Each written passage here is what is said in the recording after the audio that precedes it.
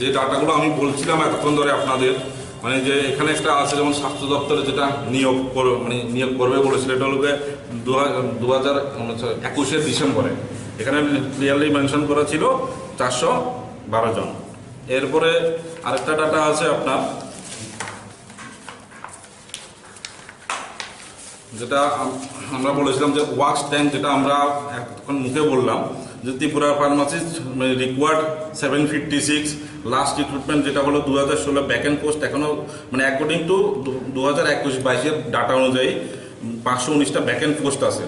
তো সেই ক্ষেত্রে লাস্ট যেটা সেকেন্ড অ্যানাউন্সমেন্ট হয়েছিল অগাস্ট 2022-এ 210 জনের, বাট একটাও হয়নি। তো অতপর শেষে শুধু একটাই কথা আমরা গভর্নমেন্টের কাছে আবদার রাখতে চাই, বা আমাদের বিনীত অনুরোধ মাননীয় মুখ্যমন্ত্রী শ্রী ডক্টর প্রফেসর মানিক শাহ মহোদয়ের কাছে, যে উনি নিজেও একজন ডাক্তার, উনি মেডিকেল ফ্যাটার্নিটি সম্বন্ধে আমাদের থেকে অনেক বেশি কিছু জানেন। আমরা ওনার সাপেক্ষে বেশি কিছু আমার তো নলেজ নেই, বাট আমাদের ব্যাকআপ ফার্মাসিস্ট ভাই বন্ধুর তরফ থেকে একটাই শুধু আবেদন, যাতে নতুন করে আবার ত্রিপুরাতে ফার্মাসিস্টের রিক্রুটমেন্ট হয়। আর বিভিন্ন হসপিটালে যেগুলো ঘটনা হচ্ছে, বিভিন্ন হসপিটাল, ছোটোখাটো হসপিটাল, পিএসসি বা সিএসসিতে যে ফার্মাসিস্টের পরিবর্তে অন্য হেলথ কেয়ার বা অন্য স্বাস্থ্যকর্মীদের দিয়ে ফার্মাসিস্টের কাজটা করানো হচ্ছে, এগুলো দিকে যাতে ওনারা মানে পজিটিভভাবে এদিকটা বিবেচনা করে, যে সেই জায়গায় পোস্টগুলো ক্রিয়েট করে, রিক্রুটমেন্ট করে, এগুলোকে যাতে মানে আমাদের ভাই বন্ধু বা যারা আছে সবাই, চাকরি তো খুব দরকার, এটা আমরা সবাই জানি, একটা কর্মসংস্থান খুবই দরকার। তো এটাই আমাদের একান্ত অনুরোধ রইল আমাদের ত্রিপুরা অল ফার্মাসিস্ট ভাই বন্ধুদের তরফ থেকে। আপনারা তো মুখ্যমন্ত্রীর কাছে কিভাবে চলছে কিনা, বা সেই ব্যাপারে আপনাদের কি সেই ব্যাপারে সেটাই তো একটা কোশ্চেন মার্ক থেকে যায়, যে বিভিন্ন জায়গায় বিভিন্ন হসপিটালে ছোটোখাটো মানে ঘটনা হচ্ছে, আমাদের আপনাদের মাধ্যমে, আপনাদের বিভিন্ন নিউজ চ্যানেলের মাধ্যমে আমাদের কাছে খবরগুলো পৌঁছায়। যে ইভেন রিসেন্টলি যদি আমি একটা বলতে যাই, খোয়াইয়ের ওদিকে সেফ্রি একটা হসপিটালে কিছু একটা ঘটনা হলো, যেখানে কর্তব্যরত নার্সের পরিবর্তে আরেকজন মেডিকেশন করতে গিয়ে একটা বাচ্চার কিছু একটা প্রবলেম হয়েছে। তো সে ব্যাপারে আমি যেতে চাই না, মানে জাস্ট এক্সাম্পলটা দিলাম এই কারণে, সেম ওখানে যেহেতু কর্তব্যরত নার্সের পরিবর্তে অন্য একজন হেলথ কর্মী এটা করতে গিয়ে ভুলটা হয়েছে, সেম ফার্মাসি অ্যাক্ট অনুযায়ী ফার্মাসিস্টের যে মেডিসিনের বিভিন্ন, জাস্ট আমি যদি একটা এক্সাম্পল বলি, any kind of medicine like amoxicillin, paracetamol, what ever it is, আজকে অনেক সময় ডোজিং থাকে, ওডি, বিডি, টিআইডি, এসওএস ডোজ। তো সেটা ফার্মাসিস্ট ভাই বন্ধুরা যতটুকু বুঝবে, কারণ ওরা কেউ ডিপ্লোমা করে 2 বছর, কেউ ডিগ্রি করে 4 বছর কোর্স করে আসে। তো ওই কোর্স করার পরে তারা যতটুকু বুঝবে, অন্য একজন হেলথ কর্মী তো বুঝবে না। তো সেই জায়গায় যে অন্য একজনকে যেটা করানো হচ্ছে, সেই জায়গায় একটা সংশয়ের বিষয় থেকেই যায়। তো ওটাও আমাদের তরফ থেকে রিকোয়েস্ট, এই জিনিসটা যাতে না হয়, সেই জায়গায় প্রপারলি ফার্মাসিস্টদেরকে দিয়েই কাজটা করানো হয়, তাহলে এই ভুল ভ্রান্তিগুলো হবে না। আমরা 4000-এর উপরে আছে। শূন্যপদ এখনো আছে, মানে 2021-22 ডাটা অনুযায়ী আমাদের 519টা। না, 2016-র পরে এখন অব্দি রিক্রুটমেন্ট হয়নি। যে ডাটাগুলো আমি বলছিলাম এতক্ষণ ধরে আপনাদের, মানে যে এখানে একটা আছে যেমন স্বাস্থ্য দপ্তরে যেটা নিয়োগ করবে বলেছিল, এটা হলো 2021 ডিসেম্বরে। এখানে ক্লিয়ারলি মেনশন করা ছিল 412 জন। এরপরে আরেকটা ডাটা আছে আপনার, যেটা আমরা বলেছিলাম যে ওয়াক্স ট্যাঙ্ক, যেটা আমরা এখন মুখে বললাম যে Tripura pharmacist required 756, last recruitment যেটা হলো 2016 ব্যাকএন্ড পোস্ট, এখনও মানে অ্যাকর্ডিং টু 2021-22 ডাটা অনুযায়ী 519টা ব্যাকএন্ড পোস্ট আছে। তো সেই ক্ষেত্রে লাস্ট যেটা সেকেন্ড অ্যানাউন্সমেন্ট হয়েছিল অগাস্ট 2022-এ 210 জনের, বাট একটাও হয়নি। তো অতপর শেষে শুধু একটাই কথা আমরা গভর্নমেন্টের কাছে আবদার রাখতে চাই, বা আমাদের বিনীত অনুরোধ মাননীয় মুখ্যমন্ত্রী শ্রী ডক্টর প্রফেসর মানিক শাহ মহোদয়ের কাছে, যে উনি নিজেও একজন ডাক্তার, উনি মেডিকেল ফ্যাটার্নিটি সম্বন্ধে আমাদের থেকে অনেক বেশি কিছু জানেন। আমরা ওনার সাপেক্ষে বেশি কিছু আমার তো নলেজ নেই, বাট আমাদের ব্যাকআপ ফার্মাসিস্ট ভাই বন্ধুর তরফ থেকে একটাই শুধু আবেদন, যাতে নতুন করে আবার ত্রিপুরাতে ফার্মাসিস্টের রিক্রুটমেন্ট হয়।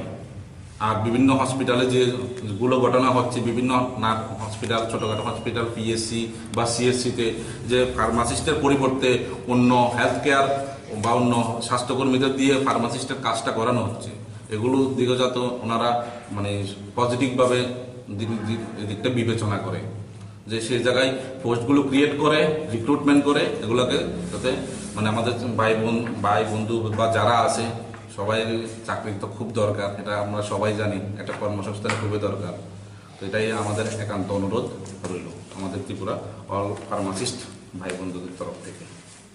আপনারা তো মুখ্যমন্ত্রীর কাছে পরিচয়, আমার নাম বিধান দাস, আমি একজন রেজিস্টার্ড ফার্মাসিস্ট এবং আমার সাথে এখানে যারা আছে সব ভাই বোনেরা সবাই আমরা registered pharmacist under Tripura pharmacy act, even central গভর্নমেন্টের যে ফার্মাসি অ্যাক্ট থাকে ওইটার আন্ডারে। তো আমাদের আজকে এখানে মিলিত হওয়ার যে মেইন উদ্দেশ্য, সবার আগে আমি আপনাদের অসংখ্য ধন্যবাদ জ্ঞাপন করতে চাই আমাদের সমস্ত ত্রিপুরার বেকার ফার্মাসিস্ট ভাই বোনদের পক্ষ থেকে, যে আপনারা আজকে এখানে উপস্থিত হয়েছেন আপনাদের অসংখ্য মূল্যবান সময় দেওয়ার জন্য।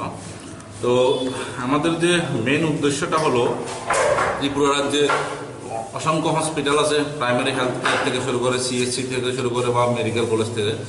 সেখানে বিগত দিনগুলোতে দেখা যাচ্ছে যে অনেক বছর ধরেই ফার্মাসিস্টের রিক্রুটমেন্ট নেই, 2016 থেকে। তো আমাদের আজকে মানে আপনাদের মাধ্যমে ত্রিপুরা সরকারের কাছে আমাদের কিছু আবেদন, যেগুলো আমরা তুলে ধরতে চাই।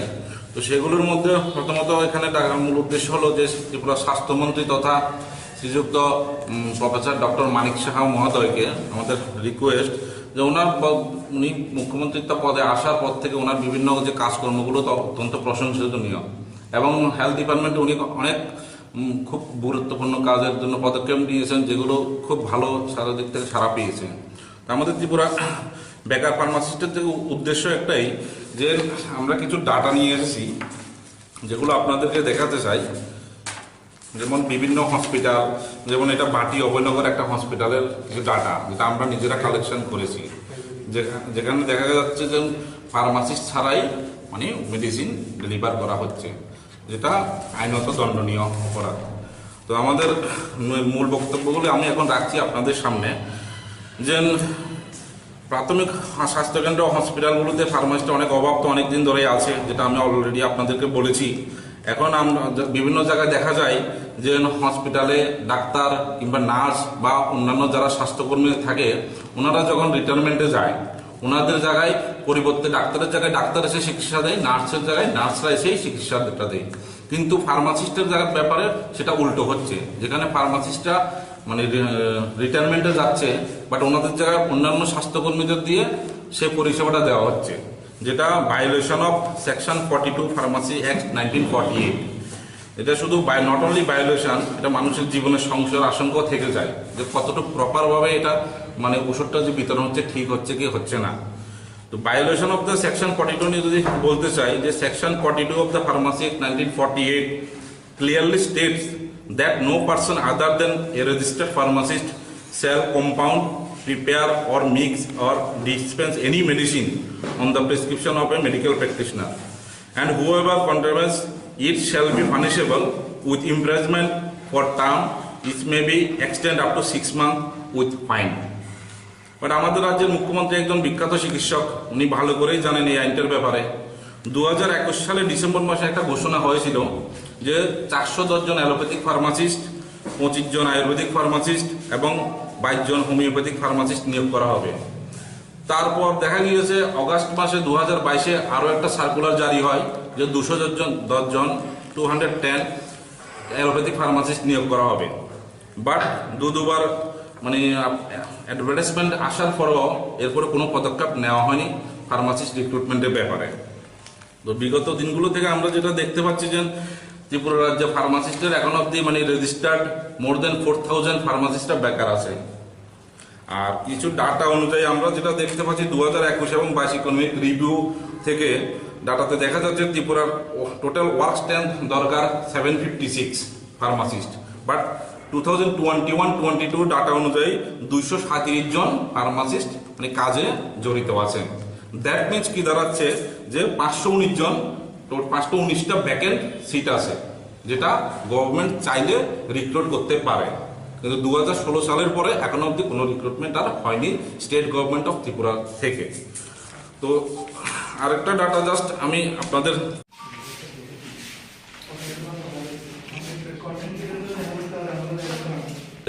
যে ডাটাগুলো আমি বলছিলাম এতক্ষণ ধরে আপনাদের, মানে যে এখানে একটা আছে যেমন স্বাস্থ্য দপ্তরে যেটা নিয়োগ করবে বলেছিল, এটা হলো 2021 ডিসেম্বরে। এখানে ক্লিয়ারলি মেনশন করা ছিল 412 জন। এরপরে আরেকটা ডাটা আছে আপনার, যেটা আমরা বলেছিলাম যে ওয়াক্স ট্যাঙ্ক, যেটা আমরা এখন মুখে বললাম যে Tripura pharmacist required 756, last recruitment যেটা হলো 2016 ব্যাকএন্ড পোস্ট, এখনো মানে অ্যাকর্ডিং টু 2021-22 ডাটা অনুযায়ী 519টা ব্যাকএন্ড পোস্ট আছে। তো সেই ক্ষেত্রে লাস্ট যেটা সেকেন্ড অ্যানাউন্সমেন্ট হয়েছিল অগাস্ট 2022-এ 210 জনের, বাট একটাও হয়নি। তো অতপর শেষে শুধু একটাই কথা আমরা গভর্নমেন্টের কাছে আবদার রাখতে চাই, বা আমাদের বিনীত অনুরোধ মাননীয় মুখ্যমন্ত্রী শ্রী ডক্টর প্রফেসর মানিক শাহ মহোদয়ের কাছে, যে উনি নিজেও একজন ডাক্তার, উনি মেডিকেল ফ্যাটার্নিটি সম্বন্ধে আমাদের থেকে অনেক বেশি কিছু জানেন, আমরা ওনার সাপেক্ষে বেশি কিছু অত নলেজ নেই। বাট আমাদের ব্যাকআপ ফার্মাসিস্ট ভাই বন্ধুর তরফ থেকে একটাই শুধু আবেদন, যাতে নতুন করে আবার ত্রিপুরাতে ফার্মাসিস্টের রিক্রুটমেন্ট হয়। আর বিভিন্ন হসপিটালে যেগুলো ঘটনা হচ্ছে, বিভিন্ন হসপিটাল, ছোটোখাটো হসপিটাল, পিএসসি বা সিএসসিতে যে ফার্মাসিস্টের পরিবর্তে অন্য হেলথ কেয়ার বা অন্য স্বাস্থ্যকর্মীদের দিয়ে ফার্মাসিস্টের কাজটা করানো হচ্ছে, এগুলো দিকে যাতে ওনারা মানে পজিটিভভাবে এদিকটা বিবেচনা করে, যে সেই জায়গায় পোস্টগুলো ক্রিয়েট করে, রিক্রুটমেন্ট করে, এগুলোকে যাতে মানে আমাদের ভাই বন্ধু বা যারা আছে সবাই, চাকরি তো খুব দরকার, এটা আমরা সবাই জানি, একটা কর্মসংস্থান খুবই দরকার। তো এটাই আমাদের একান্ত অনুরোধ রইল আমাদের ত্রিপুরা অল ফার্মাসিস্ট ভাই বন্ধুদের তরফ থেকে। আপনারা তো মুখ্যমন্ত্রীর কাছে কিভাবে চলছে কিনা বা সেই ব্যাপারে আপনাদের কি সেই ব্যাপারে সেটাই তো একটা কোশ্চেন মার্ক থেকে যায়, যে বিভিন্ন জায়গায় বিভিন্ন হসপিটালে ছোটোখাটো মানে ঘটনা হচ্ছে, আপনাদের মাধ্যমে, আপনাদের বিভিন্ন নিউজ চ্যানেলের মাধ্যমে আমাদের কাছে খবরগুলো পৌঁছায়। যে ইভেন রিসেন্টলি যদি আমি একটা বলতে চাই, খোয়াইয়ের ওদিকে শিবরি একটা হসপিটালে কিছু একটা ঘটনা হলো, যেখানে কর্তব্যরত নার্সের পরিবর্তে আরেকজন মেডিকেশন করতে গিয়ে একটা বাচ্চার কিছু একটা প্রবলেম হয়েছে। তো সে ব্যাপারে আমি যেতে চাই না, মানে জাস্ট এক্সাম্পলটা দিলাম এই কারণে, সেম ওখানে যেহেতু কর্তব্যরত নার্সের পরিবর্তে অন্য একজন হেলথ কর্মী এটা করতে গিয়ে ভুলটা হয়েছে, সেম ফার্মাসি অ্যাক্ট অনুযায়ী ফার্মাসিস্টের যে মেডিসিনের বিভিন্ন, জাস্ট আমি যদি একটা এক্সাম্পল বলি, any kind of medicine like amoxicillin, paracetamol, what ever it is, আজকে অনেক সময় ডোজিং থাকে, ওডি, বিডি, টিআইডি, এসওএস ডোজ।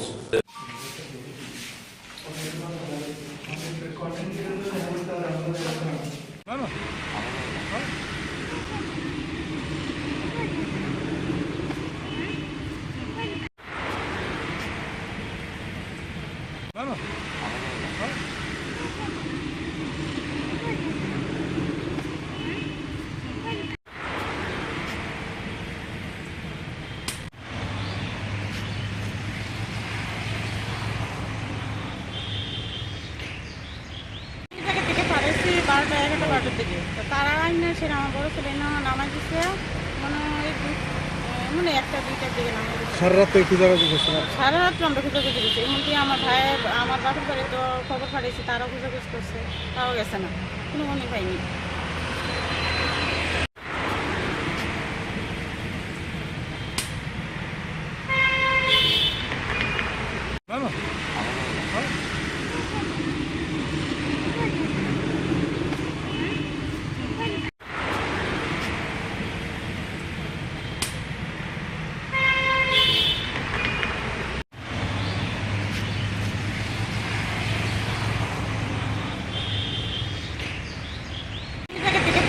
বারোটা 11টা দিকে তো তারা আইনে সেটা আমার বড় ছেলে নামাজ দিচ্ছে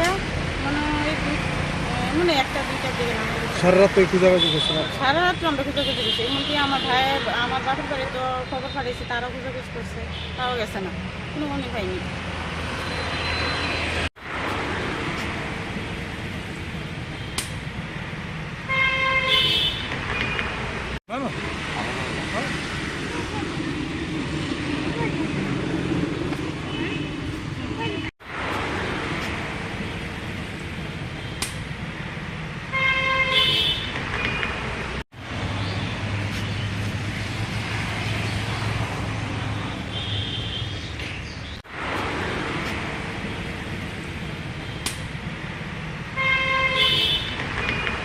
আমি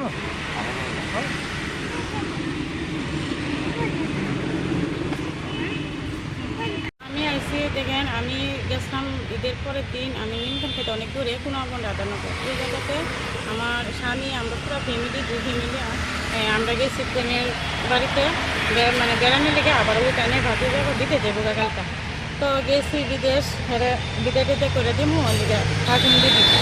তখন কালকে তো 11টার দিকে আমার ছেলেরে, দুনো ছেলেরে, এক ছেলেরে পাঠাইছি বাড়ির যে টাকা নেওয়ার জন্য, আমার তো মনে নাই, টাকাটা চোখে পেয়েছি, টাকাটা নিয়ে আসবি বাবা।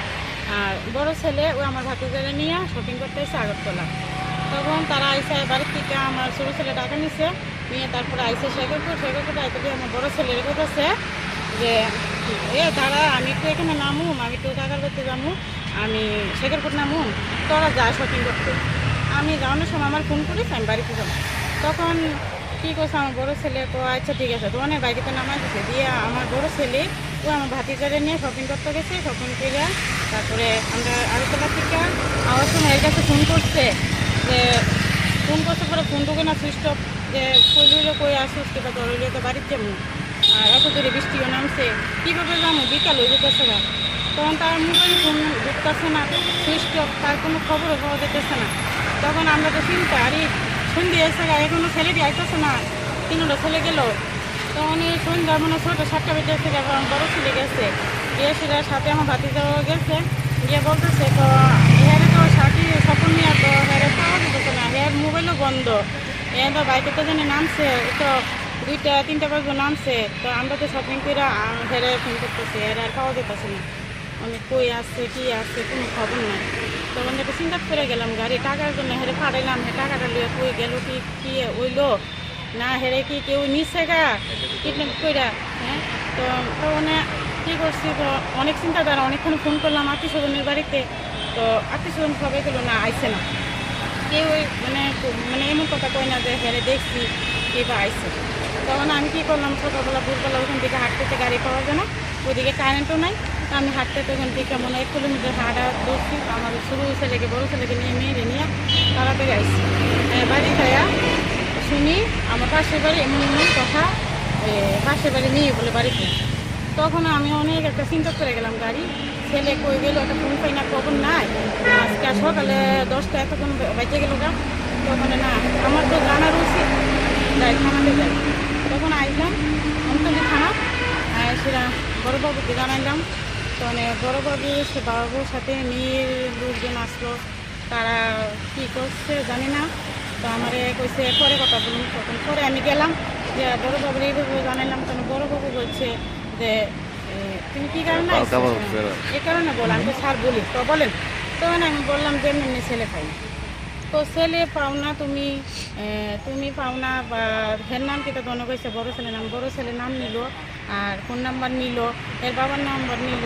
তখন বললাম স্যার আমি তো আইসি, আমার ছেলের পাই না, আপনারা বাইর করে দেন। তখন স্যারে বললো তো আমরা বাইর করে দেবো কিনা, তোমরা বাইর করবা, তোমার ছেলে মেয়ে লিয়ে গেছে, যদি মায়ের কিছুও বলে তোমরাকে দেয় দিবা, আর ছেলের তো ওইব তোমরাকে ওইব, তোমরা দুজনে, হ্যাঁ। আর আমরা তো রিটার্ন কিছু দিলাম না, নিছে না, এমন কথা কইছে না যে ফটো দো, বা একটা দিদি বা একটা দরকার ছিল, এমন কথা কিচ্ছু কইছে না।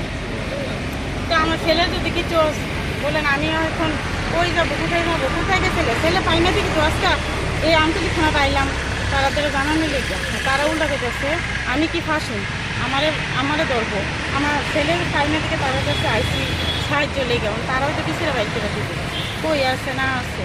আমি যদি জানতাম তাহলে আমি কোনোদিন এখানে আইলাম নইলে, আমি তো জানতাম যে আমি গ্রামের লোক লই আসিরা, ছেলে মেয়েরা আনলাম, ছেলেকে মেয়ে লিয়ে গেছে না, ছেলের কেউ মানে কিডন্যাপই করে নিচ্ছে গা, ওটাও তো আমি জানি না, এখন পর্যন্ত খবরই পেলাম না বুঝিনি। তো এটি আপনার কাছে এতটুকুই যে আমার ছেলেকে যাতে আমি পাই, বা সিস্টেমে এমনই, তো আমি তো না বিচার পেলাম না, বা স্যারের এমন কথা বললো না যে বড়ো স্যারের যে তোমরা একটা দরখাস্ত লেখো বা ফটো দো, ওইটাও করলো না।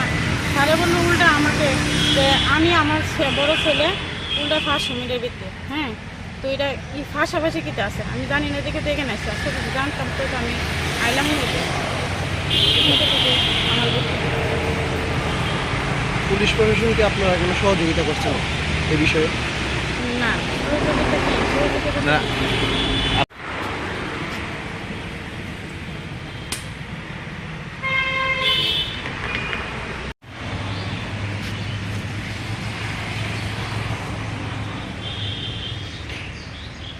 জায়গা থেকে পাঠাইছি 12টা 11টা 12টার দিকে। তো তারা আইনা সেটা আমার বড় ছেলে নামাই দিচ্ছে মনে হয় মানে 1টা 2টার দিকে নামাই দিচ্ছে। সারা রাত একটু জায়গা দিতেছে না? সারা রাত আমরা খোঁজাখুঁজি করছি, এমনকি আমার ভাই আমার বাপের বাড়ি তো খবর পাঠিয়েছি, তারাও খোঁজাখুঁজি করছে, তাও গেছে না, পাইনি।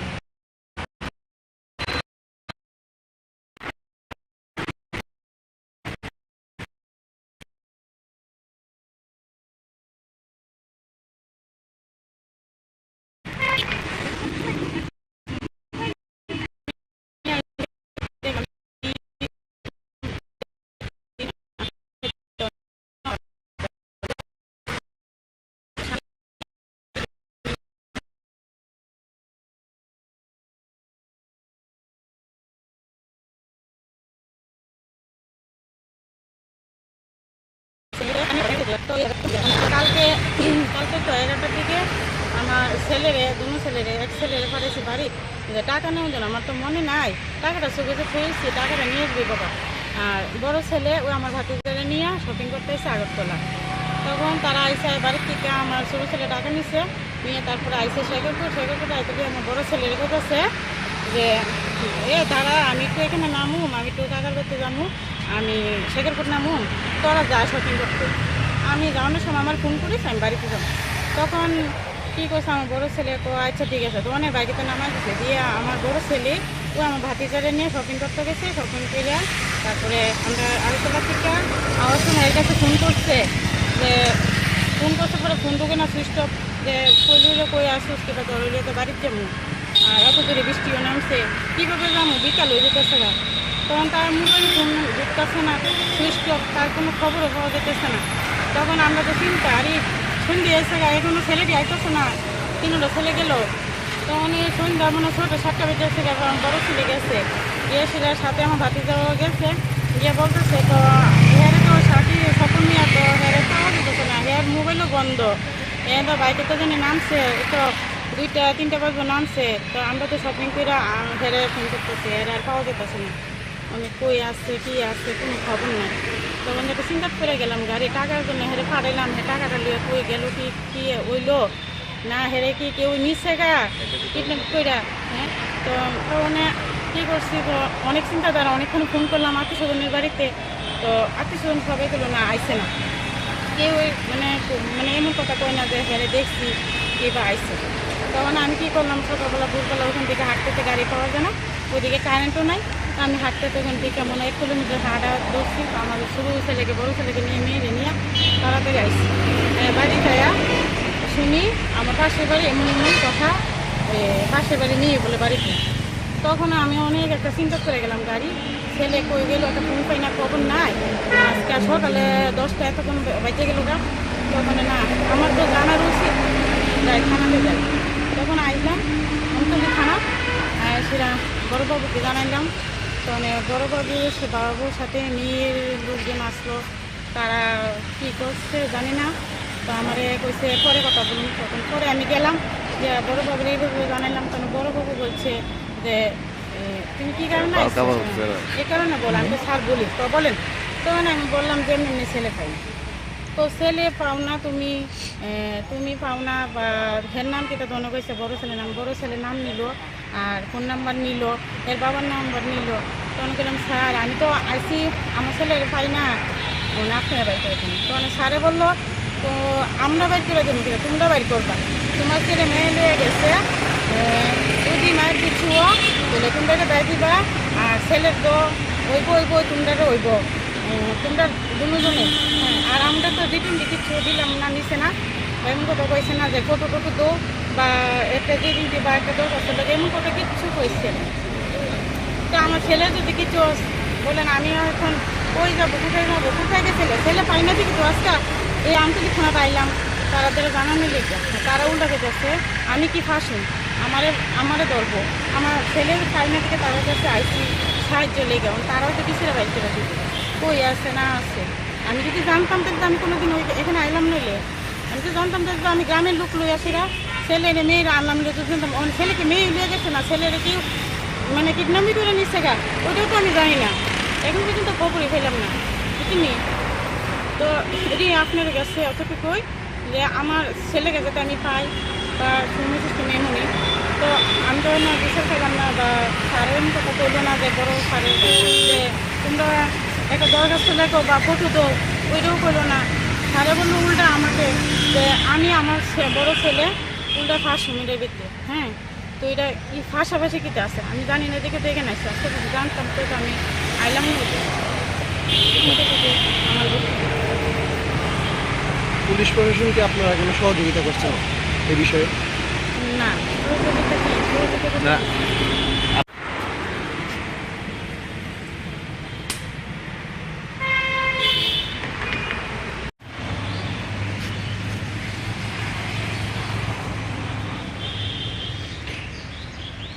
থেকে পাঠাইছি 12টা 11টা 12টার দিকে, তো তারা আইনে সেটা আমার বড় ছেলে নামাই দিচ্ছে মানে 1টা 2টার দিকে নামাই দিচ্ছে। সারা রাত একটু জায়গায় করছে না? সারা রাত আমরা খোঁজাখুঁজি করছি, এমনকি আমার ভাই আমার বাপের বাড়ি তো খবর পাঠাইছে, তারাও খোঁজাখুঁজি করছে, তাও গেছে না, কোনো মনে পাইনি।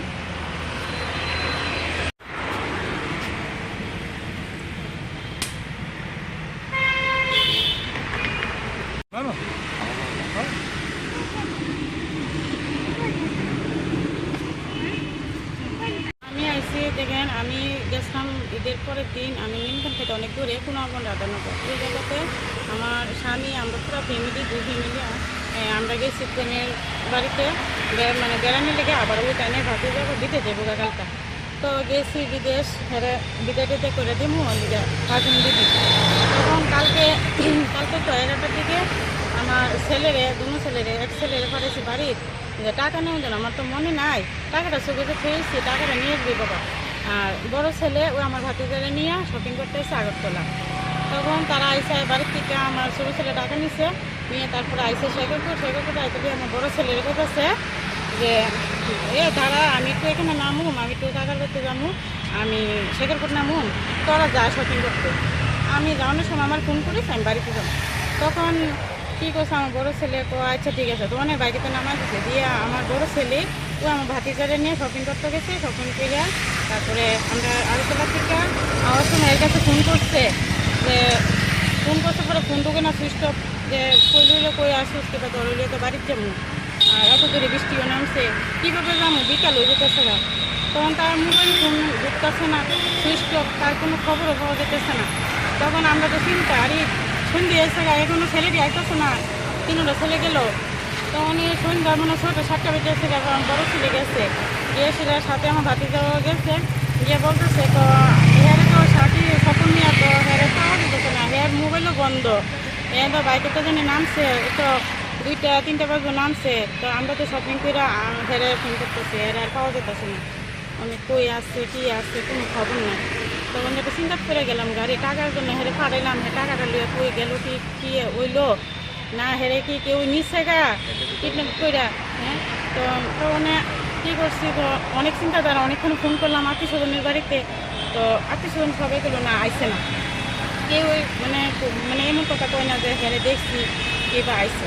তখন আমি কী করলাম সকালবেলা ভোরবেলা ওখান থেকে হাঁটতে গাড়ি পাওয়া যায় না, ওইদিকে কারেন্টও নাই, তো আমি হাঁটতে তো ওখান থেকে মনে 1 কিলোমিটার হাঁটা দৌড়ছি, আমার ছোটো ছেলেকে বড়ো ছেলেকে নিয়ে মেয়েরে নিয়ে তাড়াতাড়ি আইসি বাড়ি যাইয়া শুনি আমার পাশের বাড়ি এমন কথা, পাশের বাড়ি নিয়ে বলে বাড়িতে, তখন আমি অনেক একটা চিন্তা করে গেলাম গাড়ি ছেলে কই গেল, একটা ফোন পাই না, খবর নাই, আজকে সকালে 10টা এতক্ষণ বাজে গেল গা, তখন না আমার তো জানার উচিত যাই থানাতে যাই, তখন আইলাম আমতলি থানা, সেটা বড়োবাবুকে জানাইলাম, তো বড়োবাবু সে বাবুর সাথে মেয়ের লোকজন আসলো, তারা কী করছে জানি না, তো আমার কইছে পরে কথা বলুন, তখন পরে আমি গেলাম যে বড়োবাবুর এইভাবে জানাইলাম, কারণ বড়োবাবু বলছে যে তুমি কী কারণে এই কারণে বল, আমি তো স্যার বলি তো বলেন, তখন আমি বললাম যে এমনি ছেলে পাই, তো ছেলে পাও না তুমি পাও না, বা হের নাম কিটা দনে কইছে বড়ো ছেলে নাম নিল আর ফোন নাম্বার নিল, এর বাবার নাম্বার নিল, তখন গেলাম স্যার আমি তো আইসি আমার ছেলের পাই না, মানে আপনারা বাইর করে দেন। তো মানে স্যারে বললো তো আমরা বাইর করে দেবো কিনা, তোমরা বাইর করবা, তোমার ছেলে মেয়ে নিয়ে গেছে যদি মায়ের কিছু বলে তোমরা দেয় দিবা, আর ছেলের তো ওইব তোমরা ওইব তোমরা দুজনে। হ্যাঁ, আর আমরা তো রিটার্ন কিছু দিলাম না, নিছে না, এমন কথা কইছে না যে ফটো টটো দো বা একটা জিনিস বা একটা দরকার ছিল, এমন কথা কিচ্ছু কইছে না। তো আমার ছেলে যদি কিছু বলেন আমি এখন কই যাবো, কোথায় গেছিলে, ছেলে পাই না দেখি তো আজকে এই আন্তরিক থানা পাইলাম, তারা জানানি লিখবে, তারা উল্টাকে যাচ্ছে আমি কি ফাঁসি আমারে ধরবো, আমার ছেলের ফাইনা থেকে তাদের কাছে আইসি সাহায্য লেগে, তারাও তো কিছুটা বাইক করে দিবে, কই আছে না আছে। আমি যদি জানতাম তাহলে আমি কোনোদিন ওই এখানে আইলাম নইলে, আমি তো জানতাম তাহলে তো আমি গ্রামের লোক লই আসিরা, ছেলে মেয়েরা আনলাম জানতাম, ছেলেকে মেয়ে লুয়ে গেছে না, ছেলের কেউ মানে কিডন্যাপই করে নিচ্ছে গা, ওটাও তো আমি জানি না, এখন পর্যন্ত খবরই পেলাম না বুঝিনি। তো এটি আপনার কাছে অতটুকুই যে আমার ছেলেকে যাতে আমি পাই বা শুনে সিস্টেম এমনই, তো আমি তো না বিচার পেলাম না বা স্যারের কথা বললো না যে বড়ো স্যারের যে তোমরা একটা দরখাস্ত লেখো বা ফটো দো, ওইটাও করলো না। স্যারে বললো উল্টা আমাকে যে আমি আমার বড়ো ছেলে উল্টা ফাঁসি মেরে দিতে। হ্যাঁ, তো এটা কি ফাঁসাফাঁসি কিটা আছে আমি জানি না, দেখে দেখে না আসলে যদি জানতাম তো আমি আইলাম হতো। আমার পুলিশ প্রশাসনকে আপনারা কোনো সহযোগিতা করছেন এই বিষয়ে? না, না।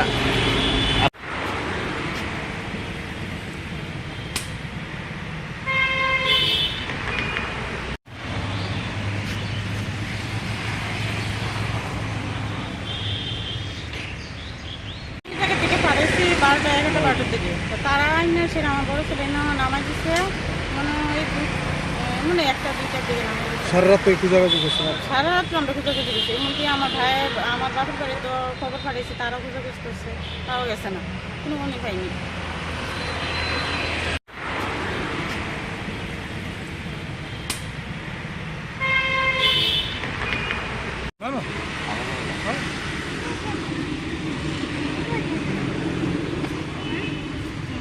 আমি আইসি দেখেন, আমি গেছিলাম ঈদের পরের দিন, আমি নিমতন খেতে অনেক দূরে কুনাবন রাধানগর, ওই জায়গাতে আমার স্বামী আমরা পুরো ফ্যামিলি 2 ফ্যামিলি আমরা গেছি প্রেমের বাড়িতে মানে বেড়ানো লেগে, আবার ওই টাইমে ভাবি যাবো দিতে যাবো কালকা, তো গেছি বিদেশ, হেরে বিদায় টিতে করে দিবো ওদিকে পাঁচজন দিদি। তখন কালকে তো 11টার দিকে আমার ছেলেরে দুনো ছেলেরে এক ছেলেরে পাঠিয়েছি বাড়ির যে টাকা নেওয়ার জন্য, আমার তো মনে নাই, টাকাটা চোখে পেয়েছি, টাকাটা নিয়ে আসবি বাবা। আর বড় ছেলে ওই আমার ভাতিজারে নিয়ে শপিং করতে এসে আগরতলা, তখন তারা আইসে বাড়ির থেকে আমার ছোটো ছেলে টাকা নিছে, নিয়ে তারপরে আইসে শেখরপুর আইতে দিয়ে আমার বড় ছেলের কথা যে তারা আমি একটু এখানে নামুম, আমি একটু টাকার করতে যাবো, আমি শেখরপুর নামুম, তোরা যা শপিং করতে। আমি যাওয়ানোর সময় আমার ফোন করিস আমি বাড়িতে যাবো, তখন কী করছে আমার বড়ো ছেলে, তো আচ্ছা ঠিক আছে, তো অনেক বাড়িতে নামা দিচ্ছে দিয়ে আমার বড়ো ছেলে ও আমার ভাতিজারে নিয়ে শপিং করতে গেছে, শপিং করে তারপরে আমরা আগরতলা থেকে আমার সময় এর কাছে ফোন করছে যে ফোন করতে পরে ফোন ঢুকে না সুইচ অফ, যে কইলে কই আসুস কিংবা ধরলে তো বাড়ির যাবো, আর এত করে বৃষ্টিও নামছে কীভাবে যাবো, বিকাল হয়ে যেতেছে না, তখন তার মোবাইল ফোন ঢুকতেছে না, সুইচ অফ, তার কোনো খবরও পাওয়া যেতেছে না। তখন আমরা তো চিন্তা আরে সন্ধে এসে এখনো ছেলেটি আইতেছে না, 3টা ছেলে গেল, তখন এই সন্ধ্যা মানে 6টা 7টা বেজে এসে আমার বড়ো ছেলে গেছে, গিয়ে সেটার সাথে আমার ভাতিজাও গেছে, গিয়ে বলতেছে তো হ্যারে তো সাথী স্বপন নিয়ে তো হ্যারে পাওয়া যেতেছে না, হ্যার মোবাইলও বন্ধ, হ্যাঁ তো বাইকে তো জানি নামছে, তো 2টা 3টা বাজবে নামছে, তো আমরা তো শপিং করে হেরে ফোন করতেছি, হ্যাঁ আর পাওয়া যেতেছে না, আমি কই আসছে কি আসছে কোনো খবর নাই। তখন একটা চিন্তা করে গেলাম গাড়ি টাকার জন্য হেরে ফাড়াইলাম, হ্যাঁ টাকাটা লিয়ে কই গেল কি ওইলো না, হেরে কি কেউ নিচ্ছে গা কিডন্যাপ কইরা। হ্যাঁ, তো মানে কী করছি, তো অনেক চিন্তা দ্বারা অনেকক্ষণ ফোন করলাম আত্মীয়-স্বজনের বাড়িতে, তো আত্মীয়-স্বজন সবাই গেলো না, আইসে না কেউ, মানে এমন কথা কয় না যে হেরে দেখছি কে বা আইসে। তখন আমি কী করলাম, সকালবেলা ভোরবেলা ওখান থেকে হাঁটতে গাড়ি পাওয়া যায় না, ওইদিকে কারেন্টও নাই, আমি হাঁটতে ওখান থেকে মনে 1 কিলোমিটার হাঁটা দৌড়ছি, আমার ছোটো ছেলেকে বড়ো ছেলেকে নিয়ে মেয়েকে নিয়ে তাড়াতাড়ি আইসি, বাড়ি যাইয়া শুনি আমার পাশের বাড়ি এমন কথা, পাশের বাড়ি মেয়ে বলে বাড়িতে। তখন আমি অনেক একটা চিন্তা করে গেলাম, গাড়ি ছেলে কই গেল, একটা ফোন পাই না, খবর নাই। আজকে সকালে 10টা এতক্ষণ বাইতে গেল গা, তখন না আমার তো জানার উচিত, আমি যাই থানাতে যাই। তখন আইলাম আমতলী থানা, সেটা বড়বাবুকে জানাইলাম। তো বড়বাবু সে বাবুর সাথে নিয়ে লোকজন আসলো, তারা কী করছে জানি না। তো আমারে কইছে পরে কথা বলুন। তখন পরে আমি গেলাম, যে বড়বাবুর এইভাবে জানাইলাম। তখন বড়বাবু বলছে যে তুমি কী কারণে আইছো? এই কারণে বল। আমি তো স্যার বলি, তো বলেন। তখন আমি বললাম যে এমনি ছেলে পাই। তো ছেলে পাও না তুমি, তুমি পাও না, বা হের নাম কিটা দন কইছে, বড় ছেলের নাম। বড় ছেলের নাম নিল, আর ফোন নাম্বার নিল, এর বাবার নাম্বার নিল। তখন বললাম স্যার আমি তো আইসি, আমার ছেলের পাই না, আপনারা বাইর করে দিন। তখন স্যারে বললো তো আমরা বাইর করে দেবো, কিনা তোমরা বাইর করবা, তোমার ছেলে মেয়ে হয়ে গেছে, যদি মায়ের কিছুও বলে তোমরা দেয় দিবা, আর ছেলের তো ওইব তোমরা ওইব, তোমরা দুজনে। হ্যাঁ, আর আমরা তো রিটার্ন কিছু দিলাম না, নিছে না, এমন কথা কইছে না যে ফটো টটো দো, বা একটা রিডিং বা একটা দরকার ছিল, এমন কথা কিছু কইছে না। তো আমার ছেলে যদি কিছু বলেন, আমি এখন ওই যাবো, কোথায় গেছিল, ছেলে পাই না দেখি তো আজকে এই আমতলী থানাতে আইলাম, তারা জানানো লেগে তারা উল্টাকে করছে আমি কি ফাঁসুন, আমারে ধরবো, আমার ছেলের পাই না থেকে তাদের কাছে আইসি সাহায্য লেগে, তারাও তো কিছুটা বাইক করে দিবে, কই আছে না আছে।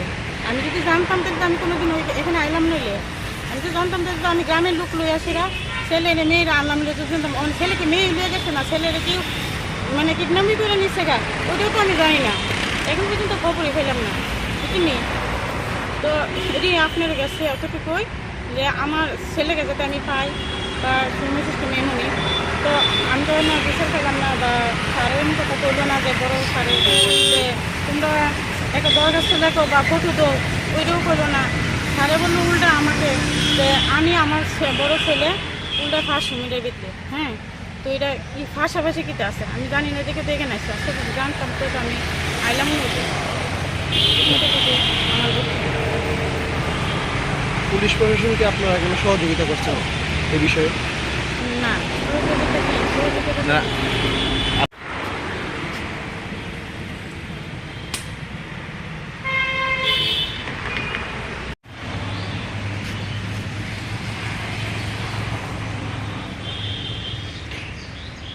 জায়গা থেকে পারেছি 12টা 11টা 12টার দিকে। তো তারা আইনা সেটা আমার বড় ছেলে না নামাই দিচ্ছে, মানে মানে 1টা 2টার দিকে নামাই দিচ্ছে। সারা রাত একটু যোগাযোগ করছেন? সারা রাত আমরা খোঁজাখুঁজি করছি, এমনকি আমার ভাইয়ের আমার বাপের বাড়ি তো খবর পাঠিয়েছি, তারাও খোঁজাখুঁজি করছে, তাও গেছে না, কোনো মনে পাইনি।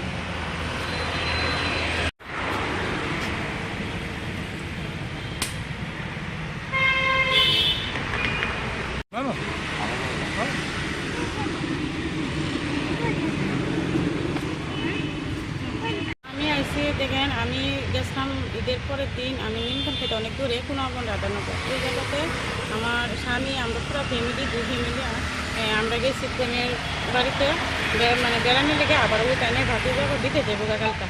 তো গেছি বিদেশ, হেরে বিদে টিদে করে দিমু লিগে কাজুন দিদি। তখন কালকে তো 11টার দিকে আমার ছেলেরে, দুনো ছেলেরে, এক ছেলেরে পাঠাইছি বাড়ির যে টাকা নেওয়া যেন, আমার তো মনে নাই, টাকাটা চোখে পেয়েছি, টাকাটা নিয়ে আসবি বাবা। আর বড় ছেলে ও আমার ভাতিজারে নিয়ে শপিং করতে এসে আগরতলা। তখন তারা আইসে বাড়ির থেকে আমার ছোটো ছেলে টাকা নিছে, নিয়ে তারপরে আইসে শেখরপুর আইতে দিয়ে আমার বড় ছেলের কথা যে তারা আমি একটু এখানে নামুম, আমি একটু টাকার করতে যাবো, আমি শেখরপুর নামুম, তোরা যায় শপিং করতে। আমি যাওয়ানোর সময় আমার ফোন করেছি আমি বাড়িতে যাবো। তখন কী করছে আমার বড়ো ছেলে, তো আচ্ছা ঠিক আছে, তো অনেক বাড়িতে নামাই দিচ্ছে, দিয়ে আমার বড়ো ছেলে ও আমার ভাতিজারে নিয়ে শপিং করতে গেছে। শপিং করে তারপরে আমরা আগরতলা থেকে আমার সময় এর কাছে ফোন করছে, যে ফোন করতে পরে ফোন ঢুকে না, সুইচ অফ, যে কইলে কই আসুস কিংবা জরুরি তো বাড়ির যাবো, আর এত দূরে বৃষ্টিও নামছে, কীভাবে যাবো, বিকাল হয়ে যেতেছে না। তখন তার মোবাইল ফোন ঢুকতেছে না, সুইচ অফ, তার কোনো খবরও পাওয়া যেতেছে না। তখন আমরা তো চিন্তা, আরে সন্ধ্যে এসে এখনো ছেলেটি আইতেছে না, 3টা ছেলে গেল। তখন এই সন্ধ্যা মানে 6টা 7টা বেজে এসে আমার বড়ো ছেলে গেছে, গিয়ে সেটার সাথে আমার ভাতিজাও গেছে, গিয়ে বলতেছে তো হেরে তো সাথে নিয়ে তো হেরে পাওয়া যেতেছে না, হের মোবাইলও বন্ধ, এ তো বাইরে তো জানি নামছে, তো 2টা 3টা বাজে নামছে, তো আমরা তো শপিং করে হেরে ফোন করতেছি, হেরে আর পাওয়া যেতেছে না। অনেক কই আসছে কি আসছে কোনো খবর নেই।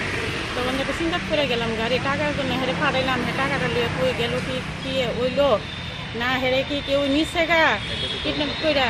হ্যাঁ, তো তখন কী করছি, তো অনেক চিন্তাধারা অনেকক্ষণ ফোন করলাম আত্মীয় স্বজনের বাড়িতে। তো আত্মীয় স্বজন সবাই পেলো না, আইসে না কেউ, মানে এমন কথা কয় না যে হেরে দেখছি কে বা আইসে।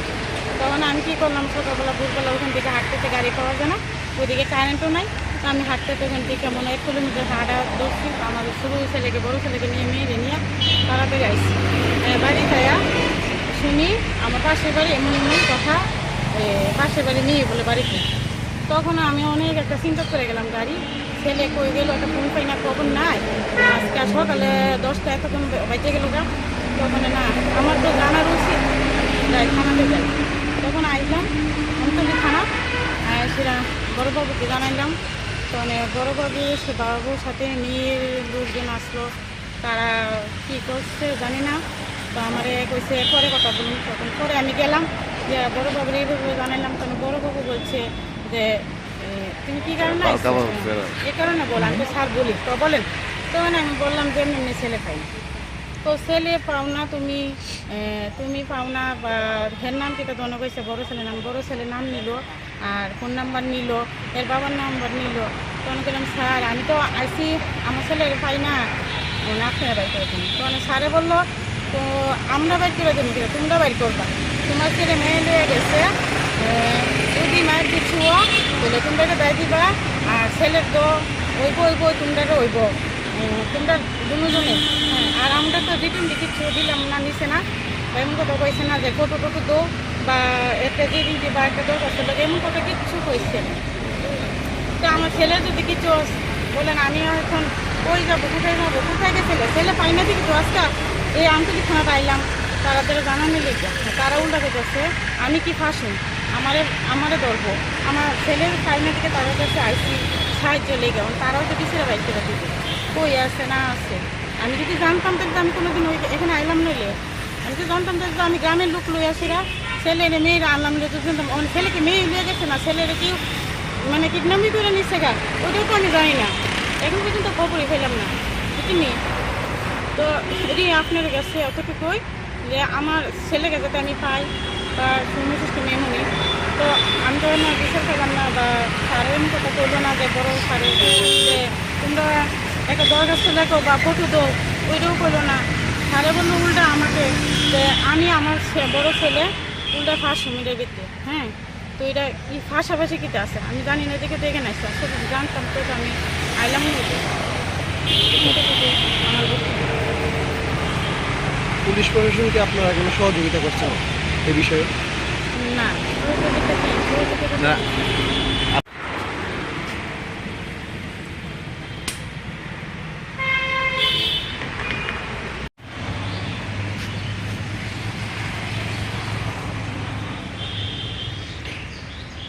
জায়গা থেকে পাঠাইছি 12টা 11টা 12টার দিকে। তো তারা আইনা সেটা আমার বড় ছেলে না নামাই দিচ্ছে, মানে 1টা 2টার দিকে নামাই দিচ্ছে। সারা রাত খোঁজাখুঁজি করছেন? সারা রাত আমরা খোঁজাখুঁজি করছি, এমনকি আমার ভাই আমার বাপের বাড়ি তো খবর পাঠাইছি, তারাও খোঁজাখুঁজি করছে, তাও গেছে না, কোনো মনে পাইনি।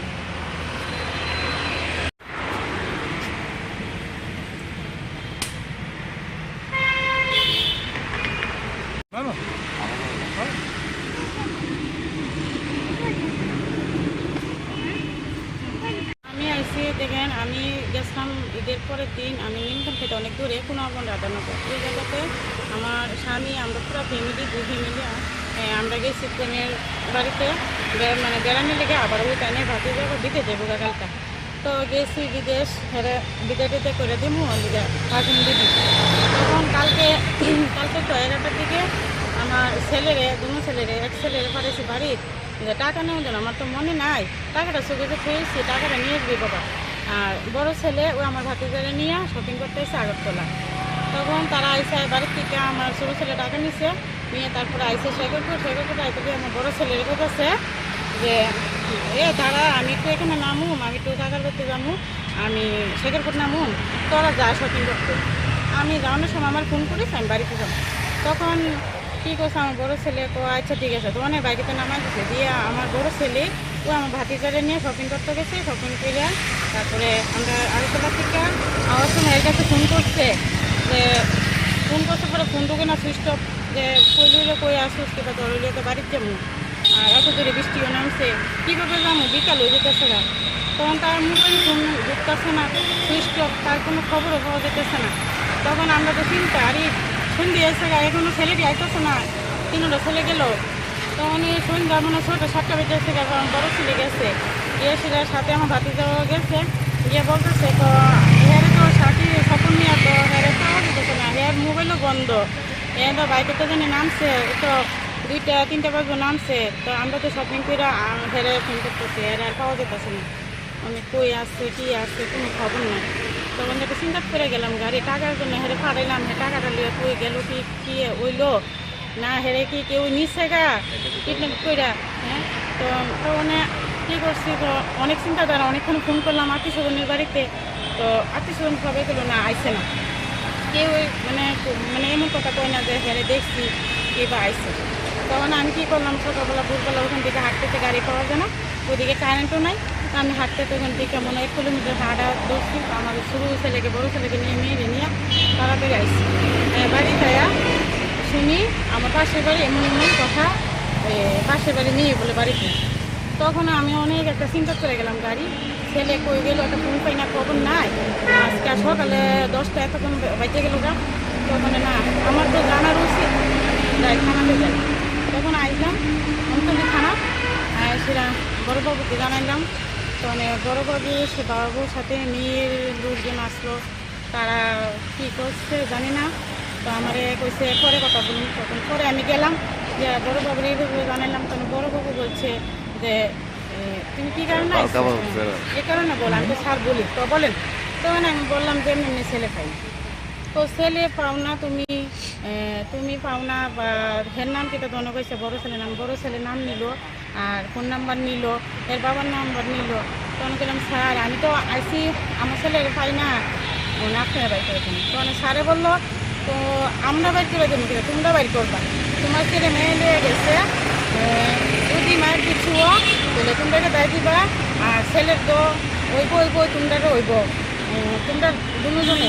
হ্যাঁ, আর আমরা তো রিটার্ন কিছু দিলাম না, নিছে না, এমন কথা কইছে না যে ফটো টটো দো বা একটা রিডিং বা একটা দোষ আসলে, এমন কথা কিচ্ছু কইছে না।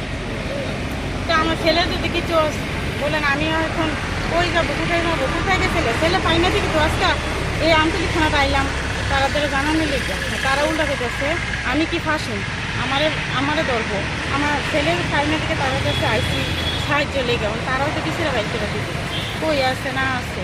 আমি যদি জানতাম তাহলে আমি কোনোদিন এখানে আইলাম নইলে, আমি তো জানতাম তাহলে আমি গ্রামের লোক লই আসিরা, ছেলের মেয়েরা আনলাম, তো জানতাম ছেলেকে মেয়ে লিয়ে গেছে না, ছেলের কেউ মানে কিডন্যাপি করে নিচ্ছে গা, ওইটাও তো আমি জানি না, এখন পর্যন্ত খবরই পেলাম না বুঝিনি।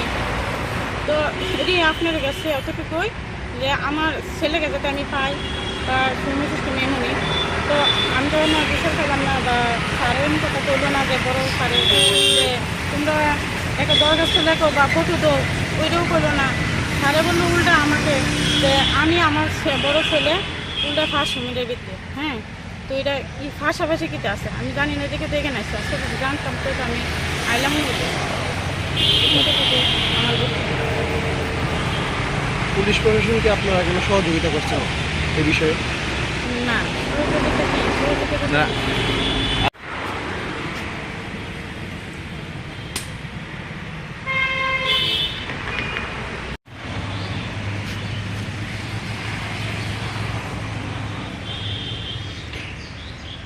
জায়গা থেকে পাঠাইছি 12টা 11টা 12টার দিকে, তো তারা আইনা সেটা আমার বড় ছেলে নামাই দিচ্ছে মানে 1টা 2টার দিকে নামাই দিচ্ছে। সারা রাত একটু জায়গায় করছেন? সারা রাত্র আমরা খোঁজাখুঁজি দিচ্ছি, এমনকি আমার ভাই আমার বাপের বাড়ি তো খবর পাঠাইছি, তারাও খোঁজাখুঁজি করছে, তাও গেছে না, কোনো মনে পাইনি।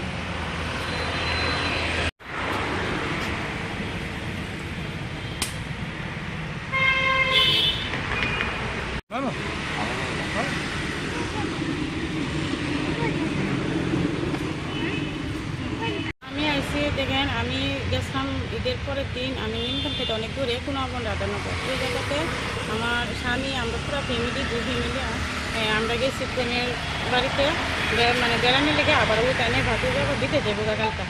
তো গেছি বিদেশ, বিদে টিদে করে দিবো কাজিন দিদি। তখন কালকে তো 11টার দিকে আমার ছেলেরে দুনো ছেলেরে এক ছেলেরে পাঠাইছি বাড়ির যে টাকা নেওয়ার জন্য। আমার তো মনে নাই, টাকাটা চোখে পেয়েছি, টাকাটা নিয়ে আসবি বাবা।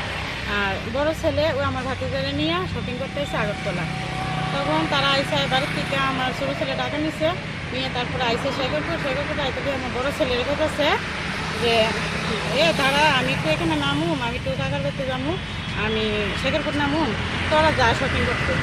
আমি যাওয়ানোর সময় আমার ফোন করিস, আমি বাড়িতে যাবো। তখন কী করছে আমার বড়ো ছেলে, আচ্ছা ঠিক আছে, তখন বাইকেতে নামাই দিচ্ছে দিয়ে আমার বড়ো ছেলে ও আমার ভাতিজারে নিয়ে শপিং করতে গেছে। শপিং করে তারপরে আমরা আগরতলা থেকে আমার সময় এর কাছে ফোন করছে যে পরে ফোন ঢুকে না সুইচ অফ, যে কইলে কই আসুস কিংবা দৌড়িয়ে তো বাড়ির যাবো, আর এত দূরে বৃষ্টিও নামছে, কীভাবে যাবো, বিকাল হয়ে যেতেছে না। তখন তার মোবাইল ফোন ঢুকতেছে না, সুইচ অফ, তার কোনো খবরও পাওয়া যেতেছে না। তখন আমরা তো চিন্তা আরে সন্ধে এসে এখনো ছেলেটি আইতেছে না, তিনটা ছেলে গেল। তখন এই সন্ধ্যা মানে 6টা বেজে এসে আমার বড়ো ছেলে গেছে, গিয়ে সেটার সাথে আমার ভাতিজাও গেছে, গিয়ে বলতেছে তো হেরে তো সাথী স্বপন নিয়ে তো হেরে পাওয়া যেতেছে না, হের মোবাইলও বন্ধ, এ তো বাইকে তো জানি নামছে, তো 2-3 বাজে নামছে। তো আমরা তো শপিং করে হেরে ফোন করতেছি, হেরে আর পাওয়া যেতেছে না, অনেক কই আসছে কি আসছে কোনো খবর নাই। তখন একটু চিন্তা করে গেলাম গাড়ি টাকার জন্য হেরে পাঠাইলাম, হে টাকাটা লিয়ে কই গেল কি ওইলো না, হেরে কি কেউ নিচ্ছে গা কিডন্যাপ কইরা। হ্যাঁ, তো মানে কী করছি, তো অনেক চিন্তা দ্বারা অনেকক্ষণ ফোন করলাম আত্মীয় স্বজনের বাড়িতে, তো আত্মীয় স্বজন সবাই গেলো না, আইসে না কেউ, মানে এমন কথা কয় না যে হেরে দেখছি কে বা আইসে। তখন আমি কী করলাম, সকালবেলা ভোরবেলা ওখান থেকে হাঁটতে গাড়ি পাওয়া যায় না, ওইদিকে কারেন্টও নাই, আমি হাঁটতে ওখান থেকে 1 কিলোমিটার হাঁটা দৌড়ছি। আমার ছোটো ছেলেকে বড়ো ছেলেকে নিয়ে মেয়েরে নিয়ে তাড়াতাড়ি আইসি। বাড়ি যাইয়া শুনি আমার পাশের বাড়ি এমন কথা, পাশের বাড়ি নিয়ে বলে বাড়িতে।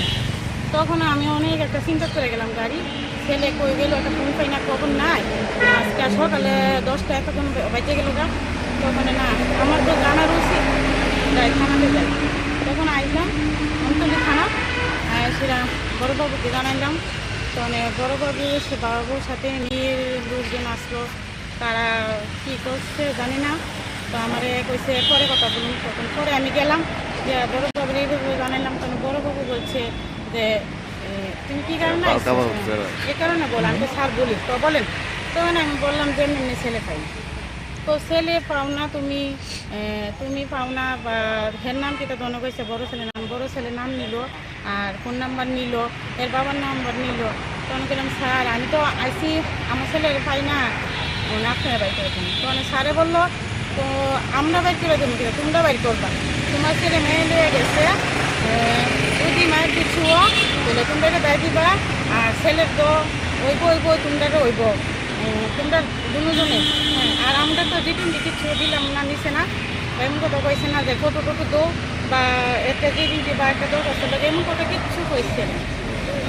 তো আমার ছেলে যদি কিছু বলেন আমি এখন কই যাবো, কোথায় গেছিলে, ছেলে পাই না দেখি তো আজকে এই আন্তরিক থানাতে আইলাম, তারা জানানি লেগে তারা উল্টাতে গেছে আমি কি ফাঁসি, আমারে ধরবো, আমার ছেলের ফাইনা থেকে তাদের কাছে আইসি সাহায্য লেগে, তারাও তো কিছুটা বাইক করে দিবে, কই আছে না আছে। আমি যদি জানতাম তাহলে আমি কোনোদিন ওই এখানে আইলাম নইলে, আমি তো জানতাম তাহলে আমি গ্রামের লোক লই আসিরা, ছেলে মেয়েরা আনলাম লই, জানতাম ছেলেকে মেয়ে লিয়ে গেছে না, ছেলেরা কেউ মানে কিডন্যাপই করে নিচ্ছে গা, ওটাও তো আমি জানি না, এখন পর্যন্ত খবরই পেলাম না বুঝলি। তো এটি আপনার কাছে অতটুকুই যে আমার ছেলেকে যাতে আমি পাই, তার ফ্যামিলি সিস্টেম এমনই। তো আমি তো না বিচার পেলাম না, বা স্যারের কথা বললো না যে বড়ো স্যারের যে তোমরা একটা দরখাস্ত লেখো বা ফটো দো, ওইটাও করলো না। স্যারে বললো উল্টা আমাকে যে আমি আমার বড়ো ছেলে উল্টা ফার্স্ট মিডিয়ার ভিত্তি। হ্যাঁ, তো এটা কি ফাঁসাফাঁসি কিতে আছে আমি জানি না, দেখে দেখে না আসছে, জানতাম তো আমি আইলাম আমার। পুলিশ প্রশাসন কি আপনারা কোনো সহযোগিতা করছেন এই বিষয়ে? না।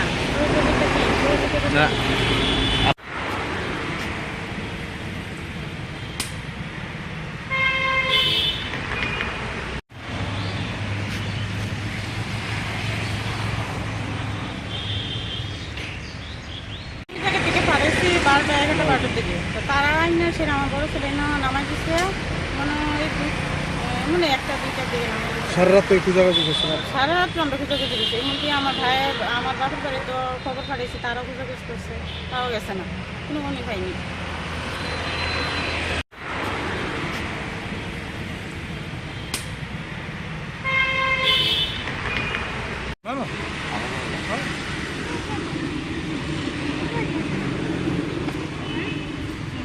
আমি আইসি দেখেন, আমি গেছিলাম ঈদের পরের দিন, আমি নিমতন থেকে অনেক দূরে কুনাবন রাধানগর, ওই জায়গাতে আমার স্বামী আমরা পুরো ফ্যামিলি দুই ফ্যামিলি আমরা গেছি ট্রেনের বাড়িতে মানে বেড়ানোর লেগে, আবার ওই টাইমে ভাতে যাবো দিতে যাবো গালটা, তো গেছি বিদেশ, বিদে টিতে করে দিব লিগে ভাষণ দিদি। তখন কালকে তো 11টার দিকে আমার ছেলেরে দুনো ছেলেরে এক ছেলেরে পাঠাইছি বাড়ির যে টাকা নেওয়ার জন্য, আমার তো মনে নাই, টাকাটা সুযোগে পেয়েছি, টাকাটা নিয়ে আসবি বাবা। আর বড় ছেলে ও আমার ভাতিজারে নিয়ে শপিং করতে এসে আগরতলা, তখন তারা আইসে বাড়ির থেকে আমার ছোটো ছেলে টাকা নিছে, নিয়ে তারপরে আইসে শেখরপুর আইতে গিয়ে আমার বড় ছেলের কাছে যে তারা আমি একটু এখানে নামুম, আমি একটু টাকার করতে যাবো, আমি শেখরপুর নামুম, তোরা যা শপিং করতে। আমি যাওয়ানোর সময় আমার ফোন করিস, আমি বাড়িতে যাবো। তখন কী করছে আমার বড়ো ছেলে, তো আচ্ছা ঠিক আছে, তোমার বাইকেতে নামা দিচ্ছে, দিয়ে আমার বড়ো ছেলে ও আমার ভাতিজারে নিয়ে শপিং করতে গেছে, শপিং করে তারপরে আমরা আগরতলা থেকে আমার সময় এর কাছে ফোন করছে, যে ফোন করতে পরে ফোন ঢুকে না সুইচ অফ, যে কইলে কই আসুস কিংবা দৌড়লে তো বাড়ির যাবো, আর এত দূরে বৃষ্টিও নামছে, কীভাবে যাবো, বিকাল হয়ে যেতেছে না। তখন তার মোবাইল ফোন ঢুকতেছে না, সুইচ অফ, তার কোনো খবরও পাওয়া যেতেছে না। তখন আমরা তো চিন্তা, আরে সন্ধ্যে এসে এখনো ছেলেটি আইতেছে না, তিনটা ছেলে গেল, তখন এই সন্ধ্যা মানে 6টা বেজে এসে আমার বড়ো ছেলে গেছে, গিয়ে সেটার সাথে আমার ভাতিজাও গেছে, গিয়ে বলতেছে তো হেরে তো সাথী স্বপন নিয়ে তো হেরে পাওয়া যেতেছে না, হের মোবাইলও বন্ধ, এ তো বাইকে তো জানি নামছে, তো 2-3 বাজে নামছে, তো আমরা তো শপিং করে হেরে ফোন করতেছি, হেরে আর পাওয়া যেতেছে না, আমি কই আসছে কি আসছে কোনো খবর নাই। তখন একটা চিন্তা করে গেলাম, গাড়ি টাকার জন্য হেরে ফাড়াইলাম, হে টাকাটা লিয়ে কই গেল, কি হইলো না, হেরে কি কেউ নিচ্ছে গা কিডন্যাপ কইরা, হ্যাঁ। তো মানে কী করছি, তো অনেক চিন্তা দ্বারা অনেকক্ষণ ফোন করলাম আত্মীয় স্বজনের বাড়িতে, তো আত্মীয় স্বজন সবাই গেলো না, আইসে না কেউ, মানে এমন কথা কয় না যে হেরে দেখছি কে বা আইসে। তখন আমি কী করলাম, সকালবেলা ভোরবেলা ওখান থেকে হাঁটতে গাড়ি পাওয়া যায় না, ওইদিকে কারেন্টও নাই, আমি হাঁটতে তখন থেকে মনে 1 কিলোমিটার হাঁটা দৌড়ছি, আমার ছোটো ছেলেকে বড়ো ছেলেকে নিয়ে মেয়েকে নিয়ে তাড়াতাড়ি আইসি বাড়ি খাইয়া শুনি আমার পাশের বাড়ি এমন কথা, পাশের বাড়ি মেয়ে বলে বাড়িতে। তখন আমি অনেক একটা চিন্তা করে গেলাম, গাড়ি ছেলে কই গেল, একটা ফোন পাই না, খবর নাই, আজকে সকালে 10টা এতক্ষণ বেঁচে গেল গা, তখন না আমার তো জানার উচিত, যাই থানাতে যাই। তখন আইলাম আমতলী থানা, সেটা বড়োবাবুকে জানাইলাম, তো বড়োবাবু সে বাবুর সাথে মেয়ের লোকজন আসলো, তারা কী করছে জানি না, তো আমারে কইছে পরে কথা বলুন। তখন পরে আমি গেলাম, যে বড়োবাবুর এইভাবে জানাইলাম, তখন বড়োবাবু বলছে যে তুমি কী কারণে এই কারণে বল, আমি তো স্যার বলি, তো বলেন। তখন আমি বললাম যে এমনি ছেলে পাই, তো ছেলে পাও না তুমি, তুমি পাও না, বা হের নাম কিটা দন কইছে, বড়ো ছেলের নাম, বড়ো ছেলের নাম নিল আর ফোন নাম্বার নিল, এর বাবার নাম্বার নিল। তখন বললাম স্যার আমি তো আইসি, আমার ছেলে পাই না, আপনারা বাইর করে দেবেন। তখন স্যারে বললো তো আমরা বাইর করে দেবো, কিনা তোমরা বাইর করবা, তোমার ছেলে মেয়ে নিয়ে গেছে, যদি মায়ের কিছু বলে তোমরা দেয় দিবা, আর ছেলের তো ওইব তোমরা ওইব, তোমরা দুজনে, আর আমরা তো রিটার্ন কিছু দিলাম না, নিছে না, এমন কথা কইছে না যে ফটো টটো দো, বা একটা রিটার্ন বা একটা দরকার ছিল, এমন কথা কিচ্ছু কইছে না। তো আমার ছেলে যদি কিছু বলেন, আমি এখন ওই যাবো, কোথায় গেছিল, ছেলে পাই না ঠিক তো আজকে এই আমতলী থানা পাইলাম, তাড়াতাড়ি জানানি লিখবে, তারা উল্টাতে করছে, আমি কি ফাঁসি, আমারে ধরবো, আমার ছেলের ফাইনা থেকে তাদের কাছে আইসি সাহায্য লেগে, তারাও তো পিছিয়ে বাইক করে দিবে, কই আছে না আছে। আমি যদি জানতাম তাহলে আমি কোনোদিন ওই এখানে আইলাম নইলে, আমি তো জানতাম তাহলে তো আমি গ্রামের লোক লই আসিরা, ছেলেরে মেয়েরা আনলাম লই জানতাম, ছেলেকে মেয়ে লিয়ে গেছে না, ছেলেরে কেউ মানে কিডন্যাপই করে নিচ্ছে গা, ওটাও তো আমি জানি না, এখন পর্যন্ত খবরই পেলাম না বুঝলি। তো এটি আপনার কাছে অতটুকুই যে আমার ছেলেকে যাতে আমি পাই, তার সুনির্দিষ্ট মেমনি তো আমি তো না বিশ্বাস করলাম না, বা স্যারের কথা বললো না যে বড় স্যারের যে তোমরা একটা দরখাস্ত দেখো বা ফটো তো ওইটাও করলো না। স্যারে বললো উল্টা আমাকে যে আমি আমার বড় ছেলে উল্টা ফার্স্ট মিনিটের ভিত্তি, হ্যাঁ। তো এটা কি পাশাপাশি কিতে আছে আমি জানি না, দেখে দেখে নাইছে আসলে যদি জানতাম তো আমি আইলাম না আমার পুলিশ প্রশাসনকে আপনারা কোনো সহযোগিতা করছেন এই বিষয়ে? না সহযোগিতা না।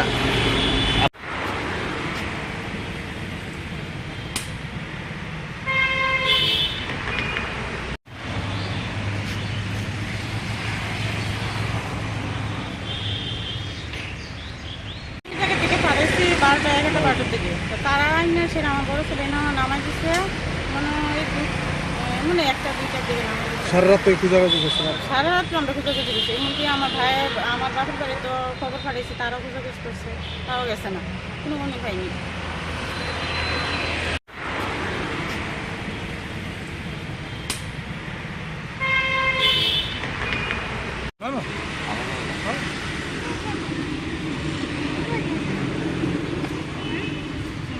আমি আইসি দেখেন, আমি গেছিলাম ঈদের পরের দিন, আমি নিমখান থেকে অনেক দূরে কুনাগঞ্জ রাধানগর, ওই জায়গাতে আমার স্বামী আমরা পুরো ফ্যামিলি 2 ফ্যামিলি আমরা গেছি ট্রেনের বাড়িতে মানে বেড়ানো লেগে, আবার ওই টাইমে ভাতে যাবো দিতে যাবো কালটা।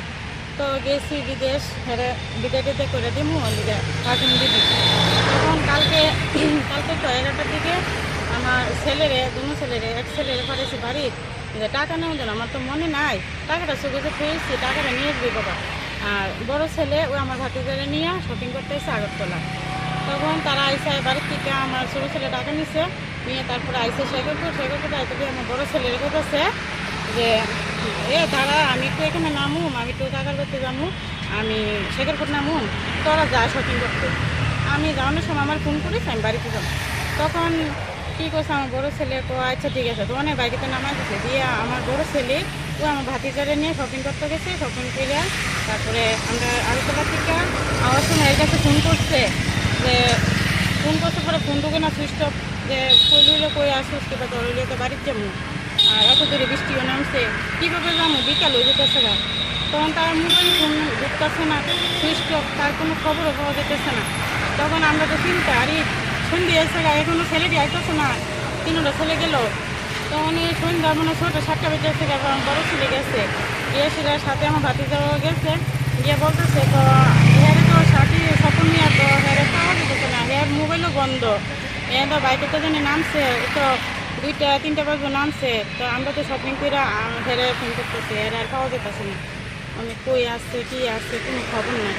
তখন একটা চিন্তা করে গেলাম গাড়ি টাকার জন্য হেরে পাঠাইলাম, হ্যাঁ টাকাটা লিয়ে কই গেল কি হইলো না, হেরে কি কেউ নিচ্ছে গা কিডন্যাপ কইরা, হ্যাঁ। তো মানে কী করছি, তো অনেক চিন্তা দ্বারা অনেকক্ষণ ফোন করলাম আত্মীয়-স্বজনের বাড়িতে, তো আত্মীয়-স্বজন সবাই গেলো না, আইসে না কেউ, মানে এমন কথা কয় না যে হেরে দেখছি কে বা আইসে। তখন আমি কী করলাম, সকালবেলা ভোরবেলা ওখান থেকে হাঁটতে গাড়ি পাওয়া যায় না, ওইদিকে কারেন্টও নাই, তো আমি হাঁটতে ওখান থেকে 1 কিলোমিটার হাঁটা দৌড়ছি। আমার ছোটো ছেলেকে বড়ো ছেলেকে নিয়ে মেয়েরে নিয়ে তাড়াতাড়ি আসছি বাড়িতে। শুনি আমার পাশের বাড়ি এমন কথা, পাশের বাড়ি মেয়ে বলে বাড়িতে।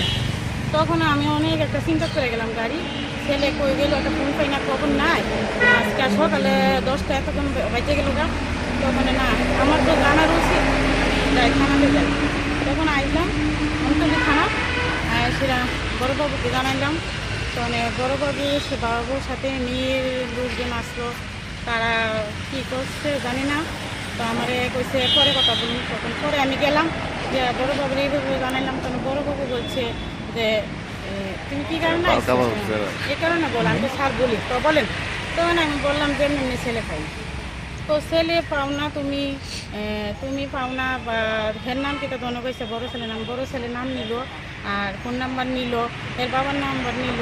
তখন বললাম স্যার আমি তো আইসি, আমার ছেলের পাই না, আপনারা বাইর করে দিন। তখন স্যারে বললো তো আমরা বাইর করে দেবো, তোমরা বাইর করবা, তোমার ছেলে মেয়ে নিয়ে গেছে, যদি মায়ের দিচ্ছু বলে তোমরাকে দেয় দিবা, আর ছেলের তো ওইব তোমরাকে ওইব, তোমরা দুজনে।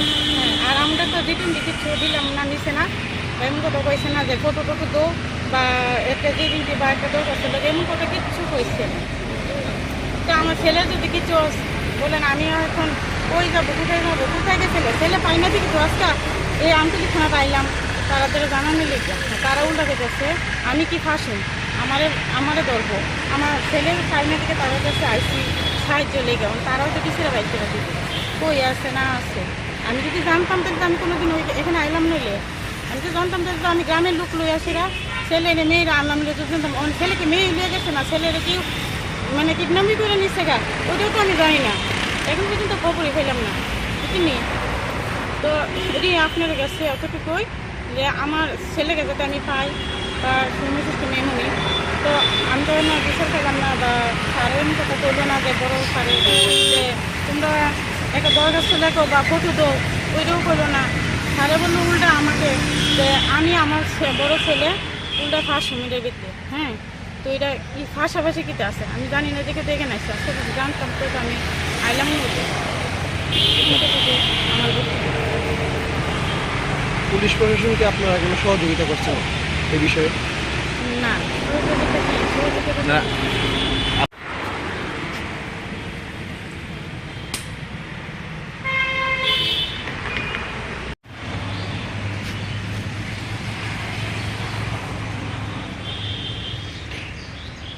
জায়গা থেকে পাঠাইছি 12টা 11টা 12টার দিকে। তো তারা আইনে সেটা আমার বড় ছেলে না নামাই দিচ্ছে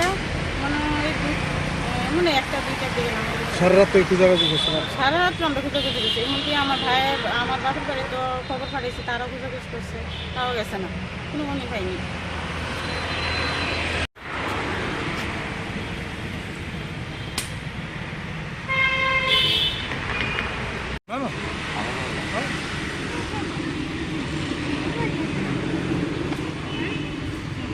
আমি আইসি দেখেন আমি গেছিলাম ঈদের পরের দিন আমি নিমতন খেতে অনেক দূরে কোনো আমার রাধানগর ওই জায়গাতে আমার স্বামী আমরা পুরো ফ্যামিলি 2 ফ্যামিলি আমরা গেছি ট্রেনের বাড়িতে মানে বেড়ানো লেগে আবার ওই টাইমে ভাবি যাবো দিতে যাবো কালটা।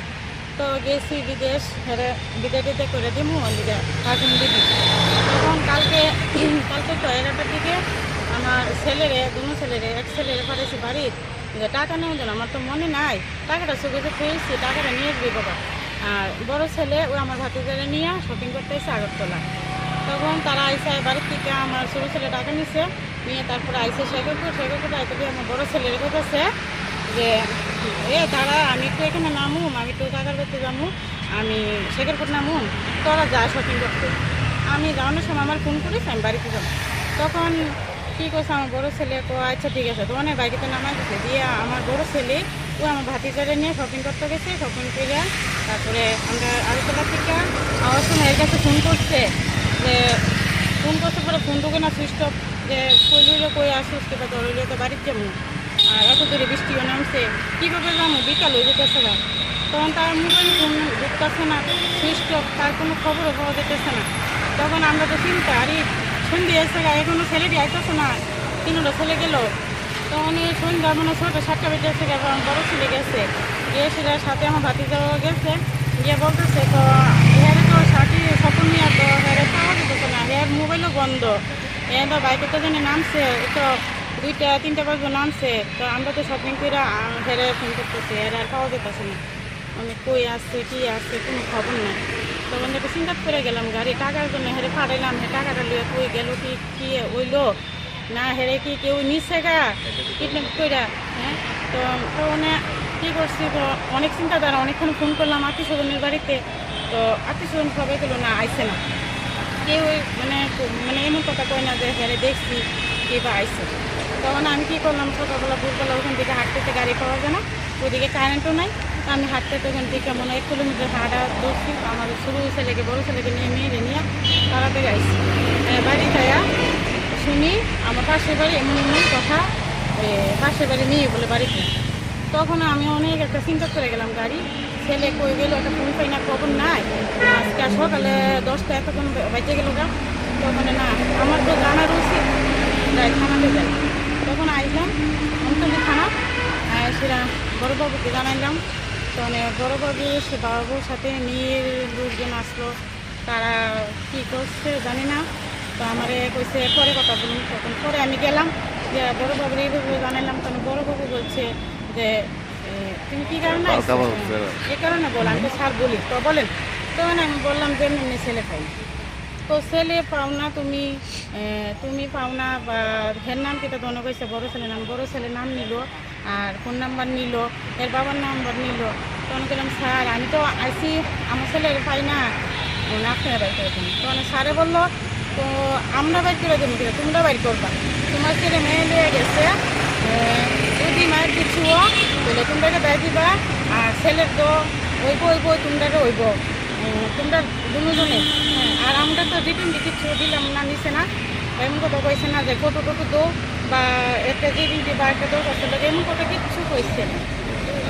তো আমার ছেলে যদি কিছু বলেন আমি এখন কই যাবো, কোথায় যাবো, কোথায় গেছিলে, ছেলে পাই না ঠিক তো আজকে এই আন্তরিক থানা পাইলাম, তাড়াতাড়ি জানানি লেগে তারা উল্টাকে গেছে আমি কি ফাঁসি, আমারে ধরবো, আমার ছেলের ফাইনা থেকে তাদের কাছে আইসি সাহায্য লেগে, তারাও তো কিছুটা বাইক করে দিবে, কই আছে না আছে।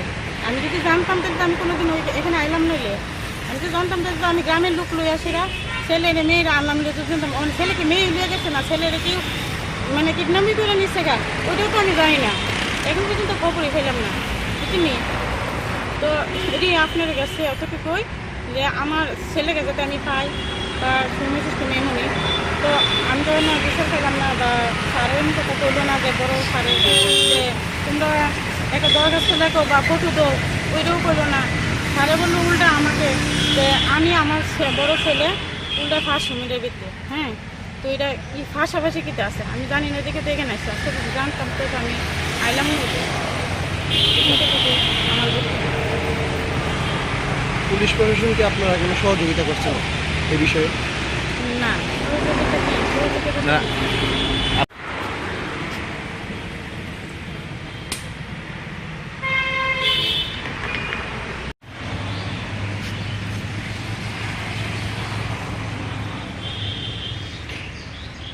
জায়গা থেকে পাঠাইছি 12টা 11টা 12টার দিকে। তো তারা আইনা সেটা আমার বড় ছেলে নামাই দিচ্ছে মানে মানে 1টা 2টার দিকে নামাই দিচ্ছে। সারা রাত খোঁজাখুঁজি করছেন? সারা রাত আমরা খোঁজাখুঁজি করছি, এমনকি আমার ভাইয়ের আমার বাপের বাড়ি তো খবর পাঠাইছি, তারাও খোঁজাখুঁজি করছে, তাও গেছে না, কোনো মনে পাইনি।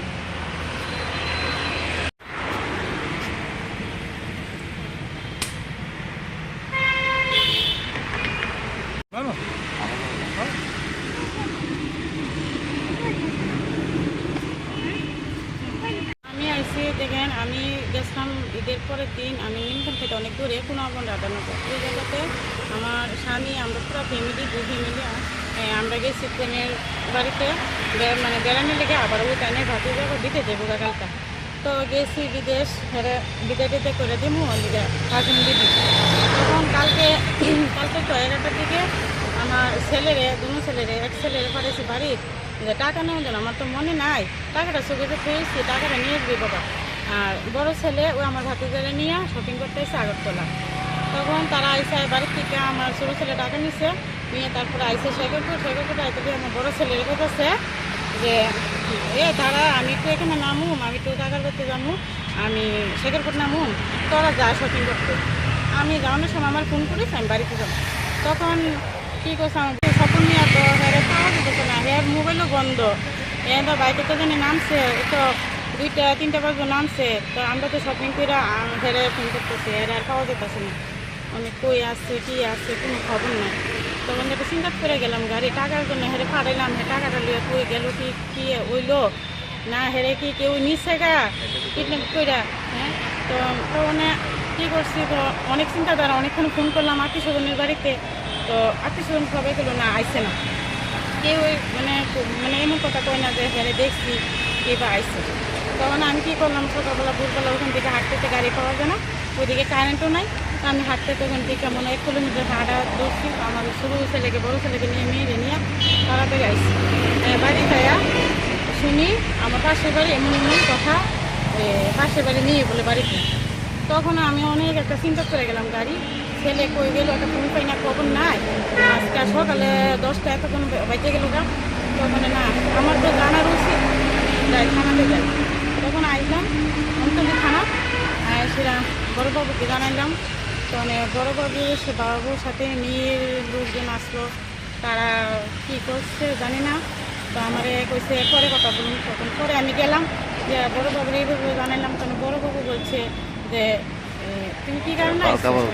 এই কারণে বল। আমি তো স্যার বলি, তো বলেন। তখন আমি বললাম যে এমনি ছেলে খাই। তো ছেলে পাও না তুমি, তুমি পাও না, বা হের নাম কিটা তখন কইছে বড় ছেলের নাম। বড় ছেলের নাম নিল আর ফোন নাম্বার নিল, এর বাবার নাম্বার নিল।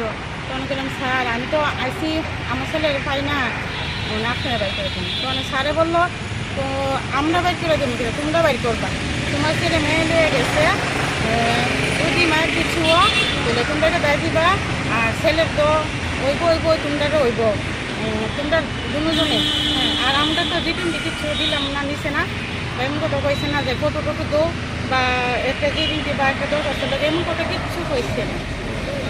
তো আমার ছেলে যদি কিছু বলেন আমি এখন কই যাবো, কোথায় গেছিলে, ছেলে পাই না দেখি তো আজকে এই আন্তরিক থানা পাইলাম, তারা জানানো লিখে তারা উল্টা করতেছে আমি কি ফাঁসি, আমারে ধরবো, আমার ছেলের পাই না দিকে তাদের কাছে আইসি সাহায্য লেগে, তারাও যদি ছেলে বাইক করে দিবে কই আছে না আছে। আমি যদি জানতাম তাহলে আমি কোনোদিন ওই এখানে আইলাম নইলে, আমি তো জানতাম তাহলে তো আমি গ্রামের লোক লই আসিরা, ছেলে মেয়েরা আনলাম নিয়ে তো জানতাম। ছেলেকে মেয়ে লিয়ে গেছে না, ছেলেরা কি মানে কিডন্যাপই করে নিচ্ছে গা, ওটাও তো আমি জানি না, এখন পর্যন্ত খবরই পেলাম না বুঝিনি। তো এটি আপনার কাছে অতটুকুই যে আমার ছেলেকে যাতে আমি পাই, তার সুমিষ্ট এমনই। তো আমি তো না বিচার পেলাম না, বা স্যারের কথা বললো না যে বড় স্যারের যে তোমরা একটা দরখাস্ত লেখো বা ফটো দো, ওইটাও করলো না। স্যারে বললো উল্টা আমাকে যে আমি আমার বড় ছেলে উল্টা ফার্স্ট মিডিয়ার ভিত্তিতে। হ্যাঁ, তো এটা কি ফাঁসাফাঁসি কিতে আছে আমি জানি না, দেখে দেখে নাই আসতে যদি জানতাম তো আমি আইলাম না। আমার পুলিশ প্রশাসনকে আপনারা কোনো সহযোগিতা করছেন এই বিষয়ে? না, সহযোগিতা না।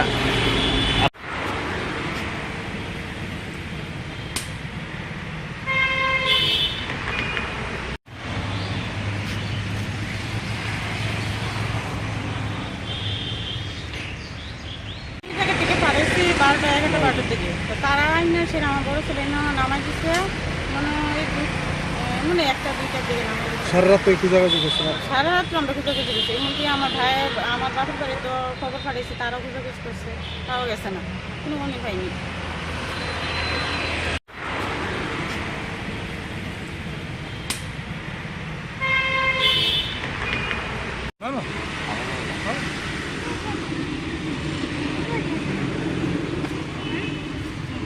আমি আইসি দেখেন, আমি গেছিলাম ঈদের পরের দিন, আমি নিমখান খেতে অনেক দূরে কুনাবন রাধানগর, ওই জায়গাতে আমার স্বামী আমরা পুরো ফ্যামিলি 2 ফ্যামিলি আমরা গেছি ট্রেনের বাড়িতে মানে বেড়ানি লেগে, আবার ওই ট্রেনে ভাতে যাবো দিতে যাবো গালটা। তো গেছি বিদেশ, বিদে টিতে করে দিমু ফার্স্ট দিদি।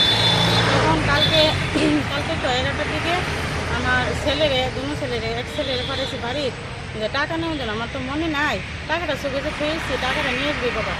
আর বড় ছেলে ওই আমার ভাতিজারে নিয়ে শপিং করতে এসে আগরতলা। তখন তারা আইসে বাড়ির থেকে আমার ছোটো ছেলে টাকা নিছে, নিয়ে তারপরে আইসে শেখরপুর আইতে দিয়ে আমার বড়ো ছেলের বলতেছে যে তারা আমি একটু এখানে নামুম, আমি একটু টাকার করতে যাবো, আমি শেখরপুর নামুম, তোরা যা শপিং করতে। আমি যাওয়ানোর সময় আমার ফোন করিস, আমি বাড়িতে যাবো। তখন কী করছে আমার বড়ো ছেলে, আচ্ছা ঠিক আছে, তোমার বাড়িতে নামা দিচ্ছে দিয়ে আমার বড়ো ছেলে ও আমার ভাতিজারে নিয়ে শপিং করতে গেছে। শপিং করে তারপরে আমরা আগরতলা থেকে আমার সময় এর কাছে ফোন করছে, যে ফোন করতে পরে ফোন ঢুকে না সুইচ অফ, যে কইলে কই আসুস কিংবা দৌড়লে তো বাড়ির যাবো, আর এত দূরে বৃষ্টিও নামছে, কীভাবে যাবো, বিকাল হয়ে যেতেছে না। তখন তার মোবাইল ফোন ঢুকতেছে না, সুইচ অফ, তার কোনো খবরও পাওয়া যেতেছে না। তখন আমরা তো চিন্তা আরে সন্ধে এসে এখনো ছেলেটি আইতেছে না, 3টা ছেলে গেল। তখন এই সন্ধ্যা মানে 6টা 7টা বেজে এসে আমার বড়ো ছেলে গেছে, গিয়ে সেটার সাথে আমার ভাতিজাও গেছে, গিয়ে বলতেছে তো হেরে তো সাথী স্বপন নিয়ে তো হেরে পাওয়া যেতেছে না, হের মোবাইলও বন্ধ, এ তো বাইকে তো জানি নামছে, তো 2টা 3টা বাজবে নামছে। তো আমরা তো শপিং করে হেরে ফোন করতেছি, হেরে আর পাওয়া যেতেছে না, আমি কই আসছে কি আসছে কোনো খবর নাই। তখন একটা চিন্তা করে গেলাম গাড়ি টাকার জন্য হেরে পাঠাইলাম, হে টাকাটা লিয়ে কই গেল কি ওইলো না, হেরে কি কেউ নিচ্ছে গা কিডন্যাপ কইরা। হ্যাঁ, তো মানে কী করছি তো অনেক চিন্তাধারা অনেকক্ষণ ফোন করলাম আত্মীয় স্বজনের বাড়িতে, তো আত্মীয় স্বজন সবাই গেলো না আইসে না, কেউ মানে এমন কথা কয় না যে হেরে দেখছি কে বা আইসে। তখন আমি কী করলাম, সকালবেলা ভোরবেলা ওখান থেকে হাঁটতে গাড়ি পাওয়া যায় না, ওইদিকে কারেন্টও নাই, তো আমি হাঁটতে ওখান থেকে মনে 1 কিলোমিটার হাঁটা দৌড়ছি। আমার ছোটো ছেলেকে বড়ো ছেলেকে নিয়ে মেয়েরে নিয়ে তাড়াতাড়ি আইসি। বাড়ি যাইয়া শুনি আমার পাশের বাড়ি এমন এমন কথা, পাশের বাড়ি মেয়ে বলে বাড়িতে। তখন আমি অনেক একটা চিন্তা করে গেলাম, গাড়ি ছেলে কই গেল, একটা ফোন পাই না, কখন নাই, আজকে সকালে 10টা এতক্ষণ বাইতে গেল গা, তখন না আমার তো জানার উচিত, যাই থানাতে যাই। তখন আইলাম অন্তলি থানা, সেটা বড়োবাবুকে জানাইলাম। তো বড়োবাবু সে বাবুর সাথে মেয়ের লোকজন আসলো, তারা কী করছে জানি না, তো আমার কইছে পরে কথা বলুন। তখন পরে আমি গেলাম, যে বড়োবাবুর এইভাবে জানাইলাম, কারণ বড়োবাবু বলছে যে তুমি কী কারণে এ কারণে বল, আমি তো স্যার বলি, তো বলেন। তখন আমি বললাম যে এমনি ছেলে খাই, তো ছেলে পাও না তুমি, তুমি পাও না, বা হের নাম কেটে দনে কইছে বড়ো ছেলের নাম, বড়ো ছেলের নাম নিল আর ফোন নাম্বার নিল, এর বাবার নাম্বার নিল। তখন বললাম স্যার আমি তো আইসি, আমার ছেলেকে পাই না, আপনারা বাইর করে দেন। তখন স্যারে বললো তো আমরা বাইর করে দেবো, তোমরা বাইর করবা, তোমার ছেলে মেয়ে নিয়ে গেছে, যদি মায়ের দিচ্ছিও বলে তোমরা দেয় দিবা, আর ছেলের তো ওইব তোমরা ওইব, তোমরা দুজনে। আর আমরা তো রিটার্ন দিচ্ছি দিলাম না, নিছে না, এমন কথা কইছে না যে কত দো বা একটা রিটার্ন দিবা, একটা দরকার ছিল, এমন কথা কিচ্ছু কইছে না। তো আমার ছেলে যদি কিছু বলেন আমি এখন ওই যাবো, কোথায় যাবো, কোথায় গেছিলে, ছেলে পাই না দেখি তো আজকে এই আন্তরিক থানা পাইলাম, তারা তারা জানানি লেগে তারা উল্টা করতেছে, আমি কি ফাঁসি, আমারে ধরবো। এখানে আয়া দেখছি তো কিছু না, আমি তো পরে আইয়া দেখছি কিন্তু মানুষ জমার পরে আমি একটু পিছনে আসলাম, আইসলাম আওয়াজটা শুনতে তারা সব দূরে এসে করে আমিও দেখছি। কয়জন ব্যথা পাইছে দেখছেন? ব্যথা তো সাইকেলে যে আছে সে বোধ বেশি ব্যথা পাইছে, গাড়ি যে আছে কি ব্যথা পাইছে না বলতে পারতাম না, ওয়ের এসে ব্যথা পাইছে। গাড়ির যে আসছিল তাই নাকি আছে নাকি আচ্ছা আচ্ছা সবাই? আছে ওই না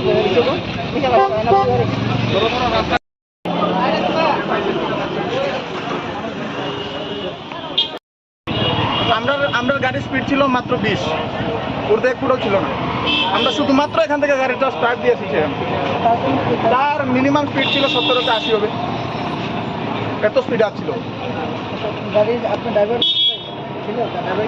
আমি নিজে ড্রাইভ করছিলাম না, স্কুটিতে ফায়ার ব্রিগেড এসে সম্ভবত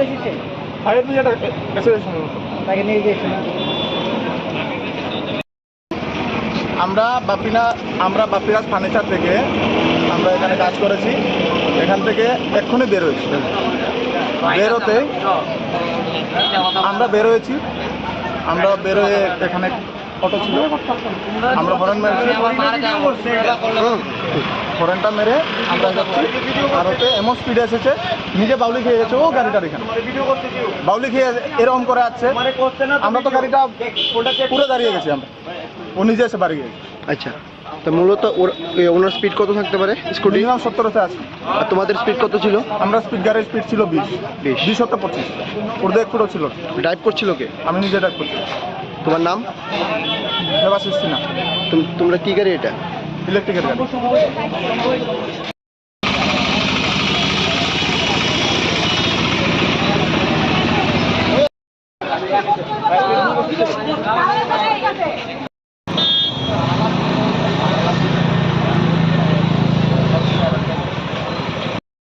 এটির পরে করে আগে রুটিটার খেলা ঘোষণা করেন না, এটি তো আপনারা আরাধনা করতে পারবেন।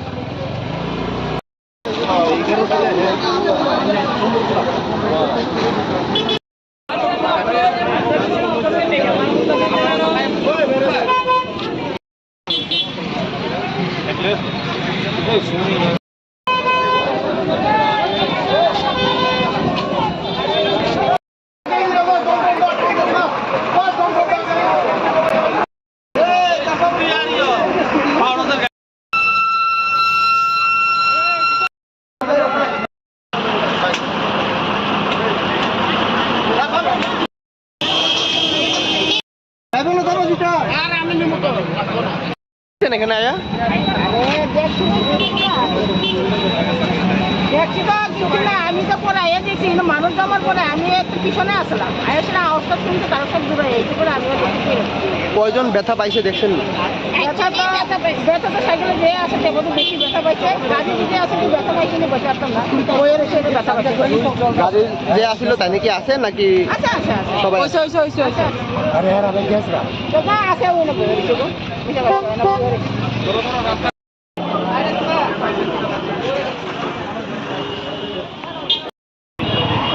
আমরা গাড়ির স্পিড ছিল মাত্র 20, ওদের পুরো ছিল না। আমরা শুধুমাত্র এখান থেকে গাড়িটা স্টার্ট দিয়েছি, তার মিনিমাম স্পিড ছিল 70-80 হবে, এত স্পিড আসছিল। গাড়ির আপনার ড্রাইভার ছিল, ড্রাইভার কি আছে? আমি নিজে ড্রাইভ করছিলাম। ব্যথা পেয়েছেন আপনারা কি? না, স্পিডে ব্যথা পেয়েছেন একদম।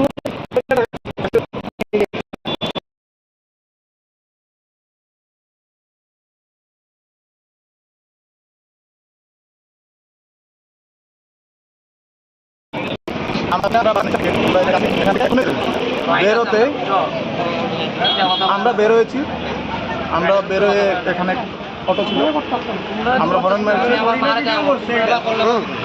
হরেনটা মেরে আমরা যাচ্ছি, আর ওতে এমন স্পিডে এসেছে নিজে বাউলি খেয়ে গেছে ও গাড়িটার এখানে বাউলি খেয়ে এরকম করে আসছে, আমরা তো গাড়িটা পুরো দাঁড়িয়ে গেছি, আমরা ও নিজে এসে বাড়ি গেছে। আচ্ছা, তো মূলত ওনার স্পিড কত থাকতে পারে স্কুটি? মিনিমাম 70-তে আছে। আর তোমাদের স্পিড কত ছিল? আমরা গাড়ির স্পিড ছিল 20, 20 হতে 25, ওদের পুরো ছিল। ড্রাইভ করছিল কে? আমি নিজে ড্রাইভ করছি। তোমার নাম? দেবাশিস সিনহা। তোমরা কি গাড়ি এটা? ইলেকট্রিকের গাড়ি।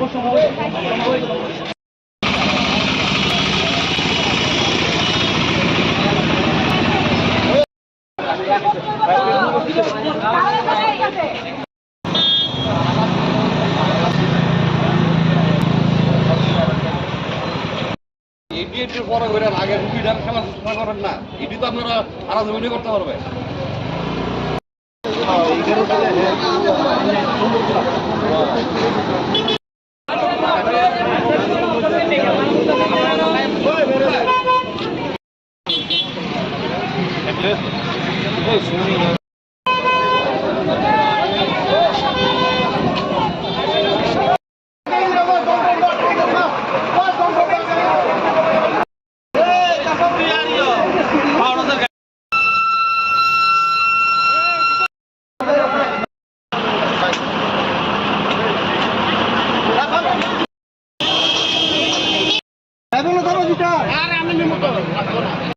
এখানে আয়া? দেখছি তো কিছু না, আমি তো পরে আয়া দেখছি কিন্তু মানুষ জমার পরে আমি একটু পিছনে আসলাম, আসলে আওয়াজটা শুনতে তার সব দূরে এইটু করে আমি কয়জন ব্যথা পাইছে দেখছেন? ব্যথা তো সাইকেলে যে আছে সে বোধ বেশি ব্যথা পাইছে, গাড়ি যে আছে কি ব্যথা পাইছে না বসে আসতাম না, ওয়ের এসে ব্যথা পাইছে। গাড়ি যে আসছিল তাই নাকি আছে নাকি আচ্ছা আচ্ছা আচ্ছা সবাই? আরে আর আমি গ্যাস রা তো না আছে ওই না বলে দিছো এটা কথা না বলে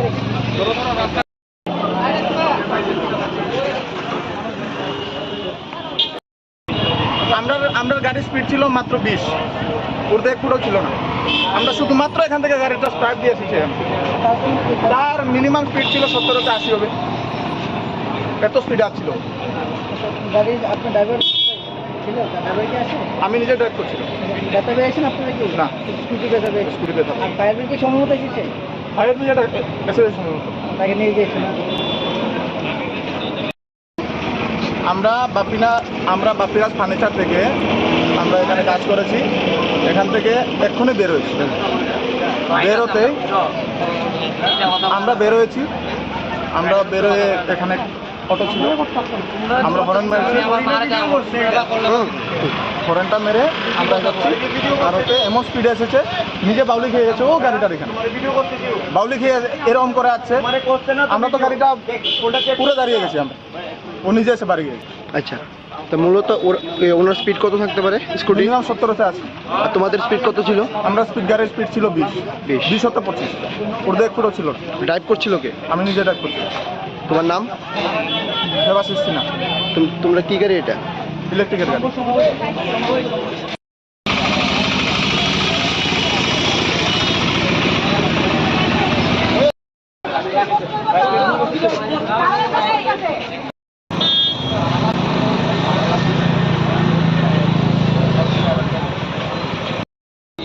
পরে করে আগে রুগীটার সমালোচনা করেন না, এটি তো আপনারা আলোচনা করতে পারবে।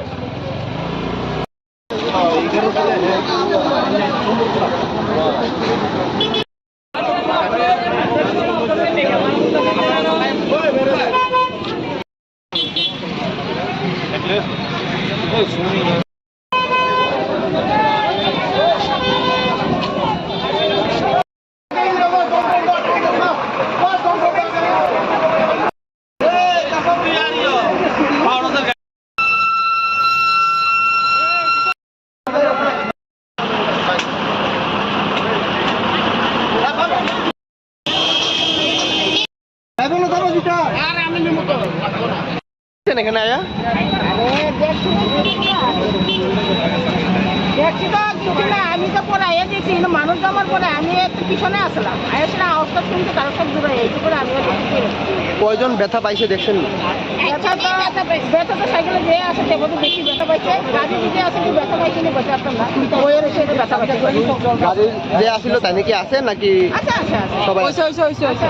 আরে হ্যাঁ আমি গেছ না তো না আছে ওই না বলে দিছো গো বুঝা গেছে।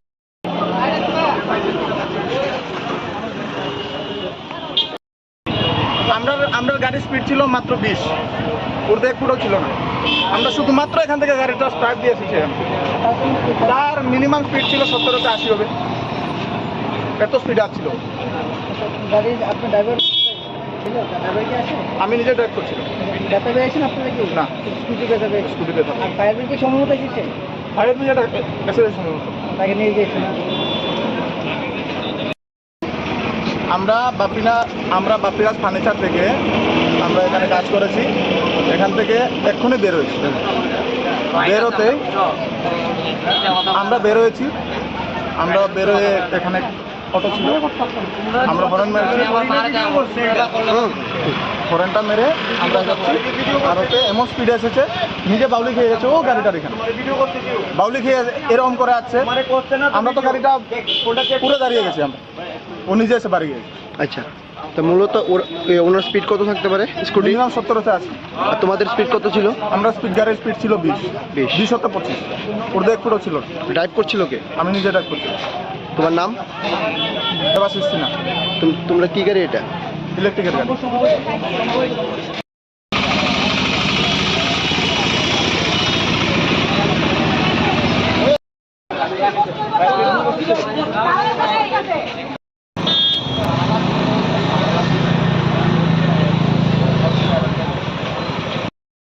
এটির পরে করে আগে রুগীটার সমালোচনা করেন না, এটি তো আপনারা আলোচনা করতে পারবে।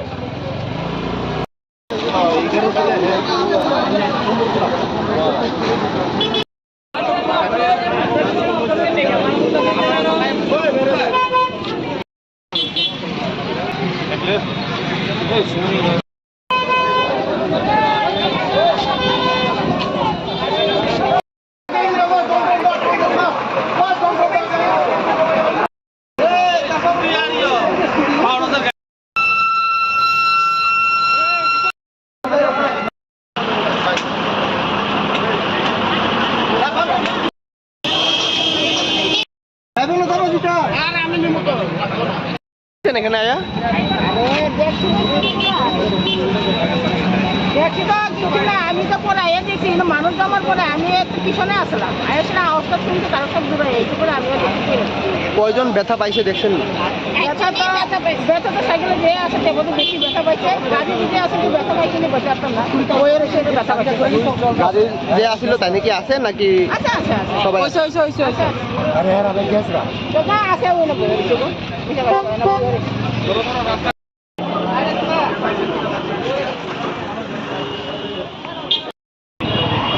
আমরা গাড়ির স্পিড ছিল মাত্র 20, ওর এক ফুটও ছিল না। আমরা শুধুমাত্র এখান থেকে গাড়িটা স্টার্ট দিয়ে এসেছি, তার মিনিমাম স্পিড ছিল 70-80 হবে, এত স্পিড আসছিল। গাড়ির আপনার ড্রাইভার ছিল? ড্রাইভার কি আছে? আমি নিজে ড্রাইভ করছিলাম। ব্যথা পেয়েছেন আপনারা কি? না, স্কুটি ব্যথা পেয়েছেন? স্কুটি ব্যথা। আর ফায়ার ব্রিগেড সম্ভবত এসেছে? ফায়ার ব্রিগেড এসে সম্ভবত তাকে নিয়ে গিয়েছেন? আমরা বাপিরাজ ফার্নিচার থেকে আমরা এখানে কাজ করেছি।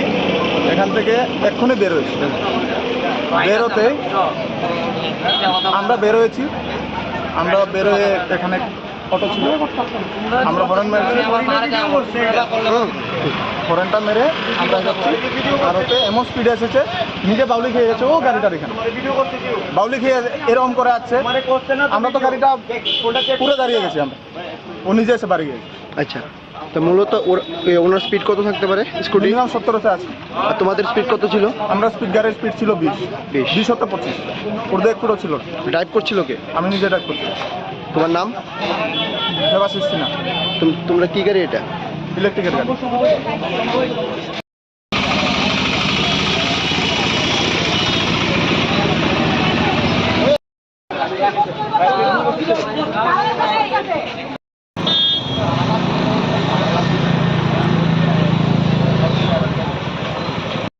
এটি একটু বড় করে আগে রুগীটার খেলা করেন না, এটি তো আপনারা আরাধনা করতে পারবে।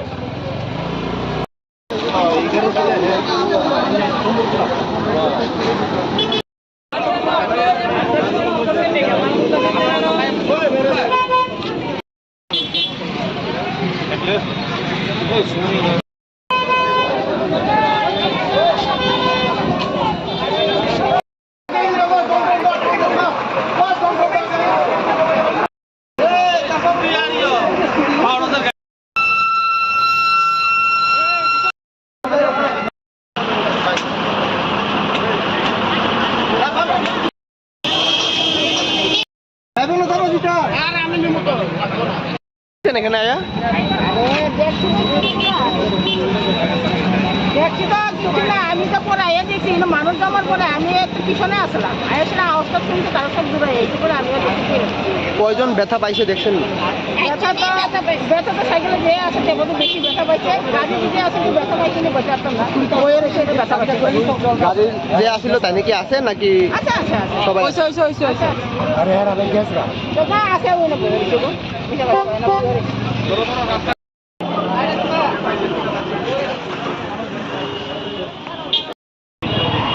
আমরা গাড়ির স্পিড ছিল মাত্র 20, ওদের একটুও ছিল না। আমরা শুধুমাত্র এখান থেকে গাড়িটা স্টার্ট দিয়ে এসেছি, তার মিনিমাম স্পিড ছিল 70-তে 80 হবে, এত স্পিড আসছিল। গাড়ির আপনার ড্রাইভার ছিল, ড্রাইভার কি আছে? আমি নিজে ড্রাইভ করছিলাম।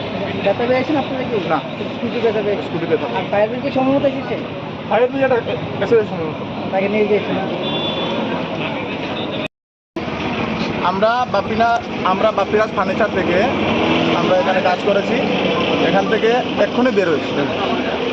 বেরোতে আমরা বেরোয়েছি, আমরা বেরোয়ে এখানে অটো ছিল, আমরা হরেন মেরেছি,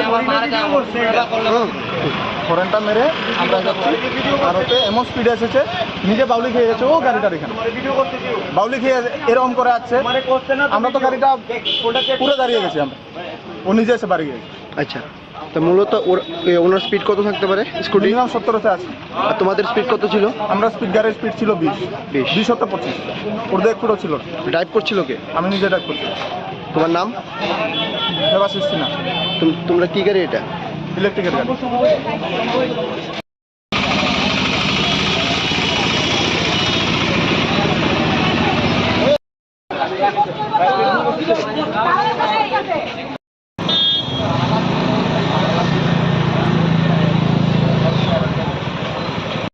এটি একটু বড় করে আগে রুগীটার খেলা করেন না, এটি তো আপনারা আরাধনা করতে পারবে।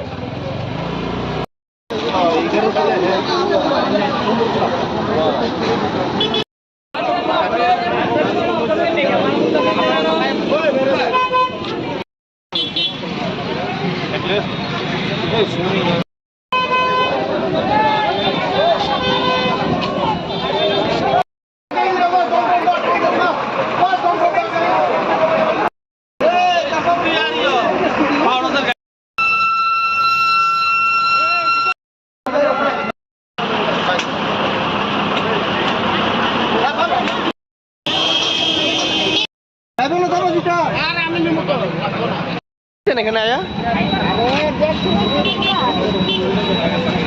দেখছি তো কিছু না, আমি তো পরে আইয়া দেখছি কিন্তু মানুষ জমার পরে আমি একটু পিছনে আসলাম, আসলে আওয়াজটা শুনছি তারা সব দূরে এইটু করে আমিও দেখছি।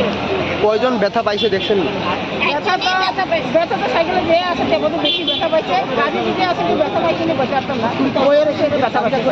গাড়ির যে আসছিল তাই নাকি আছে নাকি আচ্ছা আচ্ছা আচ্ছা সবাই? আচ্ছা দেখা আছে ওই না বইয়ের এসে গো বুঝতে পারছো না বইয়ের এসে।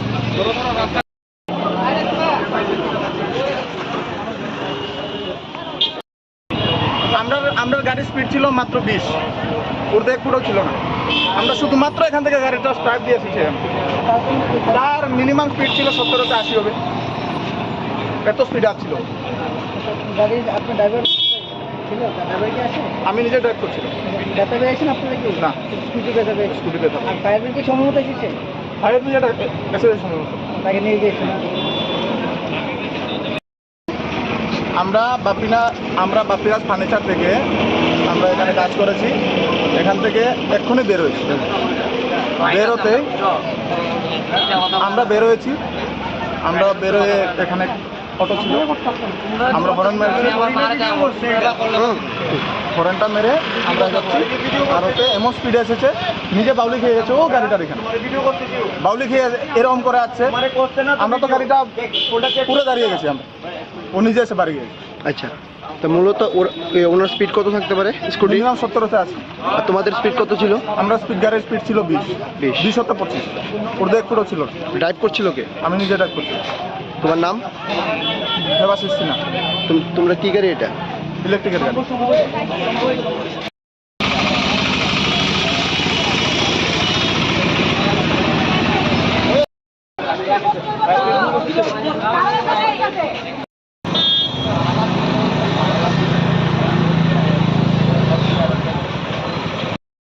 এটির পরে করে আগে রুটিটার খেলা করেন না, এটি তো আপনারা আরাধনা করতে পারবে।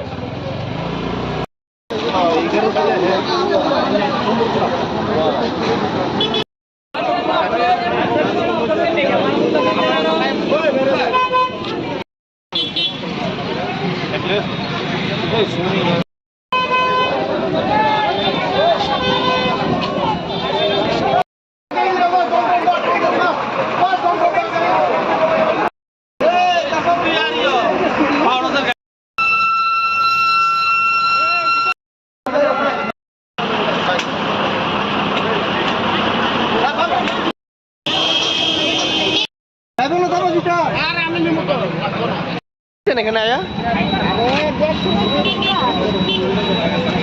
দেখছি তো কিছু না, আমি তো পরে আইয়া দেখছি কিন্তু মানুষ জমার পরে আমি একটু পিছনে আসলাম, আসলে আওয়াজটা শুনছি তারা সব দূরে এইটু করে আমিও দেখছি। কয়জন ব্যথা পাইছে দেখছেন? ব্যথা তো সাইকেলে যে আছে সে বোধ বেশি ব্যথা পাইছে, গাড়ি যে আছে কি ব্যথা পাইছে নি বলতে পারতাম না, বইয়ের এসে ব্যথা পাইছে। গাড়ির যে আসছিল তাই নাকি আছে নাকি আচ্ছা আচ্ছা আচ্ছা সবাই? আচ্ছা দেখা আছে ওই না বইয়ের এসে গো বুঝতে পারছো না বইয়ের এসে।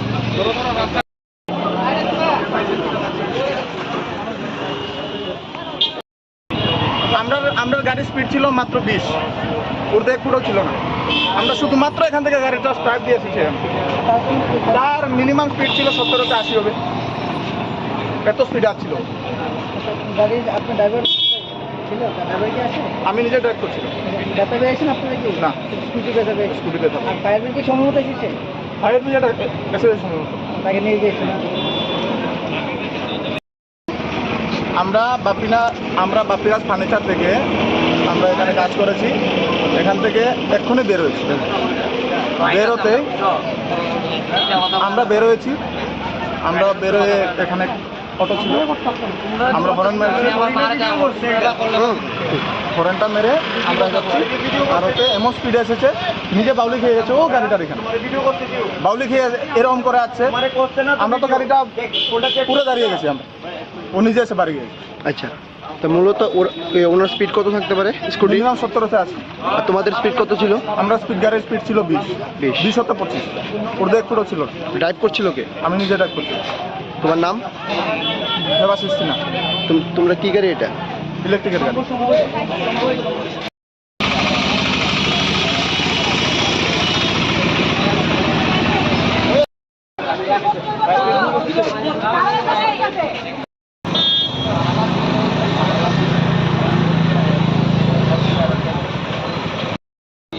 পরে করে আগে রুগীটার খেলা করেন না, এটি তো আপনারা আরাজমিনে করতে পারবে।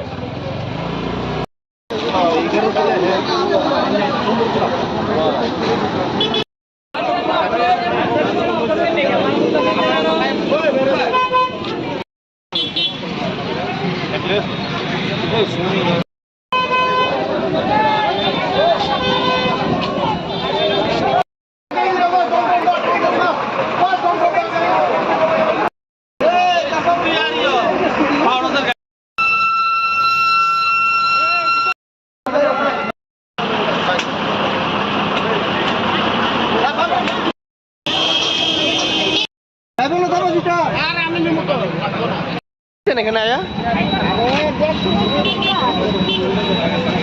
দেখছি তো ছুটি না, আমি তো পরে আয়া দেখছি কিন্তু মানুষ জমার পরে আমি একটু পিছনে আসলাম, আসলে আওয়াজটা শুনছি তারা সব দূরে এইটু করে আমিও দেখছি। কয়জন ব্যথা পাইছে দেখছেন? ব্যথা তো সাইকেলে যে আছে সে বোধ বেশি ব্যথা পাইছে, গাড়ি যে আছে কি ব্যথা পাইছে না বোঝা আসতাম না, ওই এসে ব্যথা পাইছে। গাড়ি যে আসছিল তাই নাকি আছে নাকি আচ্ছা আচ্ছা আচ্ছা সবাই? আরে হ্যাঁ আমি গেছি তো না আছে ওই না বলেছি গো এটা না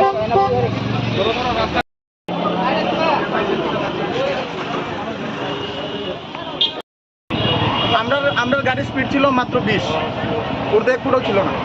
আমরা শুধুমাত্র এখান থেকে গাড়িটা স্টার্ট দিয়েছি, তার মিনিমাম স্পিড ছিল 70-80 হবে, এত স্পিড আসছিল। গাড়ির আপনার ড্রাইভার ছিল, ড্রাইভার কি আছে? আমি নিজে ড্রাইভ করছিলাম। ব্যথা পেয়েছেন আপনারা কি? না, স্কুটি ব্যথা পেয়েছে। স্কুটি পেতাম। আর ফায়ার ব্রিগেড সম্ভবত এসেছে, ফায়ার ব্রিগেড এসে সম্ভবত তাকে নিয়ে গিয়েছেন। আমরা বাপিরাজ ফার্নিচার থেকে আমরা এখানে কাজ করেছি। এখান থেকে এক্ষুনি বেরোয়েছি, বেরোতে আমরা বেরোয়েছি। আমরা বেরোয়ে এখানে অটো ছিল, আমরা হরেন মেরেছি, হরেনটা মেরে আমরা যাচ্ছি। আর ওতে এমন স্পিডে এসেছে, নিজে বাউলি খেয়ে গেছে ও গাড়িটার এখানে বাউলি খেয়ে এরকম করে আসছে। আমরা তো গাড়িটা পুরো দাঁড়িয়ে গেছি, আমরা ও নিজে এসে বাড়ি গেছে। আচ্ছা, তো মূলত ওনার স্পিড কত থাকতে পারে স্কুটি? মিনিমাম 70-তে আছে। আর তোমাদের স্পিড কত ছিল? আমরা গাড়ির স্পিড ছিল 20, 20-25, ওর এক ফুটও ছিল। ড্রাইভ করছিল কে? আমি নিজে ড্রাইভ করছি। তোমার নাম? দেবাশিস সিনহা। তোমরা কি গাড়ি এটা? ইলেকট্রিকের গাড়ি।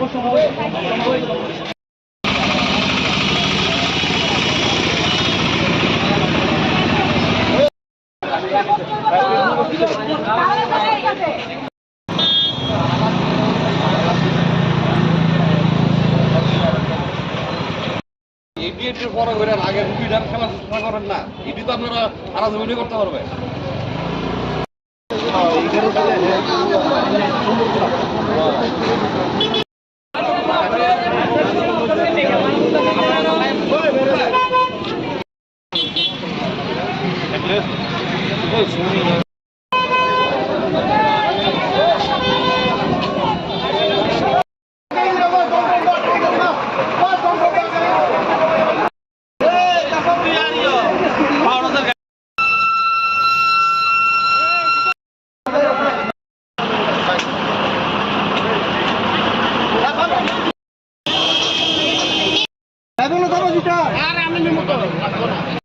এখানে আয়া দেখছি তো ছুটি না, আমি তো পরে আয়া দেখছি কিন্তু মানুষ জমার পরে আমি একটু পিছনে আসলাম, আসলে আওয়াজটা শুনছি তারা সব দূরে এইটু করে আমিও দেখছি। কয়জন ব্যথা পাইছে দেখছেন? ব্যথা তো সাইকেলে যে আছে সে বোধ বেশি ব্যথা পাইছে, গাড়ি যে আছে কি ব্যথা পাইছে না বোঝা আসতাম না, ওই এসে ব্যথা পাইছে। গাড়ি যে আসছিল তাই নাকি আছে নাকি আচ্ছা আচ্ছা আচ্ছা সবাই? আরে হ্যাঁ আমি গেছি তো না আছে ওই না বলেছি গো এটা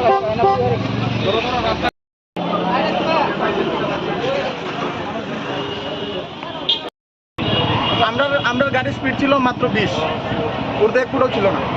আমরা শুধুমাত্র এখান থেকে গাড়িটা স্টার্ট দিয়েছি, তার মিনিমাম স্পিড ছিল 70-80 হবে, এত স্পিড আসছিল। গাড়ির আপনার ড্রাইভার ছিল, ড্রাইভার কি আছে? আমি নিজে ড্রাইভ করছিলাম। ব্যথা পেয়েছেন আপনারা কি? না, স্কুটি ব্যথা পেয়েছে। স্কুটি পেতাম। আর ফায়ার ব্রিগেড সম্ভবত এসেছে, ফায়ার ব্রিগেড এসে সম্ভবত তাকে নিয়ে গিয়েছেন। আমরা বাপিরাজ ফার্নিচার থেকে আমরা এখানে কাজ করেছি। এখান থেকে এক্ষুনি বেরোয়েছি, বেরোতে আমরা বের হয়েছি, আমরা বেরোয় এখানে অটো ছিল, আমরা হরেন মেরেছি, হরেনটা মেরে আমরা যাচ্ছি, আর ওতে এমন স্পিডে এসেছে নিজে বাউলি খেয়ে গেছে ও গাড়িটার এখানে বাউলি খেয়ে এরকম করে আসছে, আমরা তো গাড়িটা পুরো দাঁড়িয়ে গেছি, আমরা ও নিজে এসে বাড়ি গেছে। আচ্ছা, তো মূলত ওনার স্পিড কত থাকতে পারে স্কুটি? মিনিমাম 70-তে আছে।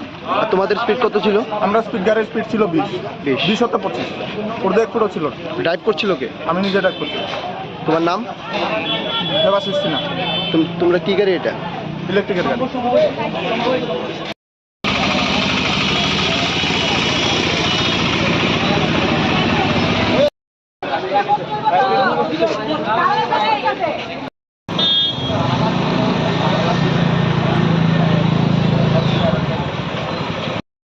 এটির পরে করে আগে রুগীটার সেবা করেন না, এটি তো আপনারা আরাধনা করতে পারবে।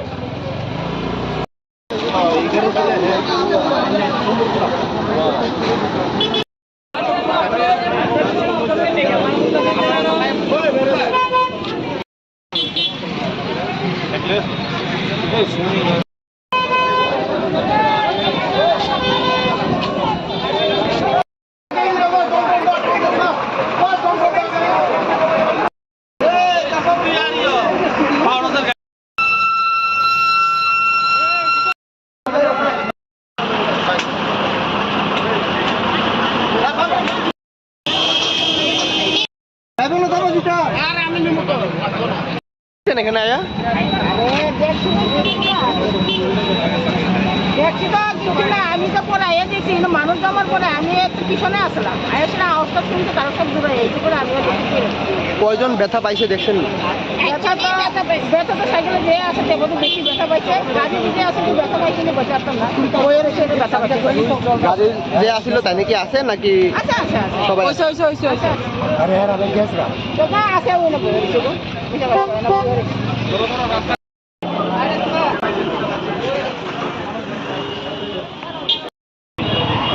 আমরা গাড়ির স্পিড ছিল মাত্র 20, ওদের একটুও ছিল না।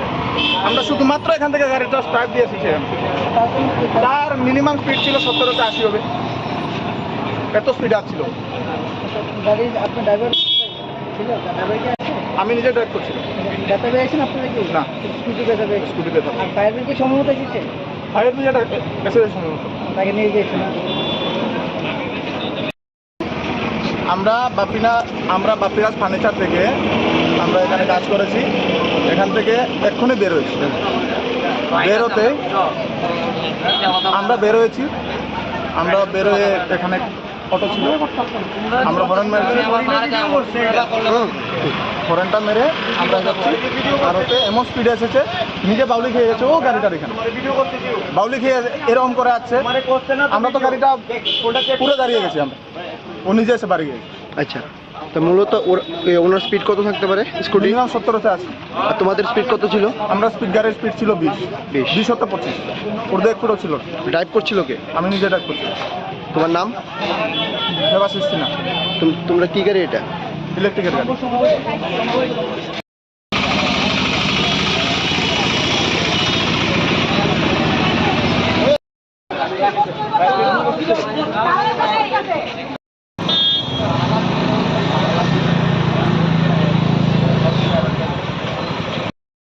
এটির পরে করে আগে রুগীটার সেবা করেন না, এটি তো আপনারা আরাধনা করতে পারবে।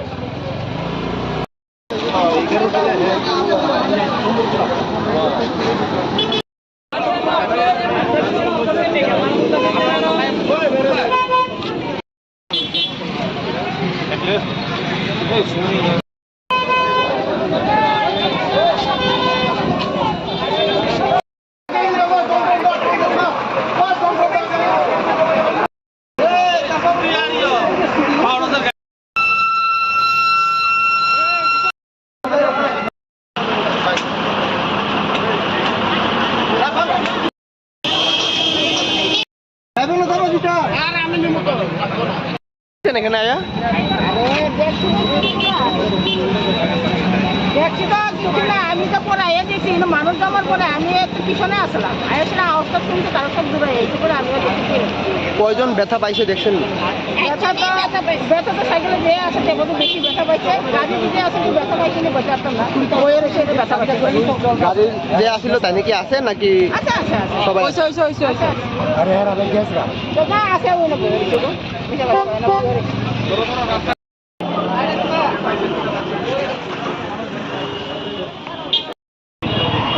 আমরা গাড়ির স্পিড ছিল মাত্র 20, ওর 1 ফুটও ছিল না। আমরা শুধুমাত্র এখান থেকে গাড়িটা স্টার্ট দিয়েছি, তার মিনিমাম স্পিড ছিল 70-80 হবে, এত স্পিড আসছিল। গাড়ির আপনার ড্রাইভার ছিল, ড্রাইভার কি আছে? আমি নিজে ড্রাইভ করছিলাম। ব্যথা পেয়েছেন আপনারা কি? না, স্কুটি ব্যথা পেয়েছে। স্কুটি পেতাম। আর ফায়ার ব্রিগেড সম্ভবত এসেছে, ফায়ার ব্রিগেড এসে তাকে নিয়ে গিয়েছেন। আমরা বাপিরাজ ফার্নিচার থেকে আমরা এখানে কাজ করেছি। এখান থেকে এক্ষুনি বের হয়েছি। আমরা বের হয়ে এখানে অটো ছিল, আমরা হরেন মেরেছি, হরেনটা মেরে আমরা যাচ্ছি। আর ওতে এমন স্পিডে এসেছে, নিজে বাউলি খেয়ে গেছে ও গাড়িটার এখানে বাউলি খেয়ে এরকম করে আসছে। আমরা তো গাড়িটা পুরো দাঁড়িয়ে গেছি, ও নিজে এসে বাড়ি গেছে। আচ্ছা, তো মূলত ওনার স্পিড কত থাকতে পারে স্কুটি? মিনিমাম 70-তে আছে। আর তোমাদের স্পিড কত ছিল? আমরা গাড়ির স্পিড ছিল 20-25, ওর 1 ফুটও ছিল। ড্রাইভ করছিল কে? আমি নিজে ড্রাইভ করছি। তোমার নাম? দেবাশিস সিনহা। তোমরা কি গাড়ি এটা? ইলেকট্রিকের গাড়ি। वेल प्लान्ड प्री प्लान करके किया हुआ तो लग रहा है, लेकिन रीजन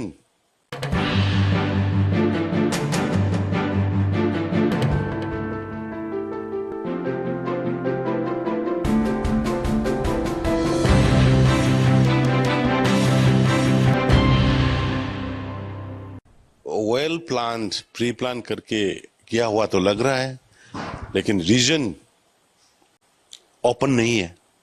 किस वजह से हो रहा है बोल के बोलने वाला, क्योंकि शेड्यूल ट्राइब का डिमांड है, कोर्ट ने सिर्फ ओपिनियन पूछा है, हमने नहीं दिया। तो किस वजह से ये प्रॉब्लम हो रहा है, ये जो प्रॉब्लम करा रहा है वो लोग जानेगा। नाम नहीं लेना चाहता। जो अभी जो हम लोग क्रैकडाउन किया है इसका भी छोटा मोटा है, छोटा मोटा है। देखिए जो मणिपुर में अभी जो हो रहा है इसकी लिए और सेंटर ने, सेंट्रल गवर्नमेंट से और मणिपुर गवर्नमेंट से और अपने मिनिस्टर एमएलए लोग से और अपने पार्टी से जो अपने मत में कर सकता है वो कर रहा है।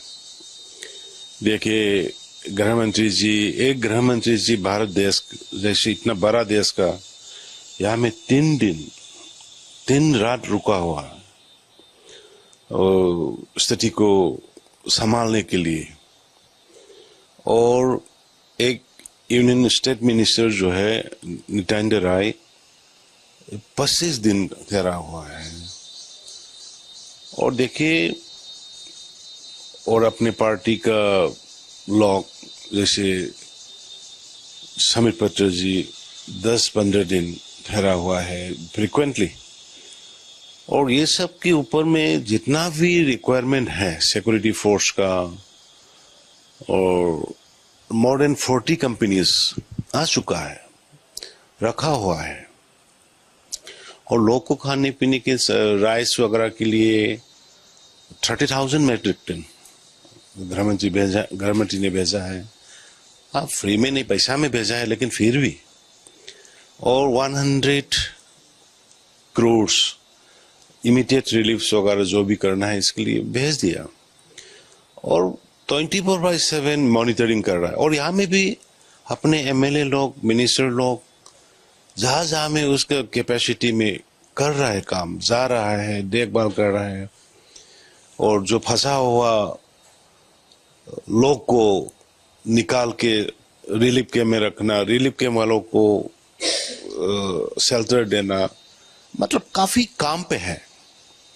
और हम भी ये सुझाव भी चल रहा है कि मारपीट ना हो जाए, फिर इसको जल्दी से जल्दी खत्म होके शांति लाए।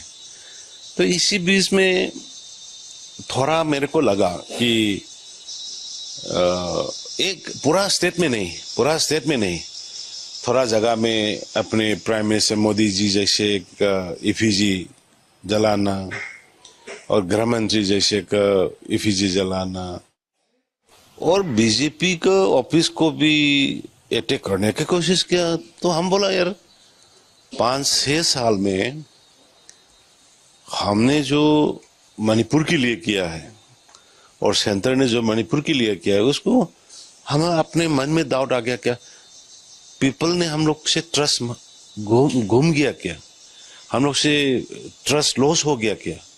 तो ये सोच के मेरे को बहुत खराब लगा। तो कल परसों लेटेस्ट में बाजार में एक डेड बॉडी लाया हुआ है, एक एक्सीडेंट लेमेखो में हुआ, एक नौजवान का डेड हुआ।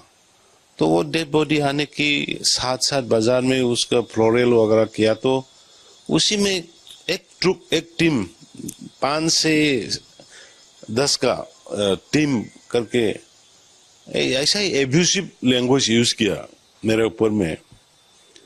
तो मेरे को अच्छा नहीं लग रहा था, क्योंकि अरे इतना भी कर रहा है सब कुछ मिलके और मेरे को इतना ऐसा करना है, तो क्यों मॉरल रेस्पॉन्सिबिलिटी हमको ऐसे मेरे को ऐसा कर दो। पीपल से मेरे ऊपर में जो विश्वास उड़ गया ना क्या, तो उसी वजह से हमने ये फैसला लिया था।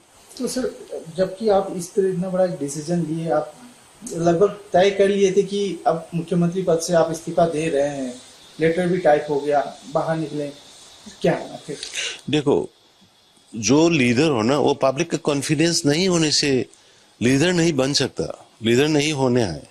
तो पब्लिक का कॉन्फिडेंस से ही लीडर बनना है, पब्लिक के सपोर्ट से। तो हमको मेरे को बहुत मतलब आई फील गुड कि माने हम बाहर निकलने के बाद में इतना माय गॉड पब्लिक रास्ते पे थे और रोया था, क्राइंग किया था करके। तो मेरे ऊपर में जो विश्वास है बोल के उन लोग ने जो दिखाया, तो हमने मेरा गलत मेरा थॉट जो है वो गलत निकला, क्योंकि पब्लिक अभी तक मेरे को सपोर्ट में है बोल के। तब वो लोग ने बोला कि ये रिजाइनेशन मत करो, ऐसे ऐसे करो। तो हम बोला हाँ, हम तो आप लोग मेरे को छोड़ो बोलने से हम छोड़ेंगे, आप लोग रहो बोलने से हम रहेंगे, क्योंकि जनता का है डिसीजन। तो हमने थोड़ा सा हर्ट हुआ था, उसी वजह से ऐसे किया बोल के ऐसे किया है। सर इतना बड़ा डिसीजन केंद्र सरकार से आपने जब इस बारे में उनको जब पता चला, जब उन्होंने फिर आपसे क्या उनसे कांटेक्ट किया उन्होंने आपके साथ, और क्या उनका और से क्या रिप्लाई मिला आपको? क्योंकि एक बहुत बड़ा डिसीजन, एक राज्य के मुख्यमंत्री पद से इस्तीफा देना, केंद्र को जब केंद्र की सरकार को या केंद्र के नेतृत्व को, हाईकमान को जब इसके बारे में पता चला, तो उनके ओर से क्या रिप्लाई दिया गया? नहीं, सेंट्रल लीडर लोग ने तो क्यों किया, क्या कर रहा है? तो हम बोला हम थोड़ा सा पीपल्स का जो ट्रस्ट को खोया हुआ लग रहा था, इसी वजह से हमने ये फैसला किया है कि अभी तो हमको रास्ता तक में रुक के जाने नहीं दे रहा है सब, क्योंकि इतना कॉन्फिडेंस है भाजपा को और अपने को। तो ये इसीलिए हम पब्लिक का सपोर्ट नहीं है तो रहने का क्या फायदा, दैट वाज माय ओपिनियन। तो लग रहा है कि आप मणिपुर वासियों का सपोर्ट है आपके साथ लगातार आप वो तो कल देख लिया, जैसे इतना आदमी हम ऐसा ही नहीं सोचा था। हम सबको प्रणाम करता हूँ और सबका कॉन्फिडेंस, हमका ट्रस्ट जो है, वो लोग का बिलीव जो है, उसी के मुताबिक हम काम करेंगे और कंटिन्यू करेंगे, काम करते रहेंगे ऐसे मणिपुर के लिए और पार्टी के लिए। मणिपुर का जो स्थिति है, जो हालात है, उसके पीछे की वजह क्या है? एज ए सीएम क्या कहना चाहेंगे?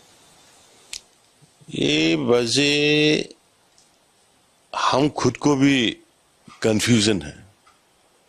क्यों? देखो, ये हाईकोर्ट का, ऑनरेबल हाईकोर्ट का एक ऑर्डर ने अपने गवर्नमेंट को बोला कि तुम लोग, गवर्नमेंट ने विदिन 4 वीक्स आप लोग को मैतेई को शेड्यूल ट्राइब में डालना है नहीं डालना है, उसका रिकमेंडेशन दो, 4 वीक्स का टाइम दिया। तो हमने अपने हिल एरियाज कमेटी के सब एमएलए लोग भी आया, तो वो लोगों ने बोला हम लोग को ये अभी नहीं डालना है। तो हम बोला देखो इसको कॉन्सेंसस जरूरी है, सबको बैठ के मिल के करना जरूरी है। और honourable MLA hill area committee के वो हम बोला कि अभी इतना जल्दी हम नहीं करेंगे। तो फिर उसके बाद में हमने गवर्नमेंट ने रिकमेंड नहीं किया।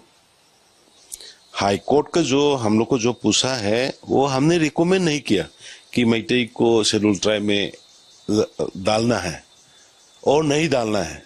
मतलब वो टाइम था, 4 वीक का टाइम दिया तो टाइम थे। तो उसी बीच में ये सब हो गया ना। तो वजह तो हम नहीं जानते, वजह तो वो जो ऑर्गेनाइज किया ना वो अच्छुम, वो लोग ने बताना पड़ेगा दुनिया को कि वो लोग ने सॉलिडरिटी रैली बनाया है, सॉलिडरिटी रैली किया है। तो सॉलिडरिटी दिल्ली में मैतेई को शेड्यूल ट्राइब नहीं डालना है बोल के। तो लेकिन वो जो 3 मार्च है उतना तक तो गवर्नमेंट ने शेड्यूल ट्राइब देना है बोल के और नहीं देना है बोल के ना रिकमेंडेशन दिया है ना कुछ कागज दिया है। वो टाइम बीच में थे। तो किस लिए ये हुआ तो मेरे साइड में हमको मालूम नहीं है। वो किया है, वो लोग को पास में आंसर होना चाहिए। और अपने तरफ से तो कोई वो इंटेंशन नहीं था कि सबको मिल के, अपने इंटेंशन था कि सबको मिल के सबको बैठा के कॉन्सेंसस आने के बाद में करेंगे। तो उसके बाद में साथ साथ हमने 1 साल का टाइम ले लिया, क्योंकि एसटी का जो डिस्कशन है इसको टाइम लगेंगे। तो ऑनरेबल हाई कोर्ट को हमने रिक्वेस्ट किया कि 1 साल का टाइम दे दो। तो ऐसा करके है, लेकिन बीच में कैसे आ गया ये मेरे को ये आप लोग ही डिग आउट करना पड़ेगा। सर क्या लगता है इसके पीछे कोई क्या आपको लगता है कि मणिपुर में जो अशांति का कारण है इसके पीछे कोई अंतर्राष्ट्रीय समूह का कनेक्शन है, इंटरनेशनल कनेक्शन? देखो ऑफहैंड हम नहीं बोल सकते ये है करके, लेकिन देखिए मणिपुर जो है नाइबरिंग विद म्यांमार और म्यांमार के साथ साथ चाइना रह गया। तो अपने बॉर्डर जो है अराउंड 398 किलोमीटर्स ये पोरस है, अनगार्डेड है। तो इसमें क्या क्या हो रहा है, अपने इंडियन सिक्योरिटी फोर्स है, लेकिन इतना बड़ा इतना लंबा चौड़ा सबको तो कवर नहीं कर सकता। इसमें क्या क्या होना है, क्या क्या हो सकता है, ये तो एवरीवन कैन इमेजिन, कुछ भी हो सकता है। लेकिन ये जो अभी हो रहा है इसमें भी वी कैन नॉट डिनाई और we can not also say कि है बोल भी नहीं बोल सकता, लेकिन ना भी नहीं बोल सकता। तो आपको ये लगभग ये जो आपका इंटेलिजेंस इनपुट है आपकी राज्य सरकार के द्वारा, क्या लग रहा है कि इसमें और कौन लोग जुड़े हो सकते हैं? क्योंकि इतना बड़ा जो लगभग 2 महीने का ये हो चुका है सर, जो हालात है मणिपुर में 2 महीने से लगातार अस्थिरता फैलाने की कोशिश की जा रही है असामाजिक तत्वों के द्वारा। यहाँ तक कि गवर्नर हाउस, बीजेपी हाउस तक भी पहुंच चुके थे। तो लगातार इस तरह की जो प्रोवोकिंग जो वर्क है, इसको ये पीछे क्या लग रहा है कि कोई ना कोई तो इसको प्रोवोक किया जा रहा है?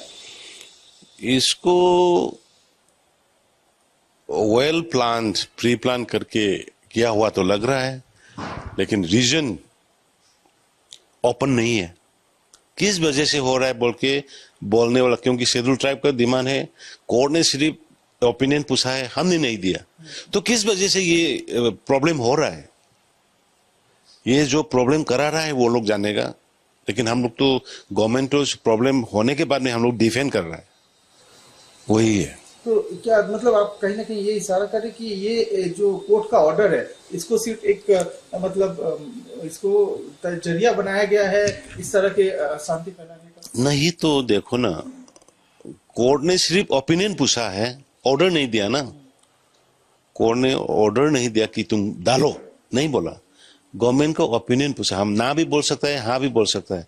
इसी टाइम में डिसीजन लेना है तो लेने वाला का मन में है वो क्या सोचता है, लेकिन अपने तरफ से तो वी आर टोटली ब्लाइंड बोलना पड़ेगा कि वजह क्या है। अभी तक आपके पास कोई इनपुट आया नहीं है, कौन लोग है? नहीं, ये वजह तरह तरह का हो सकता है, इसमें वो ऐसा ही बात नहीं है, लेकिन वो लोग का डिमांड की वजह से जो हो रहा है घटना, तो ये जो आज घटना हो रहा है कुछ डिमांड के साथ है ना। वो डिमांड का तो अभी हम लोग ने नहीं दिया है और अप्रूव नहीं किया है और रिकमेंड नहीं किया है, तो दूसरा वजह वो लोग ने नहीं बोलने से तो हम लोग कैसे बोलेंगे।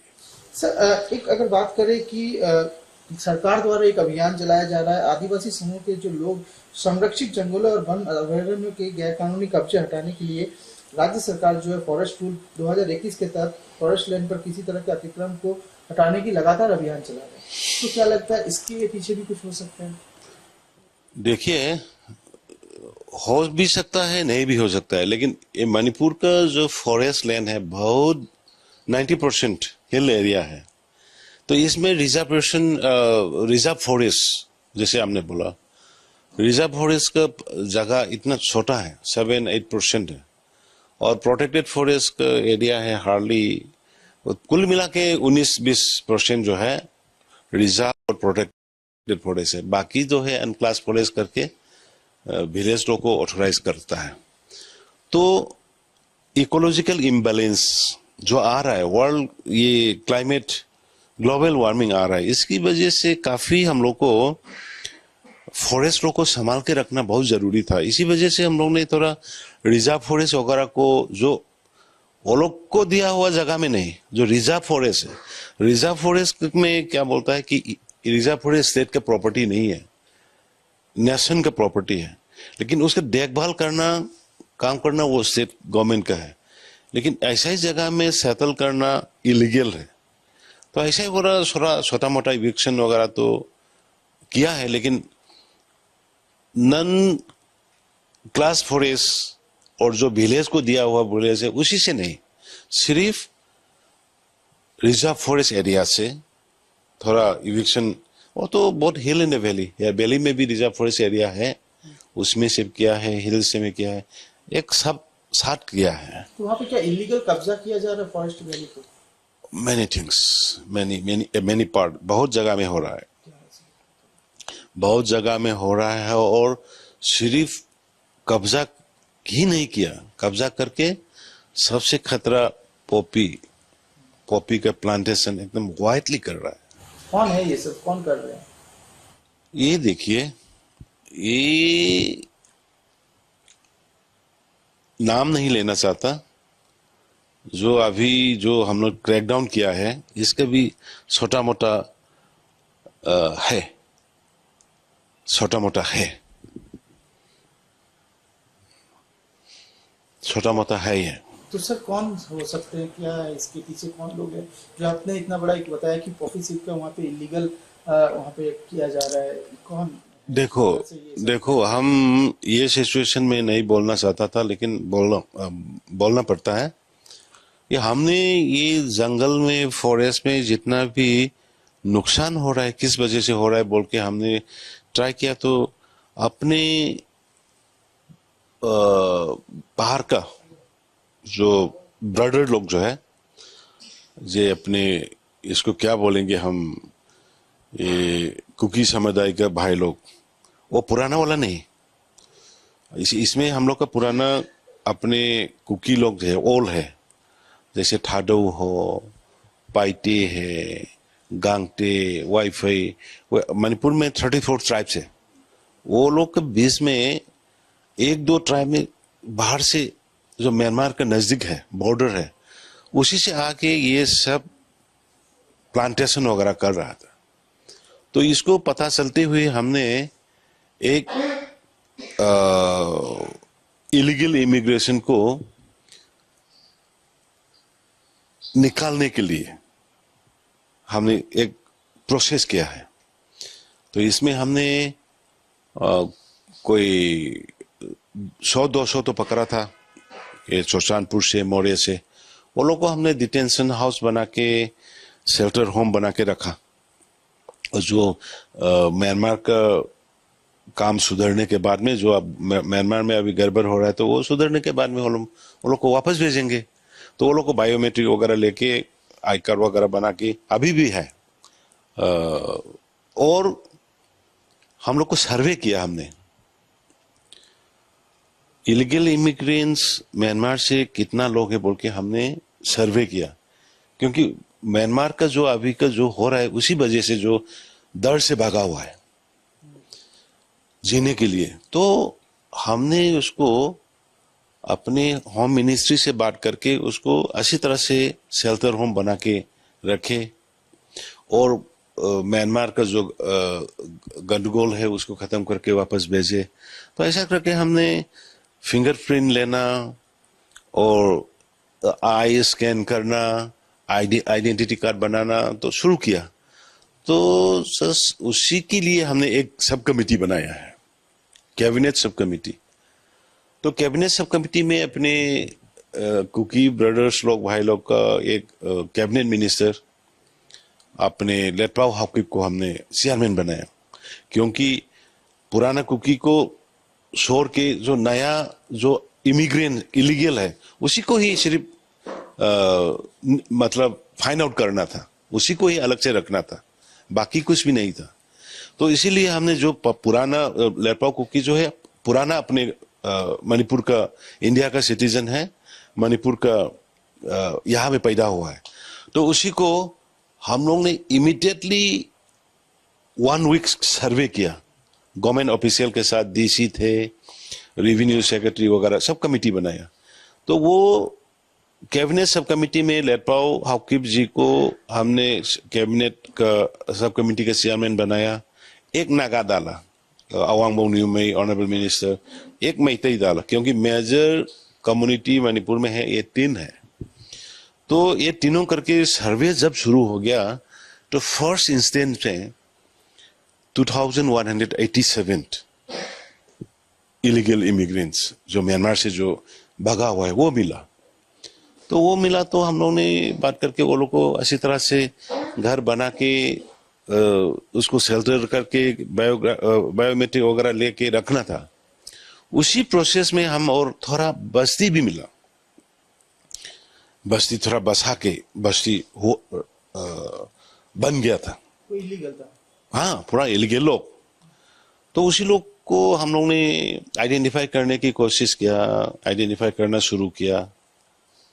तो इसका साथ साथ ये हिस्ट्री आ गया, तो फिर ये क्राइसिस आ गया। तो ये उसी के साथ ये क्राइसिस रिलेशन है, रिलेशन नहीं है, वो तो अभी इन्वेस्टिगेशन करने के बाद में कमिटीज पता चलेगा, लेकिन ऑफ हैंड हम उसके साथ लिंक है, मेरा तरफ से नहीं बोल सकते अभी तक। सर, राहुल गांधी जो है इस जो हालात है इसके लिए मणिपुर के दौरे में आए थे, वो गवर्नर से भी मिले, क्या कहना चाहेंगे उनके मणिपुर के दौरे के बारे में? देखिए, किसी स्टेट में और किसी जगह में दुखना ये कुछ क्राइसिस हुआ है और किसी नेता का और कोई किसी आदमी का आना, और इसमें हम लोग रोक नहीं लगा सकते। लेकिन इसी टाइम में टाइमिंग जो है 40 दिन हो गया, पहले क्यों नहीं आता और आ गया? तो किसी रूप में आ रहा है। मेरे को ये सवाल था, कांग्रेस का नेता तो है ही है, लेकिन किसी रूप में आ रहा है, किसी रूप में आ रहा है। और गवर्नमेंट को, मेरे को ये गवर्नमेंट का हमसे स्टेट सीएम से मिलने का और ऑफिशियल लोग से मिलने का ना रिक्वेस्ट थे ना कुछ थे। गवर्नर तो हाँ, हर एक्सलेंसी गवर्नर को तो मिला है, लेकिन उसने जो आया है ना, ये टाइमिंग मेरे को ठीक नहीं लगता, क्योंकि पॉलिटिकल एजेंडा कुछ लेके आया हुआ लगता है। उस दिन वो आया, क्या घटना नहीं हुआ। बाजार में देखो क्या क्या सिटी के अंदर में इतना हंगामा चलाया और बीजेपी के ऑफिस को अटैक किया, नंबोल में अटैक किया, थौबाल में अटैक किया। तो सिर्फ उसके एजेंडा जो है वो मणिपुर में जो हो रहा है ये स्टेशी गड़बड़, इसी के लिए आ रहा है ना, वो उसको पॉलिटिकल माइलेज के लिए आ रहा है ना, ज्यादा हम तो उसको पॉलिटिकली आया हुआ लगता है। इसलिए मेरे को टाइमिंग एंड सिचुएशन ठीक टाइम पे नहीं आया, तो ये मेरे को आई डोंट सपोर्ट उसका जो है तरीका जो है, मेरे को अच्छा नहीं लगता। विपक्षी दल लगातार आप पर आरोप लगा रहे, अटैक करे कि लॉ एंड ऑर्डर संभालने में आप असक्षम हो रहे हैं, आपको तुरंत इस्तीफा दे देना चाहिए। इस बात को किस तरह से देखते हैं? जो मणिपुर का अभी जो हो रहा है ना, इसको लॉ एंड ऑर्डर से जो देखा ना, वो गलत है। उसीलिए तो ये प्रॉब्लम कहां से आ रहा है, ये डीप रूटेड प्रॉब्लम से, आज ही का नहीं। इसको जो जैसे जो हमको एलिगेशन लगा रहा है, उसी में से जैसे कांग्रेस वो लोग का ये क्या बोलता है, लगाया हुआ पौधा का फ्रूट्स हम अभी खा रहा हूं। ये लोग ने लगाया है ये पॉइजन का फ्रूट्स, हम लोग खा रहा है अभी। अपने मणिपुरी लोग अपने भाजपा के टाइम पे खा रहा है। गलती किसका है दुनिया जानता है, मीडिया में चला गया सब कुछ। ये जो होमलैंड वगैरह का सेपरेट वगैरह का कर रहा है, ये नया डिमांड नहीं है, वो लोग के टाइम पे किया हुआ है, कांग्रेस के टाइम पे। वो लोग के टाइम पे ही किया हुआ है सस्पेंशन ऑफ ऑपरेशन, एक कुकी मिलिटेंट्स। ये कुकी मिलिटेंट्स लोग ना इंडियन आर्मी से मारता है, एम्बुश करता है, फाइट करता है, नहीं करते। ना मणिपुर गवर्नमेंट से फाइट करता, मणिपुर के पुलिस फोर्स से फाइट करता है, नहीं करते। तो वजह क्या है पीस तो करने का? क्योंकि जो सेपरेटिस्ट मूवमेंट में है, इंडियन आर्मी को मारता है, मणिपुर आर्मी सिपोई को मारता है, तो पीस तो के लिए वी कैन ऑफर। लेकिन ये कुकी मिलिटेंट उसी टाइम पे जो है, तो सिर्फ नागा और कुकी के बीच में जो इतनी क्लास था, 2-3 साल चला, काफी नुकसान पड़ा। नागा ब्रदर को भी काफी डेथ हुआ है, कुकी ब्रदर को भी काफी डेथ हुआ है। उसी वजह से एक कुकी के मिलिटेंट को खड़ा किया था। तो ये ऐसा ही एक जो इंडियन गवर्नमेंट के अगेंस्ट में फाइट नहीं करता है, मणिपुर गवर्नमेंट के अगेंस्ट में फाइट नहीं करता है, ऐसा ही को क्यों ट्राइपटाई टोक किया? उसको उसी टाइम ही नागा लोग से या नागा इंसर्जेंट लोग से या पब्लिक सेव करने के लिए वो लोग को कोई जैसे लाइसेंस गन हो या पुलिस ने वो लोग को सेफ जगह में रख के वो लोग को डिसआर्म कर सकता था। क्यों पीस टॉक करके इतना क्यों भराया? इतना फ्री रिक्रूटमेंट कराया, फ्री आर्म प्रोसेसिंग कराया, रिक्रूटमेंट कराया, तो ऐसा क्यों किया? ये लोग ने शुरू तो किया ना, और शुरू करने के बाद में इसको लाइन एक सिस्टम नहीं रखा, इंटरलोक्यूटर डाल के एज पर द रूल्स। 2008 में फिर ट्राइपेटा टॉक किया गवर्नमेंट के साथ, तो 2008 में जो ट्राइपेटाइट टॉक किया है, उसी टाइम में ग्राउंड रूल्स बनाना है, और ग्राउंड रूल को इम्प्लीमेंट करने के लिए एक बातचीत शुरू करने के लिए इंटरलोक्यूटर डालना है। वो इंटरलोक्यूटर भी नहीं डाला, सिर्फ अपने गवर्नमेंट आने के बाद 18 में इंटरलोक्यूटर डाल के इसका डू एंड डॉन्स को काम शुरू किया।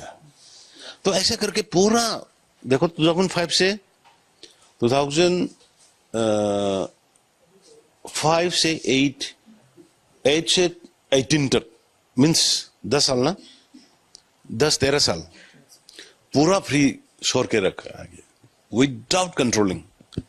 तो इसी वजह से तो ये सब हो रहा है ना। तो इसको वो लोग बोलेंगे हमको लॉ एंड ऑर्डर, ये लॉ एंड ऑर्डर नहीं है। सेपरेट एडमिनिस्ट्रेशन और होमलैंड का जो बात कर रहा है, ये लॉ एंड ऑर्डर में ट्रीट नहीं करना। ये यहाँ पे दोनों समुदाय में लड़ाई किया और गाड़ी चोर का है या लूटपाट का है, वो नहीं है। ये प्योरली पॉलिटिकली वेल प्लान एक चाल है, इसको everyone has to understand it. सबसे दुख की बात है कि ये पॉलिटिशियन लोग जो ऑपोजिशन में है, ये इसको जानने के लिए नहीं कोशिश करता, और जाने से भी नहीं जाने हुए जैसे बोलता है। तो एक चीज को, एक आदमी के बीमारी को जो है ना, विदाउट डायग्नोसिस हम लोग ट्रीटमेंट नहीं कर सकते। तो अभी डायग्नोसिस अच्छे से करके ट्रीटमेंट करने से ठीक था, लेकिन ट्रीटमेंट टाइम पे नहीं किया, इसीलिए हम लोग अभी ये क्राइसिस हो रहा है। तो सर, जिस तरह से राज्य केंद्र सरकार भी लगातार प्रयास कर रही है गृह मंत्रालय की ओर से, और गृह मंत्रालय शनिवार को भी कुछ यहाँ से लोग जाके वहाँ दिल्ली में बैठक हुई है, यहाँ पर भी लगातार बैठकें चल रही है, सेंट्रल फोर्स भी अभी डिप्लॉयमेंट है। तो क्या लग रहा है कब तक राज्य में फिर से वो पीस, वो शांति पूरा यहाँ पे स्थापित हो पाएगा? देखिए, शांति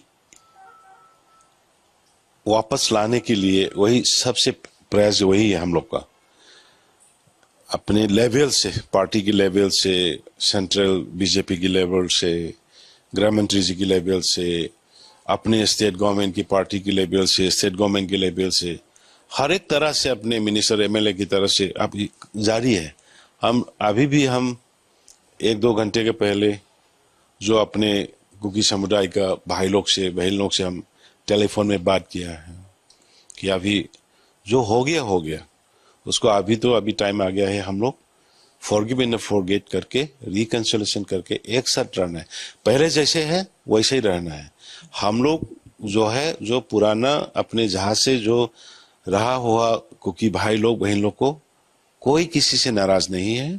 तो सिर्फ हम लोग, गवर्नमेंट ने कोशिश किया है, जो बाहर से इलीगली जो आया है, जो म्यांमार में जो अभी टर्मोइल हो रहा है उसी वजह से है, वो लोग को सिर्फ स्क्रीनिंग करके रखना, और वहां पे जो स्थिति खराब अच्छा होने के बाद में वापस भेजना, इतना ही है।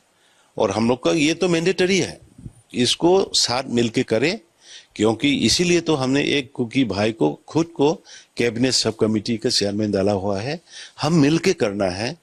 तो जारी our priority is to restore peace and normalcy in the state of Manipur। इसीलिए हमने नागा भाई लोग को भी बोला है कि तरह तरह से, और रिलीजियस लोग, जो पास्टर हो, अपने पुजारी हो, जो भी है, ये लोग से भी हम कोशिश कर रहे हैं कि दोनों को मिल के बात कराए और जारी रखे बातचीत का, और शांति लाए। और पॉलिटिकल एंगल में ऑल पॉलिटिकल पार्टी, वहाँ पे गृह मंत्री जी ने भी ऑल पॉलिटिकल पार्टी की मीटिंग बुलाया, काफी मेहनत कर रहा है, कोशिश कर रहा है।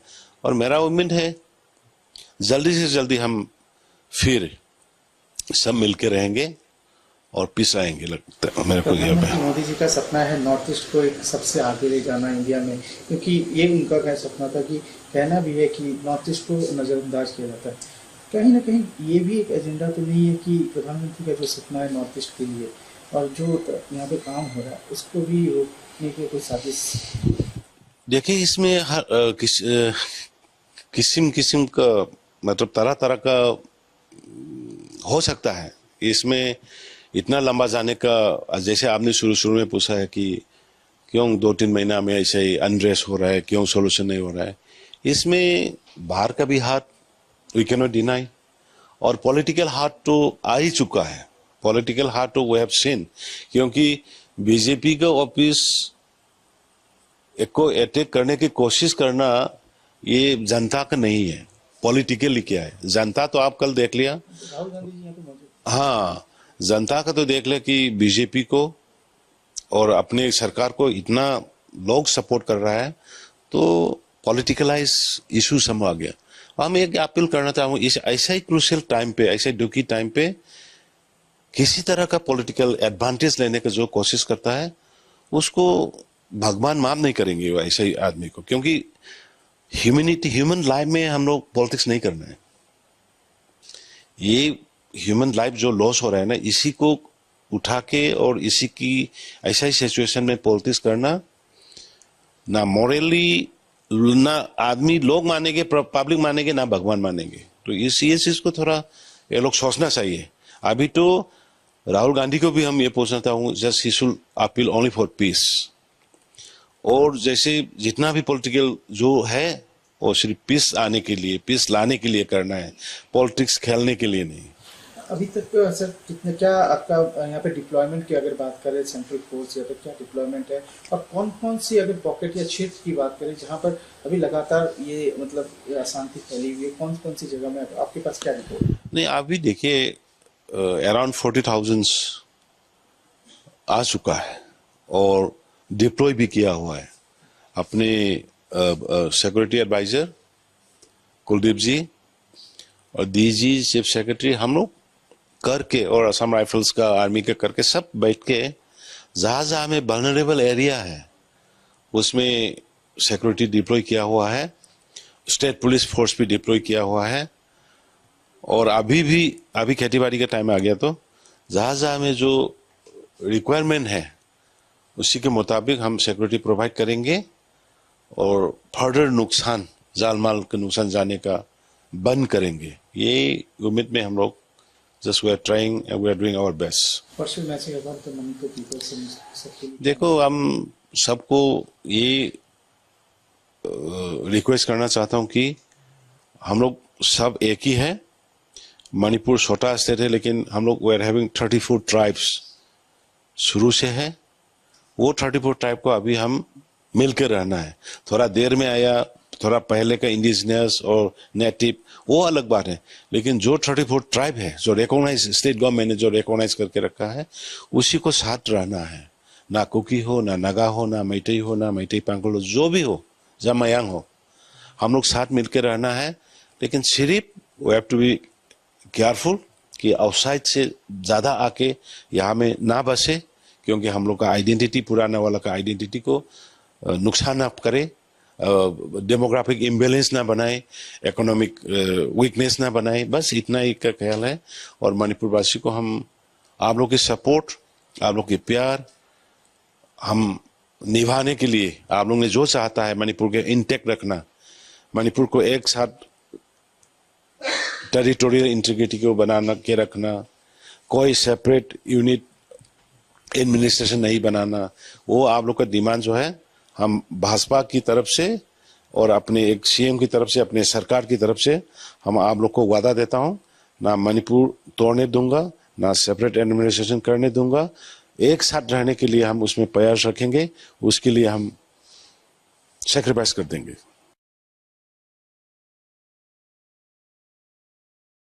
हमें अपने मन में डाउट आ गया क्या? पीपल ने हम लोग से ट्रस्ट घूम गया क्या?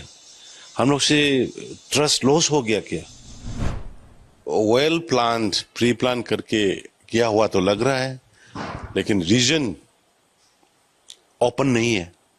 किस वजह से हो रहा है बोल के बोलने वाला, क्योंकि शेड्यूल ट्राइब का डिमांड है, कोर्ट ने सिर्फ ओपिनियन पूछा है, हमने नहीं दिया। तो किस वजह से ये प्रॉब्लम हो रहा है? ये जो प्रॉब्लम करा रहा है वो लोग जानेगा। नाम नहीं लेना चाहता। जो अभी जो हम लोग क्रैकडाउन किया है, इसका भी छोटा मोटा है, छोटा मोटा है। देखिए, जो मणिपुर में अभी जो हो रहा है, इसकी लिए और सेंटर ने, सेंट्रल गवर्नमेंट से और मणिपुर गवर्नमेंट से और अपने मिनिस्टर, एमएलए लोग से और अपने पार्टी से जो अपने मत में कर सकता है वो कर रहा है। देखिए, गृह मंत्री जी, एक गृह मंत्री जी भारत देश जैसे इतना बड़ा देश का, यहाँ में 3 दिन 3 रात रुका हुआ है स्थिति को संभालने के लिए। और एक यूनियन स्टेट मिनिस्टर जो है नित्यानंद राय 25 दिन ठहरा हुआ है।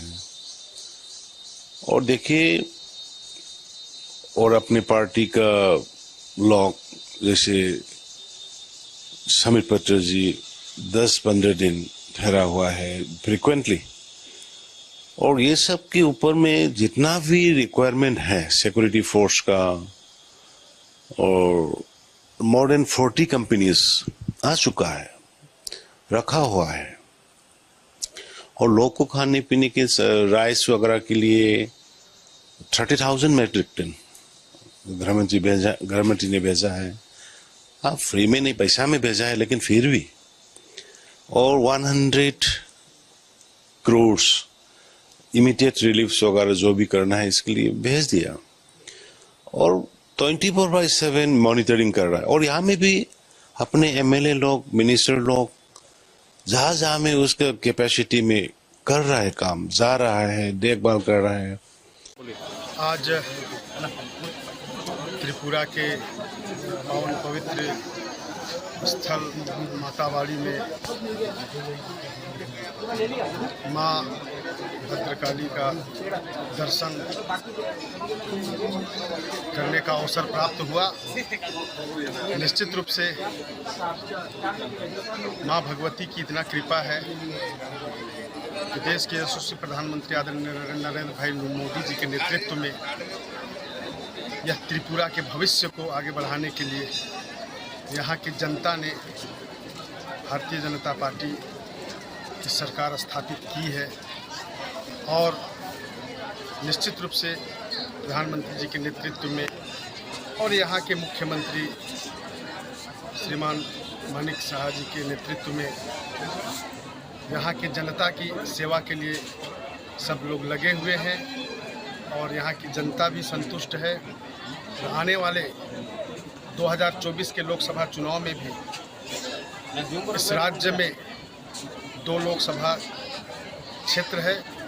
दोनों लोकसभा से भारतीय जनता पार्टी के प्रत्याशी विजयी होंगे और केंद्र में पुनः यशस्वी प्रधानमंत्री आदरणीय नरेंद्र भाई मोदी जी सत्ता का बागडोर संभालेंगे। इन सारे बातों के लिए आज हम सब माता का पूजन अर्चन किए हैं। पूर्ण विश्वास है, माता आशीर्वाद दी है, विधानसभा में भी दिए हैं, लोकसभा में भी देंगे। ऐसे आशा और विश्वास के साथ आस्था रखते हुए आज हम सब लोग यहाँ पूजन अर्चन किए हैं। नमस्ते।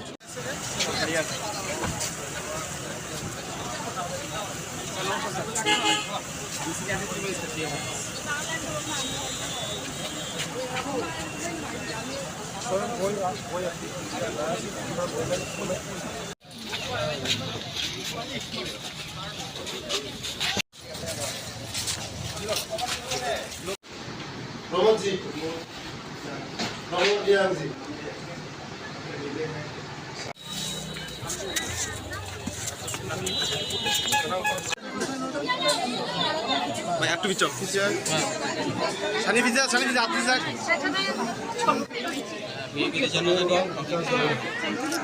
ভাই মোবাইলটা সামনে নিচ্ছে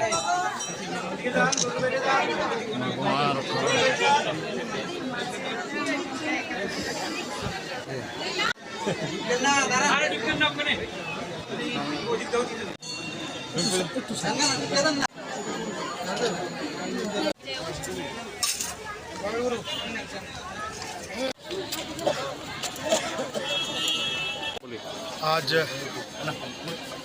त्रिपुरा के पावन पवित्र स्थल मातावाड़ी में माँ भद्रकाली का दर्शन करने का अवसर प्राप्त हुआ। निश्चित रूप से माँ भगवती की इतना कृपा है कि देश के यशस्वी प्रधानमंत्री आदरणीय नरेंद्र मोदी के नेतृत्व यह के भविष्य के लिए जनता ने भारतीय जनता पार्टी की सरकार स्थापित की है और निश्चित रूप से प्रधानमंत्री जी के नेतृत्व में और यहाँ के मुख्यमंत्री श्रीमान मानिक शाह जी के नेतृत्व में यहाँ की जनता की सेवा के लिए सब लोग लगे हुए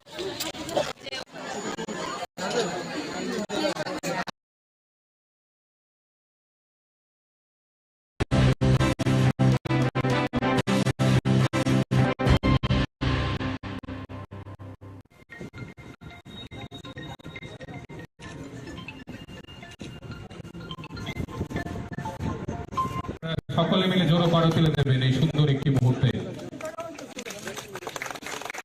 যুব সমাজের পুকুরের সৌন্দর্যায়নের কাজের ভিত্তি প্রস্তর সমাজের পুকুরের সৌন্দর্যায়নের কাজের ভিত্তি প্রস্তর স্থাপন।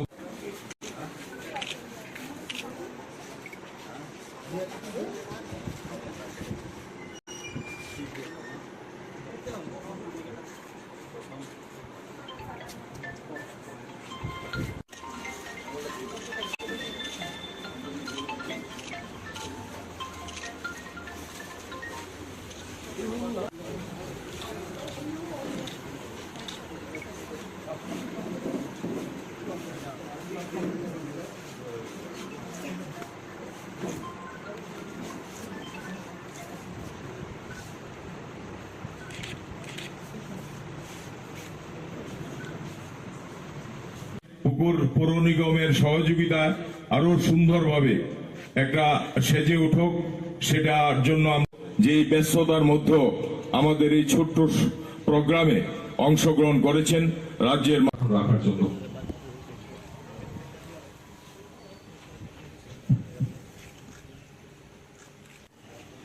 এবং আমাদের মধ্যে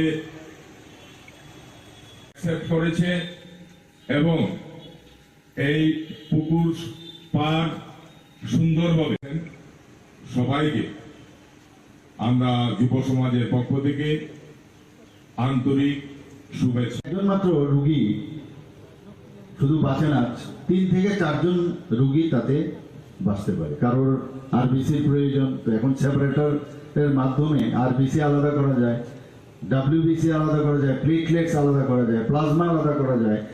আগে হোল ব্লাড আননেসেসারি দেওয়া হতো, সেই জায়গায় এখন যে এলিমেন্টসটা দরকার সেটা দেওয়া হয়। তাতে করে আমরা 4 জন রোগীকে আমরা বাঁচাতে পারি এবং সেই ব্যবস্থা এখন ত্রিপুরাতে আছে।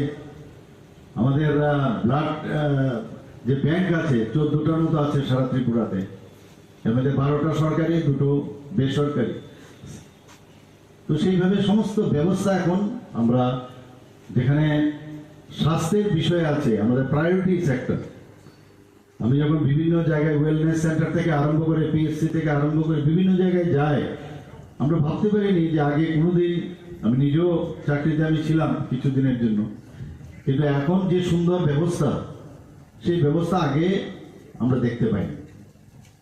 ডাক্তারদের একটা সংকট আছে,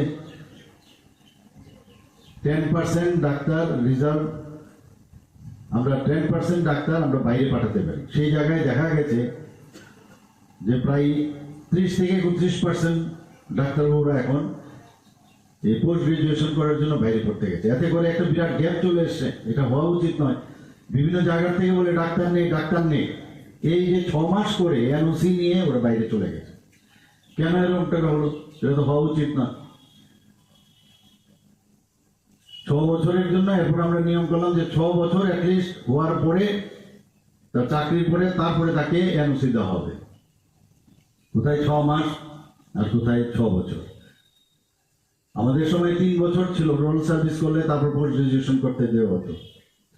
তো এগুলোর মানে মনিটর করাটা খুব দরকার। তো সেইগুলো আমরা করছি। আগামী দিন এই নিয়ে 6 বছর নিয়ে অনেকটা ডাক্তারবাবুদের মধ্যে মনক্ষুণ্ণ। তো আমরা এটাও ঠিক করছি, চিন্তা ভাবনা করছি কি করা যায়। কারণ সবাই পড়তে চাই, উচ্চশিক্ষার জন্য যেতে চায়। ত্রিপুরাতে আমাদের 2 মেডিকেল কলেজ, ডেন্টাল কলেজ এই বছর থেকে শুরু হচ্ছে। অন্যান্য যে হোমিওপ্যাথিক, আয়ুর্বেদিক এগুলো খোলার আমরা চিন্তা ভাবনা করছি। স্বাস্থ্য ব্যবস্থা আমাদের প্রায়োরিটি, যে কারণে আমাদের মাননীয় প্রধানমন্ত্রী নরেন্দ্র মোদীজি সারা বিশ্বের মধ্যে সবাই অবাক হয়ে যায় যে এই আয়ুষ্মান ভারতের যে প্রকল্প উনি করেছেন, যে 5 লাখ করে প্রতিটা ফ্যামিলিকে বছরে দেবে, সেটা ভাবা যায় না কোনোদিন। আমরাও সেই চিন্তা ভাবনা করছি কিভাবে কাভারেজ। আমি মুখ্যমন্ত্রী সমাবেশের যখন বিভিন্ন লোকেরা আসেন, তার মধ্যে প্রায় 99% লোকই শুধু এই তার রোগ নিয়েই আসেন। তাদের মধ্যে দেখা যায় কষ্ট হয়, তাদেরকে কিভাবে হেল্প করা যায়। তো আমরা চিন্তা ভাবনা করছি আমাদের সরকার কিভাবে ওনাদেরকে আমরা হেল্প করতে পারি। সামান্য যা প্রয়োজন আছে সেগুলো আমরা হেল্প করছি, কিন্তু আরো করতে হবে। প্রধানমন্ত্রী যেভাবে আয়ুষ্মান ভারত করেছেন, অনেকে সেটা পায় না, অন্যভাবে করা যায় কিনা সেই চিন্তা ভাবনা আমাদের আছে।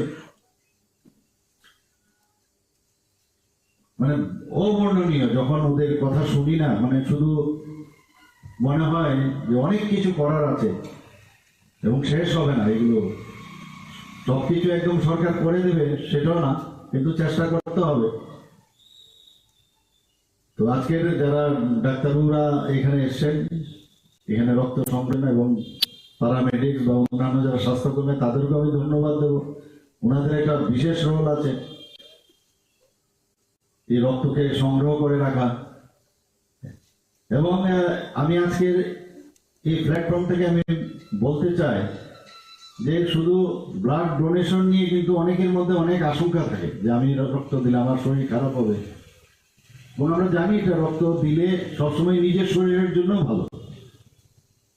আমাদের যে কার্ডিওভাস্কুলার অ্যাক্সিডেন্ট থেকে আরম্ভ করে, হার্ট অ্যাটাক থেকে আরম্ভ করে আমরা বেঁচে যেতে পারি, অনেক রোগ থেকে আমরা বেঁচে যেতে পারি। এবং 18 বছর থেকে 60 ইভেন 65 বছর পর্যন্ত যদি অন্য কোনো রোগ না থাকে, ডাক্তারবাবুরা যদি বলেন যে ব্লাড দিতে পারবে, তাহলে ওই ব্যক্তি রক্ত দিতে পারে। 3 মাস পর পর রক্ত দিতে পারে আরামসে, অনেক ডাক্তারবাবুরা দেয়। এবং এটা নিজের জন্য দেওয়া। এবং এই যে আমরা রক্ত দিই, রক্ত দেওয়ার পরে যখন থিনিং হয় ব্লাড, তাতে করে আমাদের যেটা আমি বললাম হার্ট অ্যাটাক হওয়ার চান্সটা অনেকটা কম। আমি এটাই বলবো যে সব দিক দিয়ে লাভ। আমরা অনেক সময় বুঝি না, অনেক সময় সেইগুলো নিয়ে সবসময় একটা আলোচনা করা। আমি ব্লাড ডোনেশনের দিন শুধু না, অন্যান্য সময় আপনাদের এখানে যে আলোচনা হয়, সেখানে ব্লাড দেওয়ার পর কি লাভ সেই বিষয় নিয়ে আলোচনা আপনাদের আমি বলবো যে আলোচনা করা, তাতে করে আরো বেশি মানুষের অ্যাওয়ারনেস হবে। এবং আমি আজকের এই যে ব্লাড ডোনেশনের যে ব্যবস্থাপনা এখানে করেছেন, এর জন্য এখানে আমাকে আসার জন্য নিমন্ত্রণ করেছেন, এর জন্য আপনাদের ধন্যবাদ জানাবো। এবং আপনারা আগামী দিনও এই যে ওয়ার্ক, ফিলান্থ্রপিক ওয়ার্ক, সেটা জারি রাখবেন।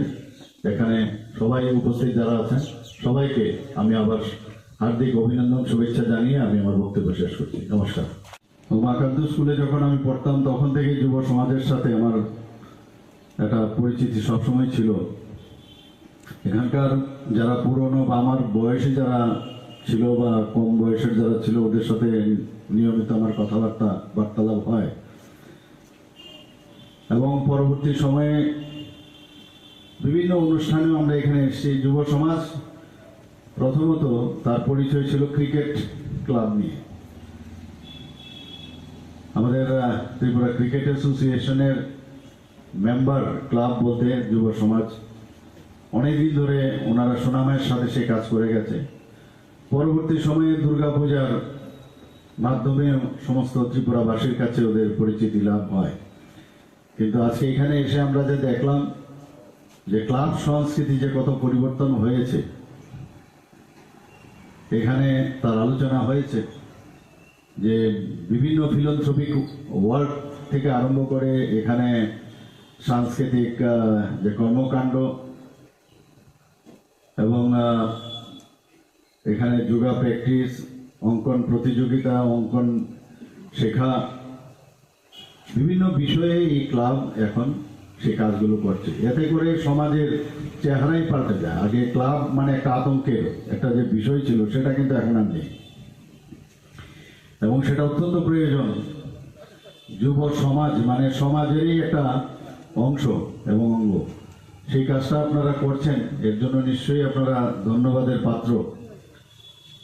এখানে এই পুকুর আজকের নয়, বহু পুরনো পুকুর, এবং তার যে সৌন্দর্যায়ন সেটা কিন্তু আগে আমরা দেখতে পাইনি।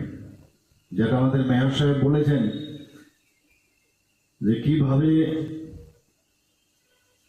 পুরসভার পুর নিগমের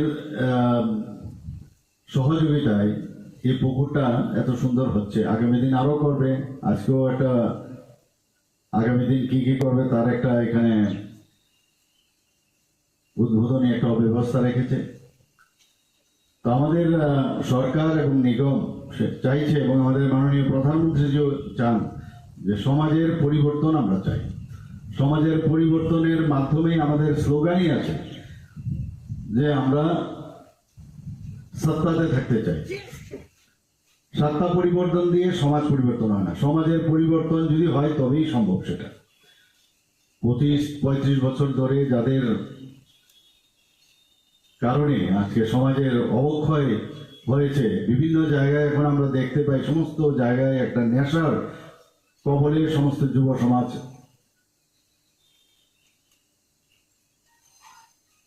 ইনভলভ হয়ে গেছে। সেই জায়গা থেকে বের করা ভেরি ডিফিকাল্ট, কিন্তু আমাদের থামলে চলবে না, আমরা কাজ চালাচ্ছি এবং রুথলেসলি আমাদের মাননীয় গৃহমন্ত্রী বলেছেন যারা এদের সাথে যুক্ত তাদেরকে রুথলেসলি আমাদের দেখতে হবে, সেই কাজ চলছে। আপনারা দেখছেন প্রায় কিভাবে ধরা পড়ছে।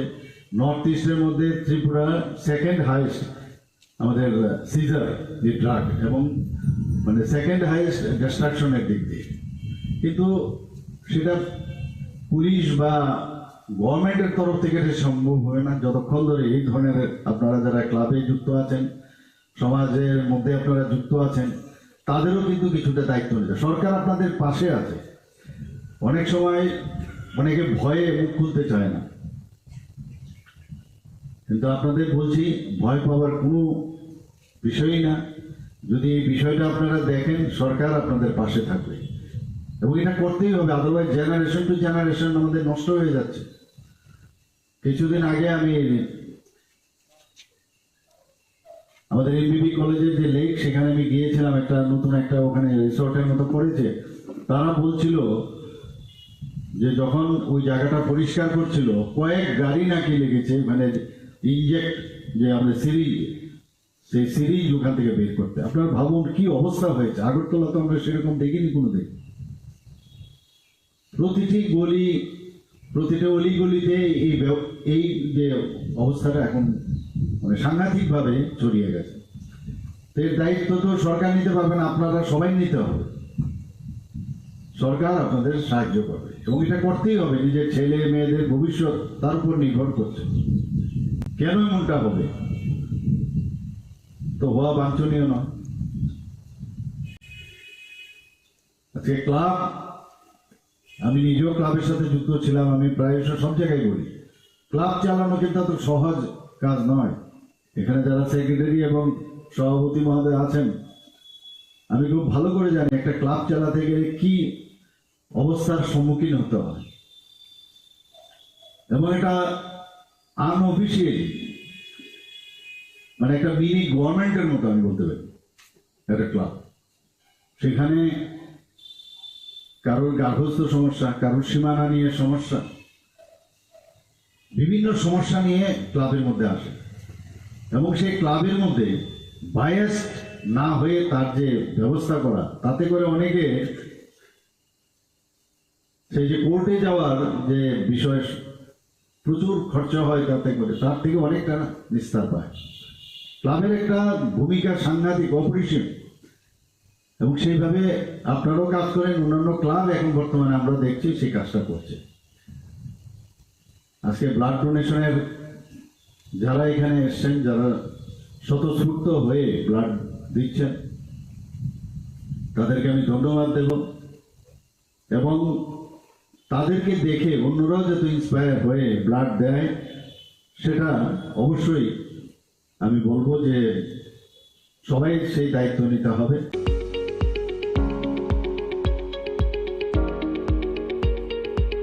টাটা সহ যে কোনো মডেলের যে কোনো গাড়ির স্পেয়ার পার্টসের জন্য নিশ্চিন্তে যোগাযোগ করতে পারেন বিডি মোটরসে। আমাদের এখানে টাটা সহ যে কোনো মডেলের গাড়ির গুণমানের সমৃদ্ধ স্পেয়ার পার্টস পেয়ে যাবেন সুলভ মূল্যে।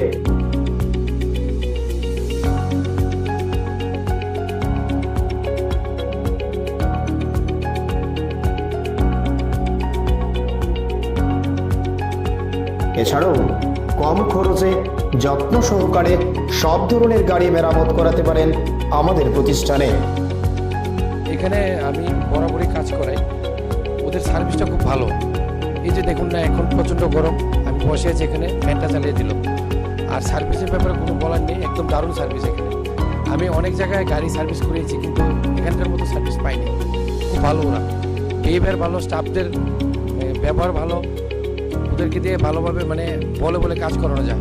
খুব ভালো এখানে, আমি সবাইকে বলবো এখানে এসে কাজ করাতে।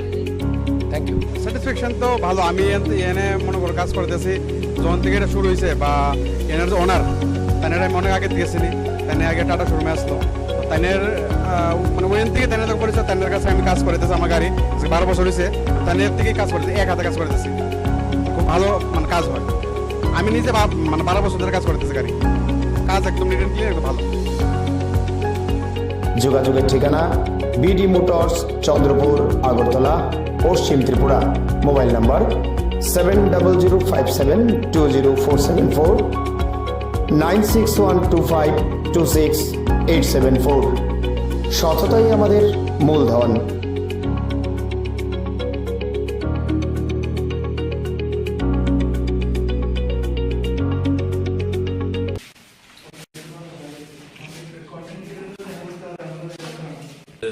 যে ডাটাগুলো আমি বলছিলাম এতক্ষণ ধরে আপনাদের, মানে যে এখানে একটা আছে যেমন স্বাস্থ্য দপ্তরে যেটা নিয়োগ করবে বলেছিল, এটা হলো 2021 ডিসেম্বরে।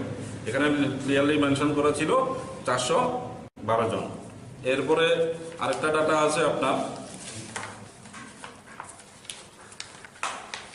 যেটা আমরা বলেছিলাম যে ওয়াক্স ট্যাঙ্ক, যেটা আমরা এখন মুখে বললাম যে Tripura pharmacist required 756, last recruitment যেটা হলো 2016 ব্যাকএন্ড পোস্ট, এখনো মানে অ্যাকর্ডিং টু 2021-22 ডাটা অনুযায়ী 519টা ব্যাকএন্ড পোস্ট আছে। তো সেই ক্ষেত্রে লাস্ট যেটা সেকেন্ড অ্যানাউন্সমেন্ট হয়েছিল অগাস্ট 2022-এ 210 জনের, বাট একটাও হয়নি। তো অতঃপর শেষে শুধু একটাই কথা আমরা গভর্নমেন্টের কাছে আবদার রাখতে চাই, বা আমাদের বিনীত অনুরোধ মাননীয় মুখ্যমন্ত্রী শ্রী ডক্টর প্রফেসর মানিক শাহ মহোদয়ের কাছে, যে উনি নিজেও একজন ডাক্তার, উনি মেডিকেল ফ্যাটার্নিটি সম্বন্ধে আমাদের থেকে অনেক বেশি কিছু জানেন, আমরা ওনার সাপেক্ষে বেশি কিছু অত নলেজ নেই। বাট আমাদের বেকার ফার্মাসিস্ট ভাই বন্ধুর তরফ থেকে একটাই শুধু আবেদন, যাতে নতুন করে আবার ত্রিপুরাতে ফার্মাসিস্টের রিক্রুটমেন্ট হয়। আর বিভিন্ন হসপিটালে যেগুলো ঘটনা হচ্ছে, বিভিন্ন হসপিটাল, ছোটোখাটো হসপিটাল, পিএসসি বা সিএসসিতে যে ফার্মাসিস্টের পরিবর্তে অন্য হেলথ কেয়ার বা অন্য স্বাস্থ্যকর্মীদের দিয়ে ফার্মাসিস্টের কাজটা করানো হচ্ছে, এগুলো দিকে যাতে ওনারা মানে পজিটিভভাবে দিকটা বিবেচনা করে, যে সেই জায়গায় পোস্টগুলো ক্রিয়েট করে, রিক্রুটমেন্ট করে, এগুলোকে যাতে মানে আমাদের ভাই বন্ধু বা যারা আছে সবাই, চাকরির তো খুব দরকার, এটা আমরা সবাই জানি, একটা কর্মসংস্থান খুবই দরকার। তো এটাই আমাদের একান্ত অনুরোধ রইল আমাদের ত্রিপুরা অল ফার্মাসিস্ট ভাই বন্ধুদের তরফ থেকে। আপনারা তো মুখ্যমন্ত্রীর কাছে চলছে কিনা, বা সেই ব্যাপারে আপনাদের কি অভিজ্ঞতা? সেই ব্যাপারে সেটাই তো একটা কোশ্চেন মার্ক থেকে যায়, যে বিভিন্ন জায়গায় বিভিন্ন হসপিটালে ছোটখাটো মানে ঘটনা হচ্ছে, আমাদের আপনাদের মাধ্যমে, আপনাদের বিভিন্ন নিউজ চ্যানেলের মাধ্যমে আমাদের কাছে খবরগুলো পৌঁছায়। যে ইভেন রিসেন্টলি যদি আমি একটা বলতে যাই, খোয়াইয়ের ওদিকে সেব্রি একটা হসপিটালে কিছু একটা ঘটনা হলো, যেখানে কর্তব্যরত নার্সের পরিবর্তে আরেকজন মেডিকেশন করতে গিয়ে একটা বাচ্চার কিছু একটা প্রবলেম হয়েছে। তো সে ব্যাপারে আমি যেতে চাই না, মানে জাস্ট এক্সাম্পলটা দিলাম এই কারণে, সেম ওখানে যেহেতু কর্তব্যরত নার্সের পরিবর্তে অন্য একজন হেলথ কর্মী এটা করতে গিয়ে ভুলটা হয়েছে, সেম ফার্মাসি অ্যাক্ট অনুযায়ী ফার্মাসিস্টের যে মেডিসিনের বিভিন্ন, জাস্ট আমি যদি একটা এক্সাম্পল বলি, any kind of medicine like amoxicillin, paracetamol, what ever it is, আজকে অনেক সময় ডোজিং থাকে, ওডি, বিডি, টিআইডি, এসওএস ডোজ। তো সেটা ফার্মাসিস্ট ভাই বন্ধুরা যতটুকু বুঝবে, কারণ ওরা কেউ ডিপ্লোমা করে 2 বছর, কেউ ডিগ্রি করে 4 বছর কোর্স করে আসে। তো ওই কোর্স করার পরে তারা যতটুকু বুঝবে, অন্য একজন হেলথ কর্মী তো বুঝবে না। তো সেই জায়গায় যে অন্য একজনকে যেটা করানো হচ্ছে, সেই জায়গায় একটা সংশয়ের বিষয় থেকেই যায়। ওটাও আমাদের তরফ থেকে রিকোয়েস্ট, এই জিনিসটা যাতে না হয়, সেই জায়গায় প্রপারলি ফার্মাসিস্টদেরকে দিয়েই কাজটা করানো হয়, তাহলে এই ভুল ভ্রান্তিগুলো হবে না। আমরা 4000-এর উপরে আছে। শূন্যপদ এখনো আছে, মানে 2021-22 ডাটা অনুযায়ী আমাদের 519টা। না, 2016-র পরে এখন অব্দি রিক্রুটমেন্ট হয়নি। যে ডাটাগুলো আমি বলছিলাম এতক্ষণ ধরে আপনাদের, মানে যে এখানে একটা আছে যেমন স্বাস্থ্য দপ্তরে যেটা নিয়োগ করবে বলেছিল, এটা হলো 2021 ডিসেম্বরে। এখানে ক্লিয়ারলি মেনশন করা ছিল 412 জন। এরপরে আরেকটা ডাটা আছে আপনার, যেটা আমরা বলেছিলাম যে ওয়াক্স ট্যাঙ্ক, যেটা আমরা এখন মুখে বললাম যে Tripura pharmacist required 756, last recruitment যেটা হলো 2016 ব্যাকএন্ড পোস্ট, এখনো মানে অ্যাকর্ডিং টু 2021-22 ডাটা অনুযায়ী 519টা ব্যাকএন্ড পোস্ট আছে। তো সেই ক্ষেত্রে লাস্ট যেটা সেকেন্ড অ্যানাউন্সমেন্ট হয়েছিল অগাস্ট 2022-এ 210 জনের, বাট একটাও হয়নি। তো অতপর শেষে শুধু একটাই কথা আমরা গভর্নমেন্টের কাছে আবদার রাখতে চাই, বা আমাদের বিনীত অনুরোধ মাননীয় মুখ্যমন্ত্রী শ্রী ডক্টর প্রফেসর মানিক শাহ মহোদয়ের কাছে, যে উনি নিজেও একজন ডাক্তার, উনি মেডিকেল ফ্যাটার্নিটি সম্বন্ধে আমাদের থেকে অনেক বেশি কিছু জানেন, আমরা ওনার সাবেককে বেশি কিছু অত নলেজ নেই, বাট আমাদের বেকার ফার্মাসিস্ট ভাই বন্ধুর তরফ থেকে একটাই শুধু আবেদন, যাতে নতুন করে আবার ত্রিপুরাতে ফার্মাসিস্টের রিক্রুটমেন্ট হয়। আর বিভিন্ন হসপিটালে যেগুলো ঘটনা হচ্ছে, বিভিন্ন হসপিটাল, ছোটখাটো হসপিটাল, পিএসসি বা সিএসসিতে যে ফার্মাসিস্টের পরিবর্তে অন্য হেলথ কেয়ার বা অন্য স্বাস্থ্যকর্মীদের দিয়ে ফার্মাসিস্টের কাজটা করানো হচ্ছে, এগুলো দিকে যাতে ওনারা মানে পজিটিভভাবে দিকটা বিবেচনা করে, যে সেই জায়গায় পোস্টগুলো ক্রিয়েট করে, রিক্রুটমেন্ট করে, এগুলোকে যাতে মানে আমাদের ভাই বন্ধু বা যারা আছে সবাই, চাকরি তো খুব দরকার, এটা আমরা সবাই জানি, একটা কর্মসংস্থান খুবই দরকার। তো এটাই আমাদের একান্ত অনুরোধ রইল আমাদের ত্রিপুরা অল ফার্মাসিস্ট ভাই বন্ধুদের তরফ থেকে। আপনারা তো মুখ্যমন্ত্রীর কাছে, আমার নাম বিধান দাস, আমি একজন রেজিস্টার্ড ফার্মাসিস্ট, এবং আমার সাথে এখানে যারা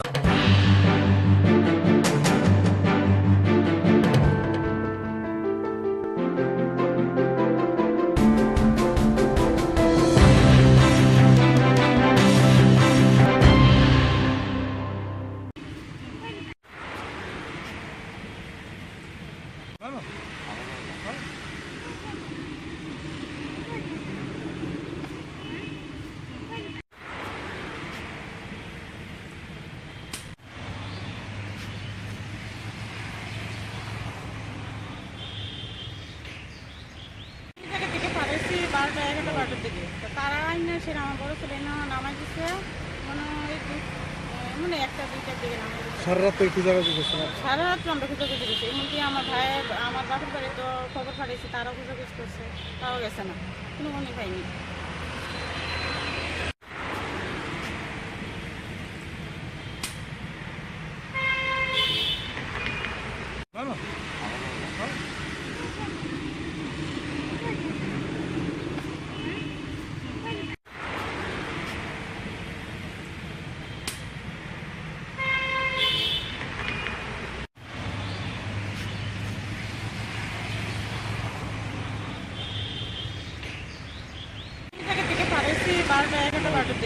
তারা সেটা আমার বড় ছেলে নামাই দিচ্ছে মানে 1টা-2টার দিকে নামাই দিচ্ছে। সারা রাত কি জায়গা সারা রাত আমরা খুঁজে দিচ্ছি, এমনকি আমার ভাই, আমার বাপের বাড়ি তো খবর পাঠিয়েছি, তারাও খুঁজে করছে, তাও গেছে না, কোনো মনে পাইনি।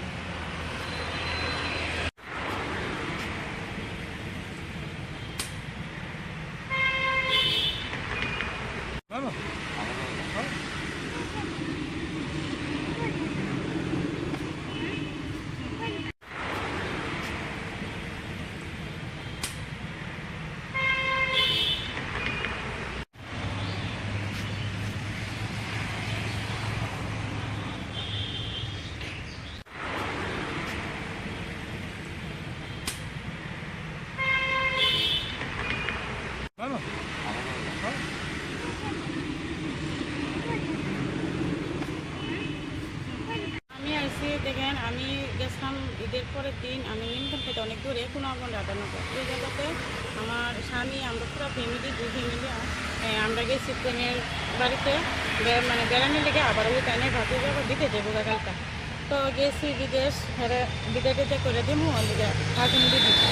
তখন কালকে তো 11টার দিকে আমার ছেলেরে, দুনো ছেলেরে, এক ছেলেরে পাঠিয়েছি বাড়ির, যে টাকা নেওয়ার জন্য। আমার তো মনে নাই, টাকাটা চোখে খেয়েছি, টাকাটা নিয়ে আসবি বাবা।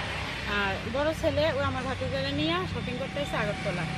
তখন তারা আইসে বাড়ির থেকে আমার ছোটো ছেলে টাকা নিছে, নিয়ে তারপরে আইসে শেখরপুর আইতে দিয়ে আমার বড় ছেলে রেখে গেছে যে তারা আমি একটু এখানে নামুম, আমি একটু টাকার করতে যাবো, আমি শেখরপুর নামুম, তোরা যায় শপিং করতে। আমি যাওয়ানোর সময় আমার ফোন করিস, আমি বাড়িতে যাবো।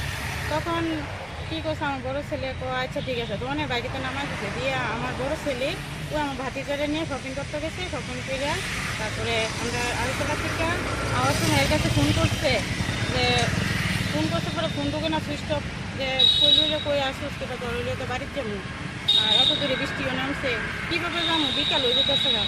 তখন তার মোবাইল ফোন ঢুকতেছে না, সুইচ অফ, তার কোনো খবরও পাওয়া যেতেছে না। তখন আমরা তো চিন্তা আরে সন্ধ্যে এসে এখনো ছেলেটি আইতেছে না, 3টা ছেলে গেল। তখন এই সন্ধ্যা মানে 6টা বেজে এসে আমার বড়ো ছেলে গেছে, গিয়ে সেটার সাথে আমার ভাতিজাও গেছে, গিয়ে বলতেছে তো হ্যাঁ তো সাথী স্বপন নিয়ে তো হ্যাঁ পাওয়া যেতেছে না, হ্যাঁ মোবাইলও বন্ধ, তো বাইকে তো জানি নামছে, তো 2-3 বাজে নামছে, তো আমরা তো শপিং করে হেরে ফোন করতেছি, এর আর পাওয়া যেতেছে না, অনেক কই আসছে কি আসছে কোনো খবর নাই। তখন একটা চিন্তা করে গেলাম গাড়ি টাকার জন্য হেরে পাঠাইলাম, হ্যাঁ টাকাটা লিয়ে কই গেল কি হইলো না, হেরে কি কেউ নিচ্ছে গা কিডন্যাপ কইরা।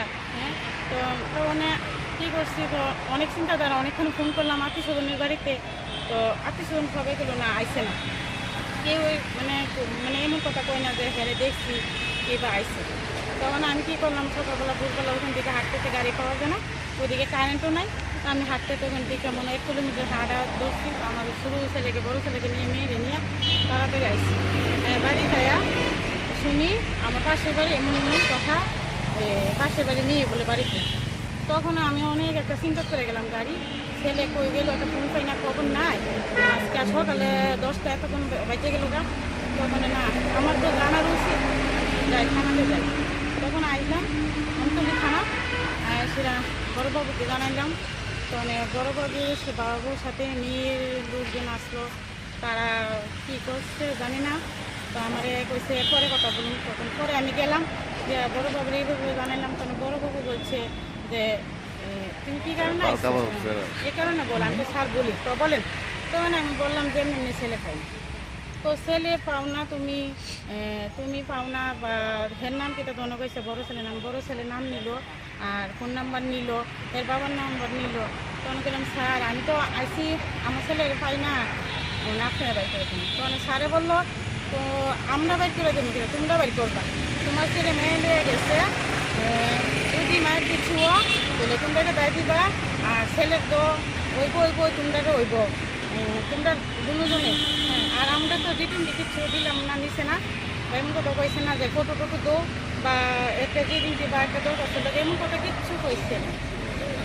তো আমার ছেলে যদি কিছু বলেন আমি এখন কই যাবো, কোথায় গেছিলে, ছেলে পাই না দেখি তো আজকে এই আন্তরিক থানা পাইলাম, তারা জানানো লেগে তারা উল্টাকে গেছে, আমি কি ফাঁসি আমারে ধরব, আমার ছেলের ফাইনা থেকে তাদের কাছে আইসি সাহায্য লেগে, তারাও তো কিসের বাইক করে দিবে, কই আছে না আছে।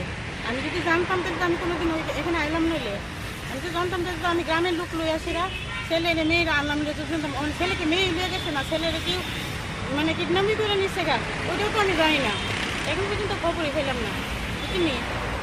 তো যদি আপনার কাছে অতটুকুই যে আমার ছেলেকে যাতে আমি পাই, তার ফ্যামিলি সিস্টেম এমনই, তো আমি তো বিচার করলাম না, বা স্যারের এমন কথা করলো না যে বড়ো স্যারের যে তোমরা একটা দরখাস্ত দেখো বা ফটো দো, ওইটাও করলো না।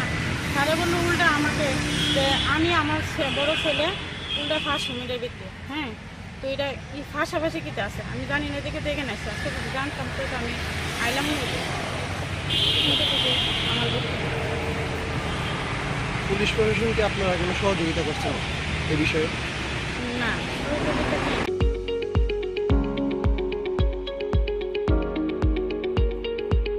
টাটা সহ যে কোনো মডেলের যে কোনো গাড়ির স্পেয়ার পার্টসের জন্য নিশ্চিন্তে যোগাযোগ করতে পারেন বিডি মোটরসে।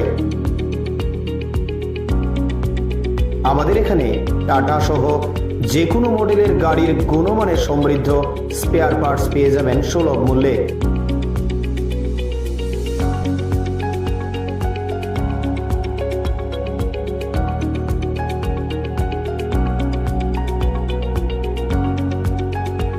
এছাড়াও কম খরচে যত্ন সহকারে সব ধরনের গাড়ি মেরামত করাতে পারেন আমাদের প্রতিষ্ঠানে। এখানে আমি বরাবরই কাজ করাই, ওদের সার্ভিসটা খুব ভালো। এই যে দেখুন না, এখন প্রচণ্ড গরম, আমি বসে আছি এখানে, ফ্যানটা চালিয়ে দিল। আর সার্ভিসের ব্যাপারে কোনো বলার নেই, একদম দারুণ সার্ভিস এখানে। আমি অনেক জায়গায় গাড়ি সার্ভিস করিয়েছি, কিন্তু এখানকার মতো সার্ভিস পাইনি। খুব ভালো ওরা, বিহেভিয়ার ভালো, স্টাফদের ব্যবহার ভালো, ওদেরকে দিয়ে ভালোভাবে মানে বলে বলে কাজ করানো যায়।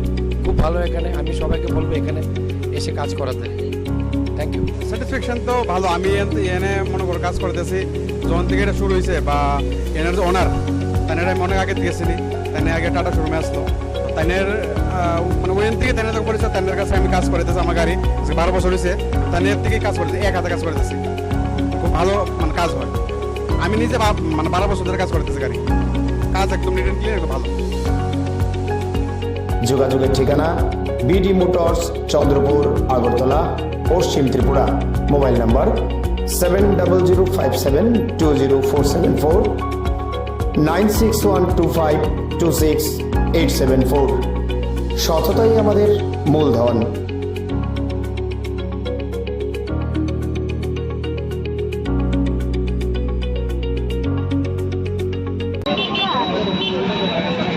দেখছি তো কিছু না, আমি তো পরে আইয়া দেখছি কিন্তু মানুষ জমার পরে আমি একটু পিছনে আসলাম, আইসলে আওয়াজটা শুনছি তারা সব দূরে এইটু করে আমিও দেখছি। কয়জন ব্যথা পাইছে দেখছেন? ব্যথা তো সাইকেলে যে আছে সে বোধ বেশি ব্যথা পাইছে, গাড়ি যে আছে কি ব্যথা পাইছে নি বসে আসতাম না, বইয়ের এসে ব্যথা পাইছে। গাড়ি যে আসছিল তাই নাকি আছে নাকি আচ্ছা আচ্ছা সবাই? আরে হ্যাঁ আমি গেছিলাম দাদা আছে ওই না বইয়ের এসে গো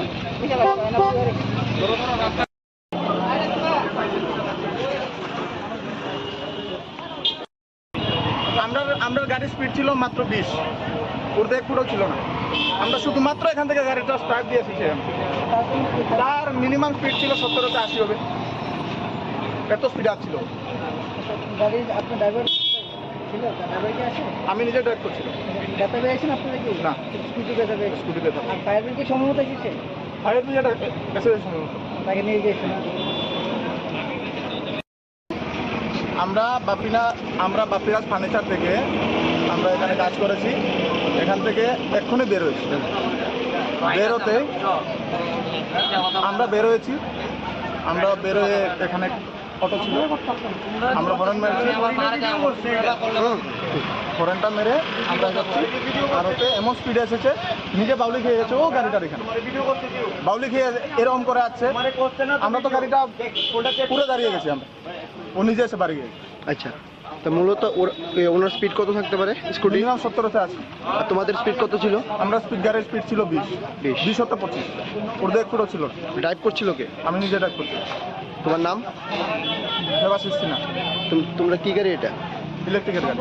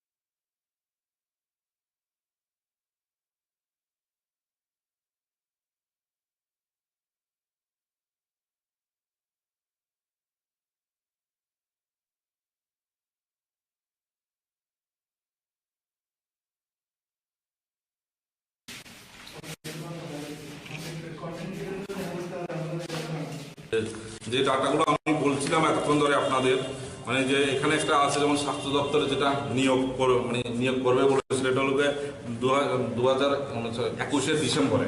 এখানে ক্লিয়ারলি মেনশন করা ছিল 412 জন। এরপরে আরেকটা ডাটা আছে আপনার, যেটা আমরা বলেছিলাম যে ওয়াক্স ট্যাঙ্ক, যেটা আমরা এখন মুখে বললাম যে Tripura pharmacist required 756, last recruitment যেটা হলো 2016 ব্যাকএন্ড পোস্ট, এখনো মানে অ্যাকর্ডিং টু 2021-22 ডাটা অনুযায়ী 519টা ব্যাকএন্ড পোস্ট আছে। তো সেই ক্ষেত্রে লাস্ট যেটা সেকেন্ড অ্যানাউন্সমেন্ট হয়েছিল অগাস্ট 2022-এ 210 জনের, বাট একটাও হয়নি। তো অতপর শেষে শুধু একটাই কথা আমরা গভর্নমেন্টের কাছে আবদার রাখতে চাই বা আমাদের বিনীত অনুরোধ মাননীয় মুখ্যমন্ত্রী শ্রী ডক্টর প্রফেসর মানিক শাহ মহোদয়ের কাছে, যে উনি নিজেও একজন ডাক্তার, উনি মেডিকেল ফ্যাটার্নিটি সম্বন্ধে আমাদের থেকে অনেক বেশি কিছু জানেন, আমরা ওনার সাপেক্ষে বেশি কিছু অত নলেজ নেই। বাট আমাদের বেকার ফার্মাসিস্ট ভাই বন্ধুর তরফ থেকে একটাই শুধু আবেদন, যাতে নতুন করে আবার ত্রিপুরাতে ফার্মাসিস্টের রিক্রুটমেন্ট হয়। আর বিভিন্ন হসপিটালে যেগুলো ঘটনা হচ্ছে, বিভিন্ন হসপিটাল, ছোটখাটো হসপিটাল, পিএসসি বা সিএসসিতে যে ফার্মাসিস্টের পরিবর্তন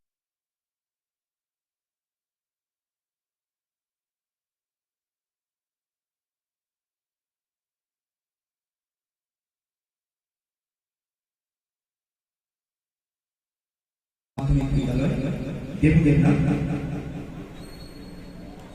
Kumaria high secondary school, Pradiptamoy Mitra Ramakrishna mission Vidyalaya, Anuj Bhowmik Umakanta academy, Sagarika Ghosh Karchandra class 12 school, Amrita Basak Bardowali high school এবং শুভ্রনীল দেবনাথ আনন্দমার্গ হাই স্কুল।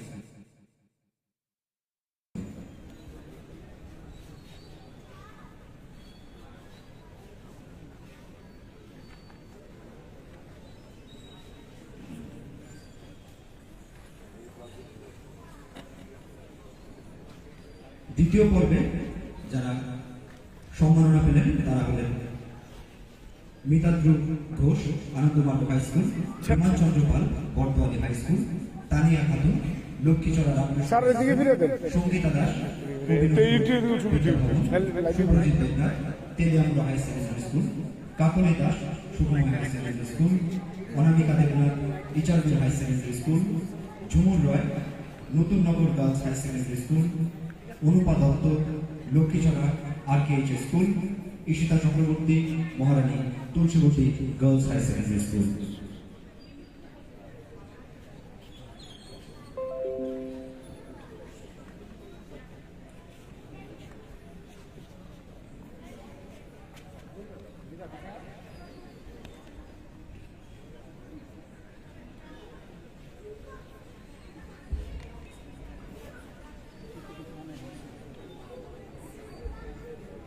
আমরা এই 110 জন কৃতি ছাত্রছাত্রীর মধ্যে আমরা 10 জন বিশেষ ছাত্রছাত্রীকে আমরা নির্ধারণ করেছি তাদেরকে বিশেষভাবে বৃত্তি প্রদানের জন্য। তাই ছাত্রছাত্রী তোমরা যারা ইতিমধ্যেই সংবর্ধনা গ্রহণ করেছ, তোমাদের অনুরোধ তোমরা প্রেক্ষাগৃহে অপেক্ষা করো। সবশেষে সকলের সংবর্ধনা শেষে 10 জন বিশেষ ছাত্রছাত্রীকে বৃত্তি প্রদান করা হবে। তো তাই অনুরোধ তোমরা প্রেক্ষাগৃহে অপেক্ষা করো।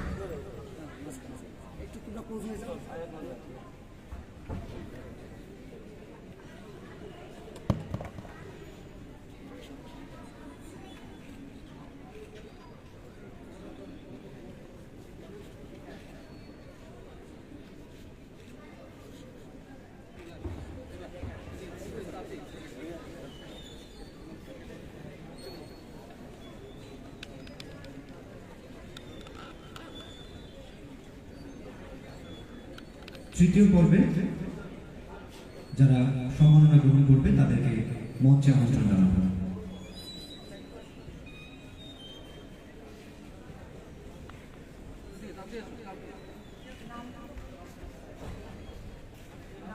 অভয় সরকার, শাহ দেবনাথ, অনন্যা দেবনাথ, শুভ্রাংশু দেবনাথ, দেবু দেবনাথ, প্রদীপ্তময় মিত্র, অনুজ ভৌমিক, সাগরিকা ঘোষ, অমৃতা বসাক, সুব্রনীল দেবনাথ।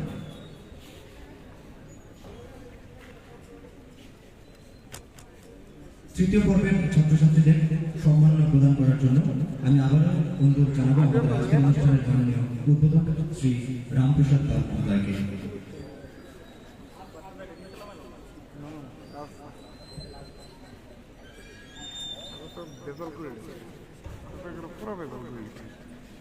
সিস্টেম ওই স্কুল কাজে করছে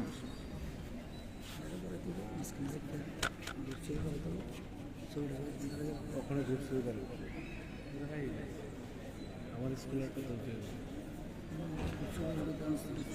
এই ড্রেসটা 12টা বললাম এই ড্রেসটা এরকম মোটামুটি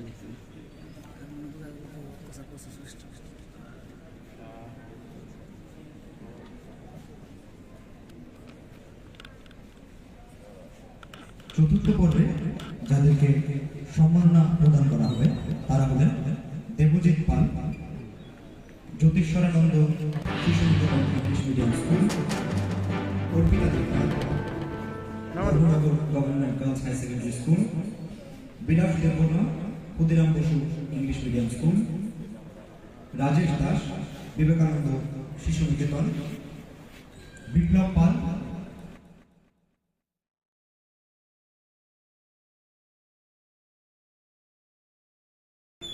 Mallika Sutradhar, Upendra Vidyabhavan girls high secondary school,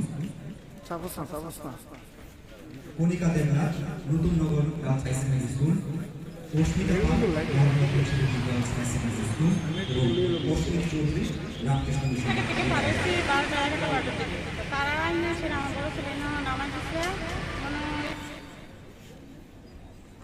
চতুর্থ পর্বে যারা সম্মাননা গ্রহণ করবে তাদেরকে মঞ্চের ডান পাশে অপেক্ষা করার জন্য অনুরোধ জানানো হচ্ছে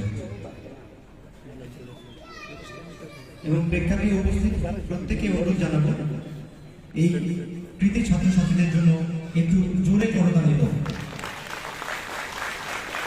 আপনাদের করতালি ওদের জীবনে আশীর্বাদ হিসেবে বর্ষিত হবে।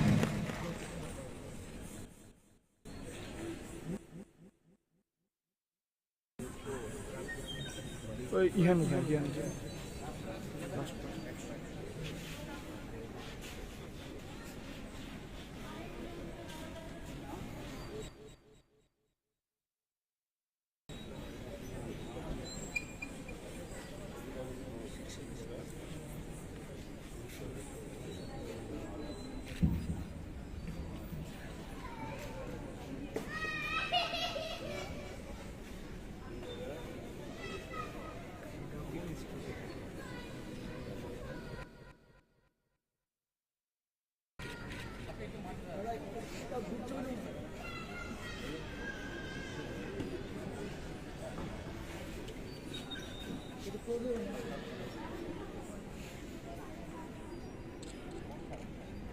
প্রত্যেককে আবারও করতালি দেওয়ার জন্য অনুরোধ করছি।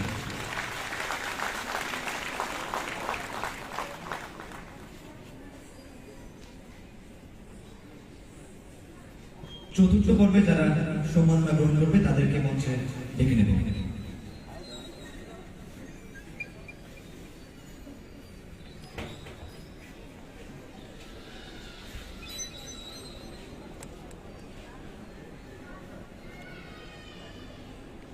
চতুর্থ পর্বের ছাত্রছাত্রীদের সম্মাননা প্রদান করার জন্য আমি আমন্ত্রণ জানাবো টেকনো কলেজ অফ ইঞ্জিনিয়ারিং এর মাননীয় প্রিন্সিপাল ডক্টর দিবাকর দেব মহোদয়কে।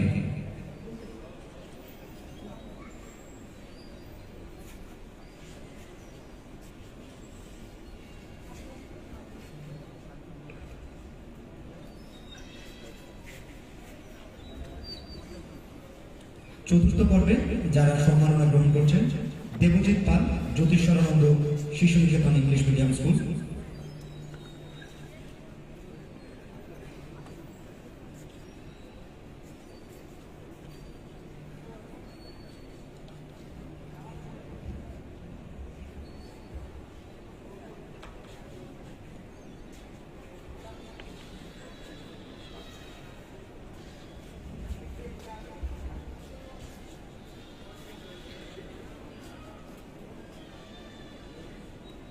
Debjit Pal Jyotishananda Shishu Niketan English medium school, Arpita Debnath Dharmanagar government girls high secondary school, Bilas Debbarma Khudiram Basu English medium school,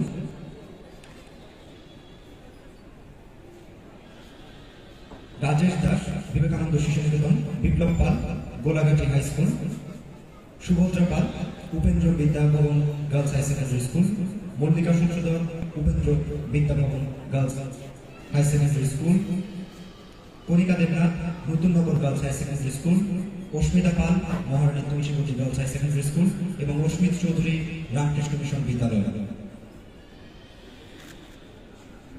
Dharmanagar government girls high secondary স্কুলের ছাত্রী অর্পিতা দেবনাথ ও আসতে পারেনি, ওর হয়ে ওর বাবা এই সম্মাননা গ্রহণ করবেন।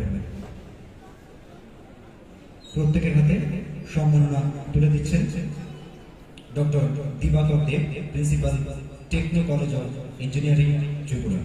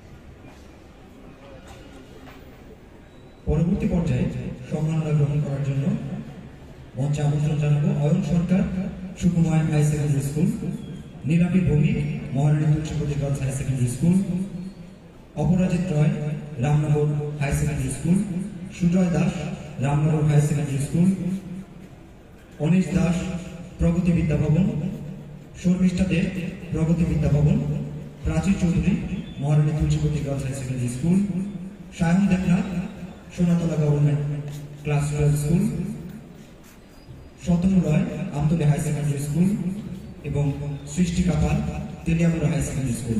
প্রত্যেকে মঞ্চে ডেকে নেব।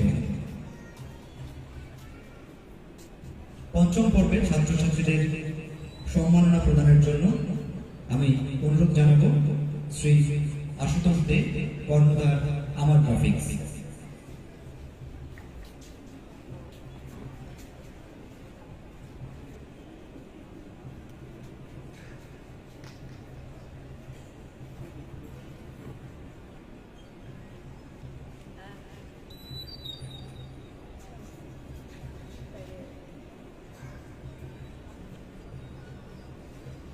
পঞ্চম পর্বে সম্মাননা গ্রহণ করছেন Ayan Sarkar Sukumoy high secondary school, Nilapi Bhowmik Maharani Tulsibati girls high secondary school, Aparajit Roy Ramnagar high secondary school, Sujoy Das Ramnagar high secondary school, Anish Das Pragati Vidya Bhavan, Sharmistha Deb Pragati Vidya Bhavan, Prachi Chowdhury Maharani Tulsibati girls high secondary school, Sayan Debnath Sonatala government class 12 school, Shatanu Roy Amtali high secondary school এবং Srishtika Pal Teliamura high secondary school.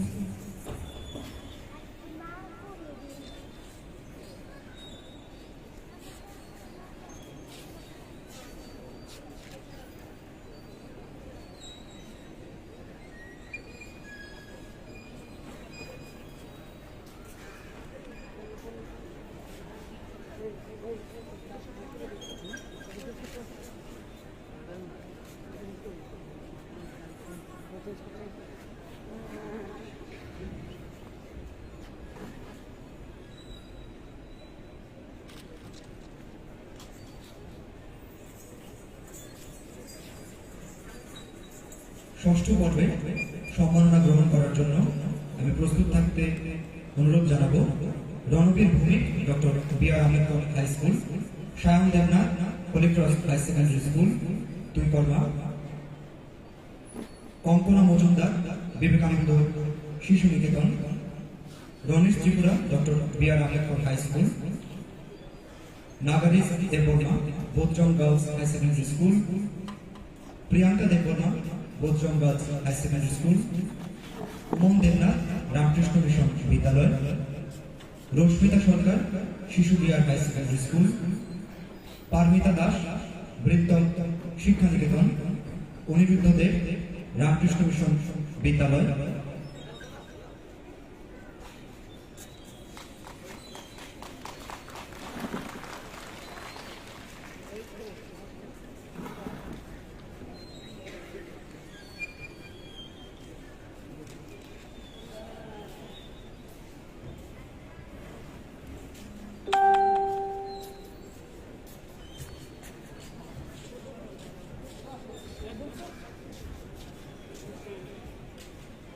এছাড়াও আমি মঞ্চে আমন্ত্রণ জানাবো Shivam Majumdar Ramakrishna Shishu Dipta high secondary school, Aparajita Biswas Shishu Bihar high secondary school, Sumitra Das Kalachara high secondary school এবং প্রীতা ভট্টাচার্য শিশু Bihar high secondary school.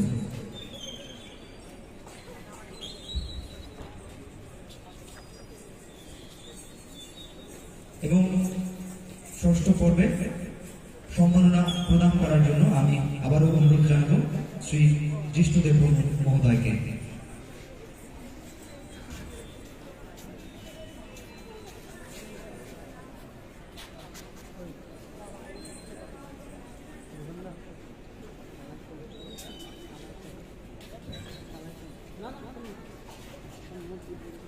Aniruddha দেবের পক্ষে পুরস্কার গ্রহণ করবে অনিরুদ্ধ দেবের মা।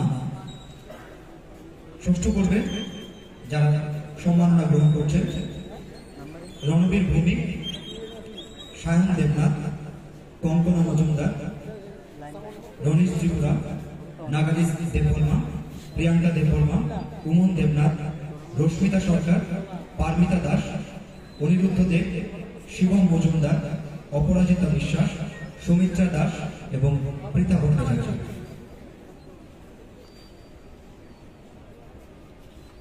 সায়ন দেবনাথের পক্ষে সম্মাননা গ্রহণ করবেন সায়ন দেবনাথের বাবা।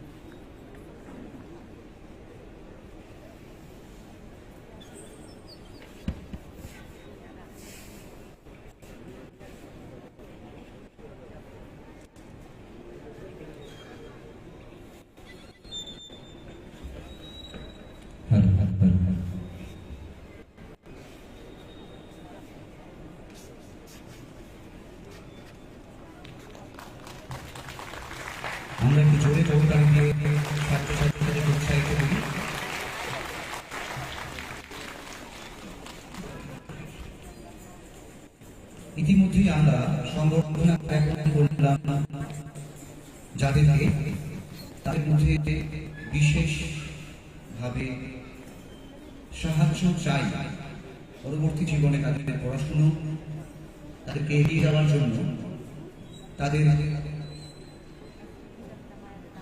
মূলত পড়াশোনার জন্য যে বিশেষ বৃত্তি আমরা প্রদান করব।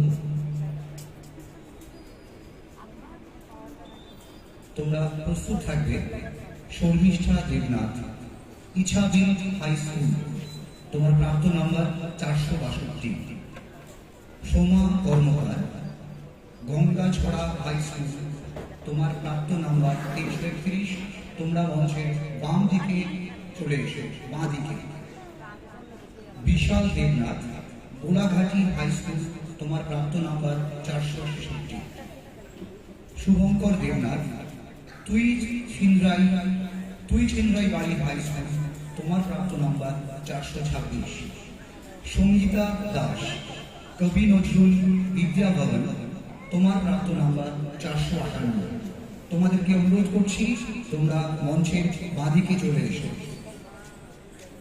শুভ্রনীল দেবনাথ, আনন্দমার্গ হাই স্কুল, তোমার প্রাপ্ত নাম্বার 491। অশ্বিন চৌধুরী, রামকৃষ্ণ মিশন বিদ্যালয়, তোমার প্রাপ্ত number 492। Srishtika Pal, Teliamura high school, প্রাপ্ত নাম্বার 485। পারমিতা দাস, বিন্টার শিক্ষা নিকেতন, প্রাপ্ত নাম্বার 491। এই যে নজনকে আমরা ডাকলাম, তোমরা মঞ্চের বাঁদিকে চলে এসো এই বিশেষ বৃত্তি প্রদান করার জন্য। আমরা অনুরোধ করব আমাদের রাজ্যের ত্রিপুরা সরকারের প্রাক্তন মুখ্যমন্ত্রী শ্রী জিষ্ণুদেব বর্মন মহোদয় এবং আমাদের রাজ্য বিধানসভার ডেপুটি স্পিকার শ্রী রামপ্রসাদ পাল এবং বসুন্ধরা জুয়েলার্স ও আমার গ্রাফিক্সের পক্ষে নবনীতা ঘোষ, অলোকা ভট্টাচার্য মহোদয়কে আমরা এই 10 জন বাচ্চাকে 5,000 টাকা করে বৃত্তি প্রদান করব। এই বৃত্তি প্রদান করবেন রাজ্যের প্রাক্তন উপমুখ্যমন্ত্রী শ্রী জিষ্ণুদেব বর্মন মহোদয় এবং বিধানসভার ডেপুটি স্পিকার শ্রী রামপ্রসাদ পাল। সঙ্গে থাকবেন বসুন্ধরা জুয়েলার্স এবং আমার গ্রাফিক্সের পক্ষে অলোকা ভট্টাচার্য এবং শ্রীমতী নবনীতা ঘোষ। প্রথমেই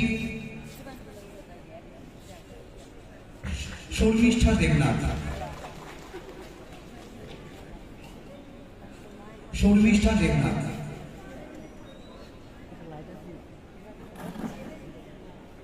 সোমা কর্মকার,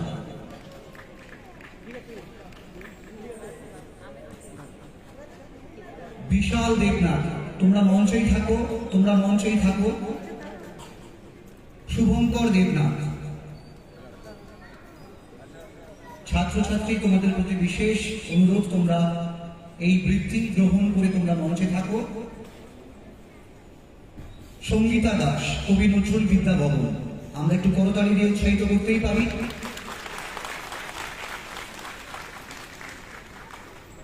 অশ্বিন চৌধুরী, রামকৃষ্ণ মিশন বিদ্যালয়।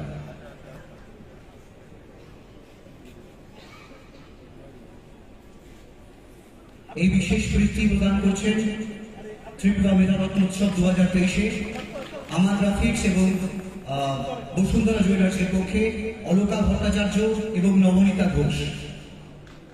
সঙ্গে রয়েছেন রাজ্যের ডেপুটি স্পিকার শ্রী রামপ্রসাদ পাল মহোদয় এবং প্রাক্তন উপমুখ্যমন্ত্রী শ্রী জিষ্ণুদেব বর্মন মহোদয়।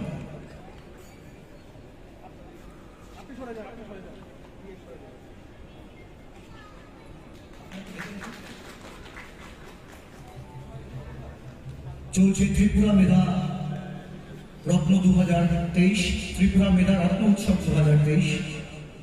আমার গ্রাফিক্স এবং বসুন্ধরা জুয়েলার্স এবং টেকনো ইন্ডিয়া গ্রুপ এবং বাংলা ত্রিপুরা মৈত্রী মঞ্চের একযোগে সহযোগে এই আমাদের আয়োজন। এই প্রথম রাজ্যে বোধহয় বেসরকারিভাবে সর্ববৃহৎ কোনো মেধাবৃত্তি অনুষ্ঠান উদযাপিত হচ্ছে। আমরা অত্যন্ত আনন্দিত আজ, এবং আমাদের সঙ্গে যারা আজ আমন্ত্রণ করেছিল কিন্তু তারা পারেনি, আসতে পারেনি, এই সংবর্ধনা জ্ঞাপন থাকবে বসুন্ধরা জুয়েলার্স অথবা আমার গ্রাফিক্সে, আমরা পরবর্তীকালে তা প্রদান করব। আমরা একটি গ্রুপ ছবি তুলতেই পারি।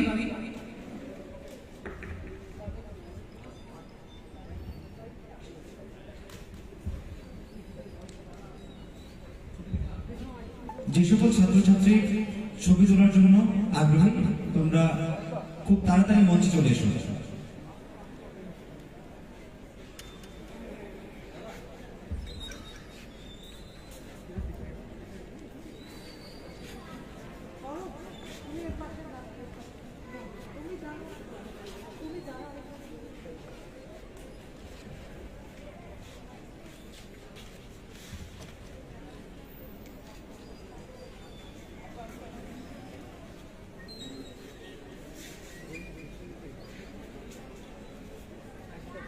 অসংখ্য ধন্যবাদ সকলকে। এবারে সংক্ষিপ্ত বক্তব্য রাখার জন্য টাটা সহ যে কোনো মডেলের যে কোনো গাড়ির স্পেয়ার পার্টসের জন্য নিশ্চিন্তে যোগাযোগ করতে পারেন বিডি মোটরসে।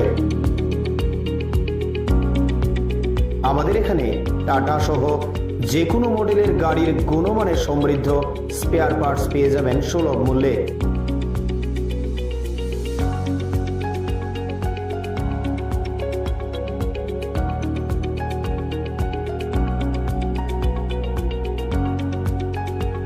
এছাড়াও কম খরচে যত্ন সহকারে সব ধরনের গাড়ি মেরামত করাতে পারেন আমাদের প্রতিষ্ঠানে। এখানে আমি বরাবরই কাজ করাই, ওদের সার্ভিসটা খুব ভালো। এই যে দেখুন না, এখন প্রচণ্ড গরম, আমি বসে আছি এখানে, ফ্যানটা চালিয়ে দিল। আর সার্ভিসের ব্যাপারে কোনো বলার নেই, একদম দারুণ সার্ভিস এখানে। আমি অনেক জায়গায় গাড়ি সার্ভিস করিয়েছি কিন্তু এখানকার মতো সার্ভিস পাইনি। খুব ভালো ওরা, বিহেভিয়ার ভালো, স্টাফদের ব্যবহার ভালো, ওদেরকে দিয়ে ভালোভাবে মানে বলে বলে কাজ করানো যায়। খুব ভালো এখানে, আমি সবাইকে বলবো এখানে এসে কাজ করাতে। Thank you. স্যাটিসফ্যাকশন তো ভালো। আমি এনে মনে করো কাজ করতেছি যখন থেকে এটা শুরু হয়েছে, বা এনার যে ওনার তাইনের আমি অনেক আগে দিয়েছিনি, তাই আগে টাটা শোরুমে আসলো, তাইনের মানে ওইখান থেকে তাইনের যখন পরিচয়, তাইনের কাছে আমি কাজ করতেছি। আমার গাড়ি 12 বছর হয়েছে, তাইনের থেকেই কাজ করতেছি, এক হাতে কাজ করতেছি। খুব ভালো মানে কাজ হয়। আমি নিজে মানে 12 বছর ধরে কাজ করতেছি, গাড়ি কাজ একদম নিট অ্যান্ড ক্লিয়ার, একদম ভালো। যোগাযোগের ঠিকানা বিডি মোটরস, চন্দ্রপুর, আগরতলা, পশ্চিম ত্রিপুরা। Mobile number 7005720474, 9612526874। সততাই আমাদের মূলধন।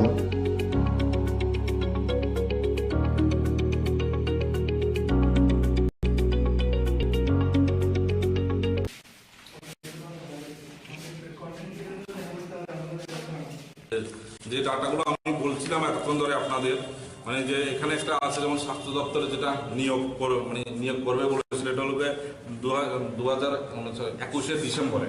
এখানে ক্লিয়ারলি মেনশন করা ছিল 412 জন।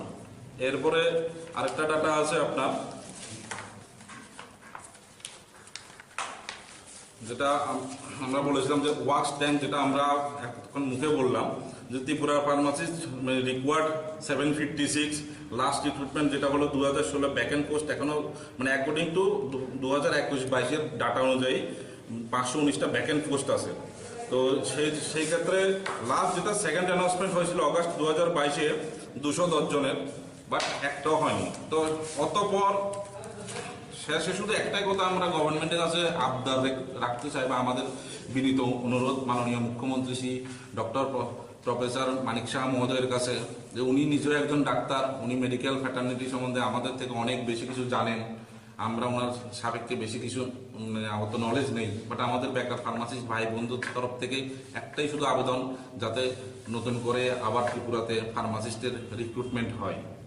আর বিভিন্ন হসপিটালে যেগুলো ঘটনা হচ্ছে, বিভিন্ন হসপিটাল, ছোটোখাটো হসপিটাল, পিএসসি বা সিএসসিতে যে ফার্মাসিস্টের পরিবর্তে অন্য হেলথ কেয়ার বা অন্য স্বাস্থ্যকর্মীদের দিয়ে ফার্মাসিস্টের কাজটা করানো হচ্ছে, এগুলো দিগজাত ওনারা মানে পজিটিভভাবে এদিকটা বিবেচনা করে, যে সেই জায়গায় পোস্টগুলো ক্রিয়েট করে, রিক্রুটমেন্ট করে, এগুলোকে যাতে মানে আমাদের ভাই বন্ধু বা যারা আছে সবাই চাকরি তো খুব দরকার, এটা আমরা সবাই জানি, একটা কর্মসংস্থান খুবই দরকার।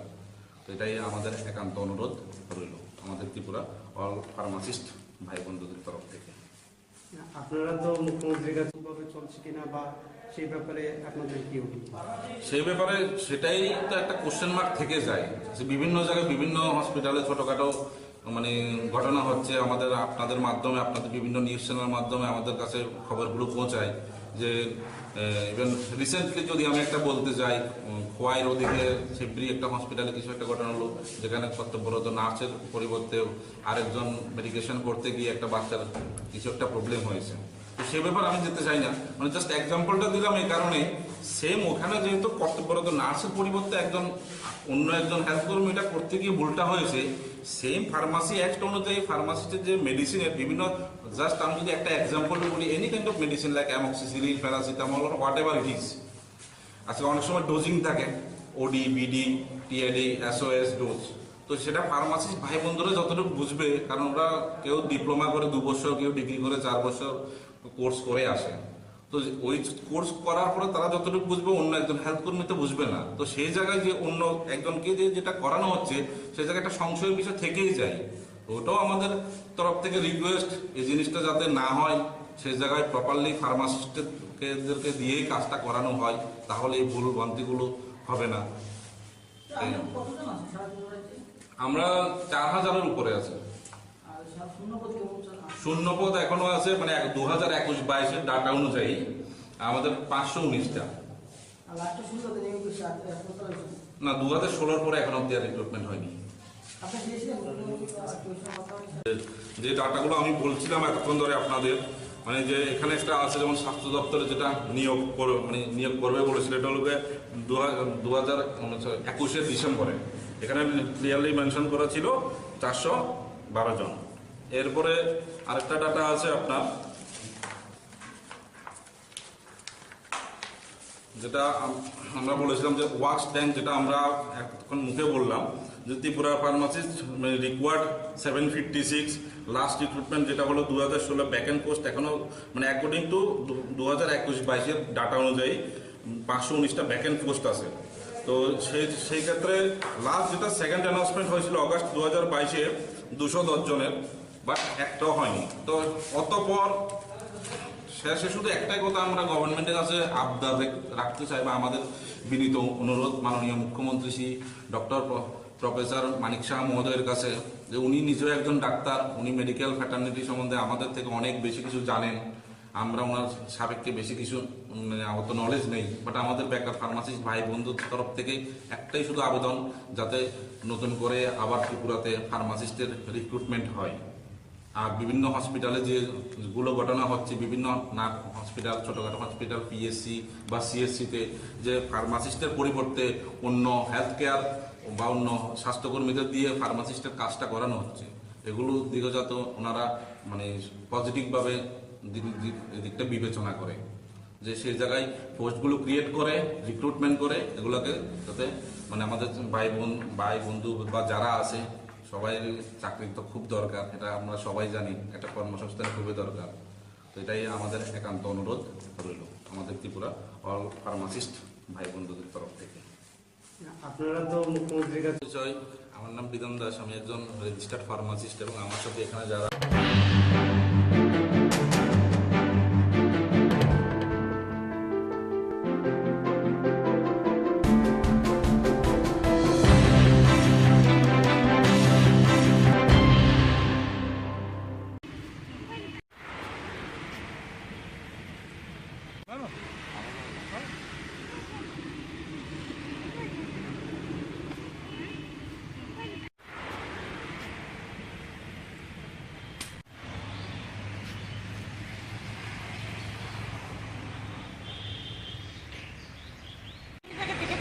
বা সেটা আমার বড় ছেলে নামাজ দিচ্ছে মানে একটা দুইটার দিকে নামাজ সারা রাত তো খুঁজাখুঁজি করছেন? সারা রাত্র আমরা খুঁজাখুঁজি করছি, এমনকি আমার ভাই আমার বাপের বাড়ি তো খবর পাঠিয়েছি, তারাও খুঁজাখুঁজি করছে, তাও গেছে না, কোনো মনে পাইনি।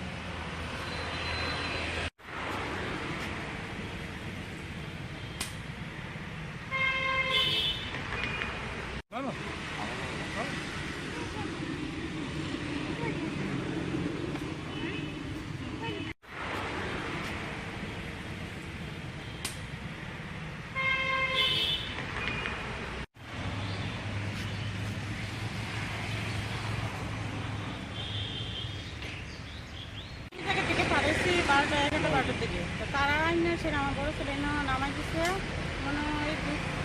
মানে একটা দুইটার দিকে নামাজ দিচ্ছে। সারা রাত তো খুঁজাখুঁজি করছেন? সারা রাত্র আমরা খুঁজাখুঁজি করছি, এমনকি আমার ভাই আমার বাপের বাড়ি তো খবর পাঠিয়েছি, তারাও খুঁজাখুঁজি করছে, তাও গেছে না, কোনো মনে পাইনি।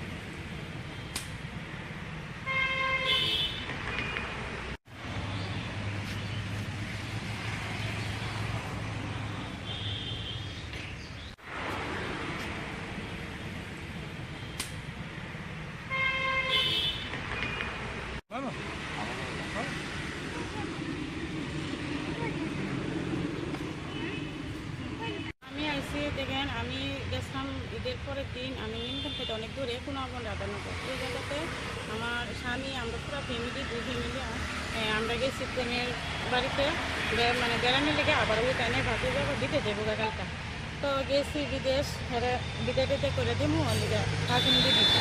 তখন কালকে তো 11টার দিকে আমার ছেলেরে দুনো ছেলেরে এক ছেলেরে পাঠাইছি বাড়ির যে টাকা নেওয়ার জন্য, আমার তো মনে নাই, টাকাটা সুবিধা পেয়েছি, টাকাটা নিয়ে আসবি বাবা। আর বড় ছেলে ওই আমার ভাতিজারে নিয়ে শপিং করতে এসে আগরতলা, তখন তারা আইসে বাড়ির থেকে আমার ছোটো ছেলে টাকা নিছে, নিয়ে তারপরে আইসে শেখরপুর আইতে গিয়ে আমার বড় ছেলের বলতেছে যে দাঁড়া, আমি তো এখানে নামুম, আমি তো টাকা করতে জানু, আমি শেখরপুর নামুম, তোরা যা শপিং করতে। আমি যাওয়ানোর সময় আমার ফোন করিস, আমি বাড়িতে যাবো। তখন কী করছে আমার বড়ো ছেলে, আচ্ছা ঠিক আছে, তো অনেক বাড়িতে নামা গেছে দিয়ে আমার বড়ো ছেলে ও আমার ভাতিজারে নিয়ে শপিং করতে গেছে, শপিং করে তারপরে আমরা আগরতলা থেকে আমার সময় এর কাছে ফোন করছে, যে ফোন করতে পরে ফোন ঢুকে না, সুইচ অফ, যে কইলে কই আসিস কিংবা দৌড়লে তো বাড়ির যাবো, আর এত দূরে বৃষ্টিও নামছে, কীভাবে যাবো, বিকাল হয়ে যেতেছে না। তখন তার মোবাইল ফোন ঢুকতেছে না, সুইচ অফ, তার কোনো খবরও পাওয়া যেতেছে না। তখন আমরা তো চিন্তা, আরে সন্ধ্যে এসে এখনো ছেলেটি আইতেছে না, 3টা ছেলে গেল, তখন এই সন্ধ্যা মানে 6টা বেজে এসে আমার বড়ো ছেলে গেছে, গিয়ে সেটার সাথে আমার ভাতিজাও গেছে, গিয়ে বলতেছে তো হেরে তো সাথী স্বপন নিয়ে তো হেরে পাওয়া যেতেছে না, হের মোবাইলও বন্ধ, এর তো বাইকে তো জানি নামছে, তো 2টা 3টা বাজে নামছে, তো আমরা তো শপিং করে হেরে ফোন করতেছি, এর আর পাওয়া যেতেছে না, আমি কই আসছে কি আসছে কোনো খবর নাই। তখন একটু চিন্তা করে গেলাম, গাড়ি টাকার জন্য হেরে ফাড়াইলাম, টাকাটা লিয়ে কই গেল কি হইলো না, হেরে কি কেউ নিচ্ছে গা কিডন্যাপ কইরা, হ্যাঁ। তো তখন কী করছি, তো অনেক চিন্তা দ্বারা অনেকক্ষণ ফোন করলাম আত্মীয়-স্বজনের বাড়িতে, তো আত্মীয়-স্বজন সবাই গেলো না, আইসে না কেউ, মানে এমন কথা কই না যে হেরে দেখছি কে বা আইসে। তখন আমি কী করলাম, সকালবেলা ভোরবেলা ওখান থেকে হাঁটতে গাড়ি পাওয়া যায় না, ওইদিকে কারেন্টও নাই, আমি হাঁটতে ওখান থেকে মনে 1 কিলোমিটার হাঁটা দৌড়ছি, আমার ছোটো ছেলেকে বড়ো ছেলেকে নিয়ে মেয়েরে নিয়ে তাড়াতাড়ি আইসি বাড়িতে শুনি আমার পাশের বাড়ি এমন কথা, পাশের বাড়ি মেয়ে বলে বাড়িতে। তখন আমি অনেক একটা চিন্তা করে গেলাম, গাড়ি ছেলে কই গেল, একটা ফোন পাই না, খবর নাই, আজকে সকালে 10টা এতক্ষণ বাজে গেল গা, তখন না আমার তো জানার উচিত, যাই থানাতে যাই। তখন আইলাম আমতলী থানা, সেটা বড়োবাবুকে জানাইলাম, তখন বড়োবাবু সে বাবুর সাথে মেয়ের লোকজন আসলো, তারা কী করছে জানি না, তো আমার কইছে পরে কথা বলুন। তখন পরে আমি গেলাম, যে বড়োবাবুর এইভাবে জানাইলাম, তখন বড়োবাবু বলছে যে তুমি কী কারণে এই কারণে বল, আমি তো স্যার বলি, তো বলেন। তখন আমি বললাম যে এমনি ছেলে পাই, তো ছেলে পাও না তুমি পাও না, বা হের নাম কিটা জন কইছে বড়ো ছেলে নাম, বড়ো ছেলে নাম নিল আর ফোন নাম্বার নিল, এর বাবার নাম্বার নিল। তখন বললাম স্যার আমি তো আইসি আমার ছেলের পাই না আপনারা বাইর করে দেন। তখন স্যারে বললো তো আমরা বাইর করে দেবো কিনা, তোমরা বাইর করবা, তোমার ছেলে মেয়ে নিয়ে গেছে যদি মায়ের পিছুও বলে তোমরা দেয় দিবা, আর ছেলের তো ওইব তোমরা ওইব তোমরা দুজনে। আর আমরা তো রিটিন কিছু দিলাম না, নিছে না, এমন কথা কইছে না যে ফটো টটো দো বা একটা জিডিপি বা একটা দরকার ছিল, এমন কথা কিচ্ছু কইছে না। তো আমার ছেলে যদি কিছু বলেন আমি এখন ওই যাবো, কোথায় গেছিলে, ছেলে পাই না দিকে তো আজকে এই আন্তরিক থানা পাইলাম, তারা জানানো লেগে তারা উল্টাতে গেছে আমি কি ফাঁসুন আমারে ধরবো, আমার ছেলের পাই না থেকে তাদের কাছে আইসি সাহায্য লেগে, তারাও তো কিছুটা বাইক করে দিবে, কই আছে না আছে। আমি যদি জানতাম তাহলে আমি কোনোদিন ওই এখানে আইলাম নইলে, আমি তো জানতাম যে আমি গ্রামের লোক লই আসিরা ছেলের মেয়েরা আনলাম, ছেলেকে মেয়ে লিয়ে গেছে না, ছেলের কেউ মানে কিডন্যাপই করে নিচ্ছে গা, ওইটাও তো আমি জানি না, এখন কিন্তু খবরই পেলাম না বুঝিনি।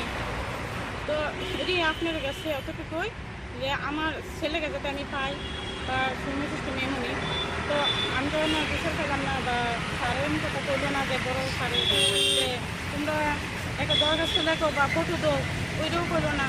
স্যারে বললো উল্টা আমাকে যে আমি আমার বড়ো ছেলে উল্টা ফার্স্ট মিলের ভিত্তি, হ্যাঁ তো এটা পাশাপাশি কিতে আছে আমি জানি না, দেখে দেখে না আসছে জানতাম তো আমি আইলাম না। পুলিশ প্রশাসনকে আপনারা কোনো সহযোগিতা করছেন এই বিষয়ে?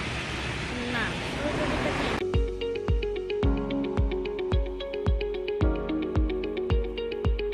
টাটা সহ যে কোনো মডেলের যে কোনো গাড়ির স্পেয়ার পার্টসের জন্য নিশ্চিন্তে যোগাযোগ করতে পারেন বিডি মোটরসে।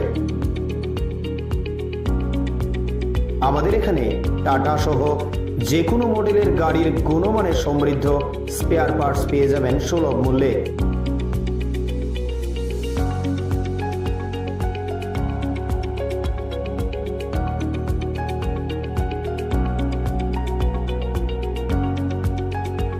এছাড়াও কম খরচে যত্ন সহকারে সব ধরনের গাড়ি মেরামত করাতে পারেন আমাদের প্রতিষ্ঠানে। এখানে আমি বরাবরই কাজ করাই, ওদের সার্ভিসটা খুব ভালো। এই যে দেখুন না এখন প্রচণ্ড গরম, আমি বসে আছি এখানে, ফ্যানটা চালিয়ে দিল। আর সার্ভিসের ব্যাপারে কোনো বলার নেই, একদম দারুণ সার্ভিস এখানে। আমি অনেক জায়গায় গাড়ি সার্ভিস করিয়েছি কিন্তু এখানকার মতো সার্ভিস পাইনি, খুব ভালো ওরা, বিহেভিয়ার ভালো, স্টাফদের ব্যবহার ভালো, ওদেরকে দিয়ে ভালোভাবে মানে বলে কাজ করানো যায়, খুব ভালো এখানে। আমি সবাইকে বলবো এখানে এসে কাজ করাতে। Thank you. স্যাটিসফ্যাকশন তো ভালো। আমি এনে মনে করো কাজ করতেছি যখন থেকে এটা শুরু হয়েছে, বা এনার যে ওনার তাইনের আমি অনেক আগে দিয়েছিনি, তাইনে আগে টাটা শোরুমে আসলো, তাইনের মানে ওইখান থেকে তাইনের যখন বলেছে তাইনের কাছে আমি কাজ করতেছি, আমার গাড়ি 12 বছর হয়েছে, তাইনের থেকেই কাজ করতেছি, এক হাতে কাজ করতেছি, খুব ভালো মানে কাজ হয়। আমি নিজে মানে 12 বছর ধরে কাজ করতেছি, গাড়ি কাজ একদম নিট অ্যান্ড ক্লিয়ার, ভালো।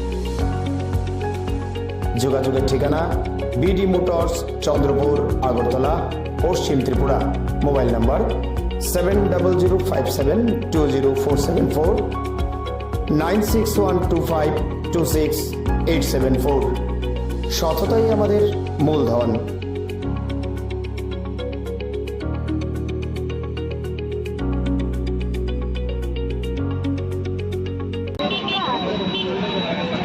দেখছি তো কিছু না, আমি তো পরে আইয়া দেখছি কিন্তু মানুষ জমার পরে আমি একটু পিছনে আসলাম, আইসলে আওয়াজটা শুনতে তারা সব দূরে এইটু করে আমিও দেখছি।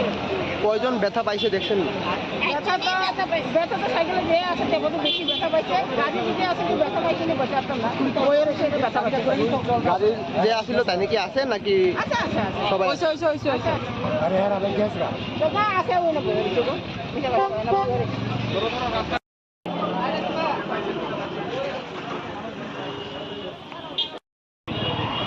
আমরা গাড়ির স্পিড ছিল মাত্র 20, ওদের পুরো ছিল না। আমরা শুধুমাত্র এখান থেকে গাড়িটা স্টার্ট দিয়ে এসেছি, তার মিনিমাম স্পিড ছিল 70-80 হবে, এত স্পিড আসছিল। আমি নিজে ড্রাইভ করছিলাম।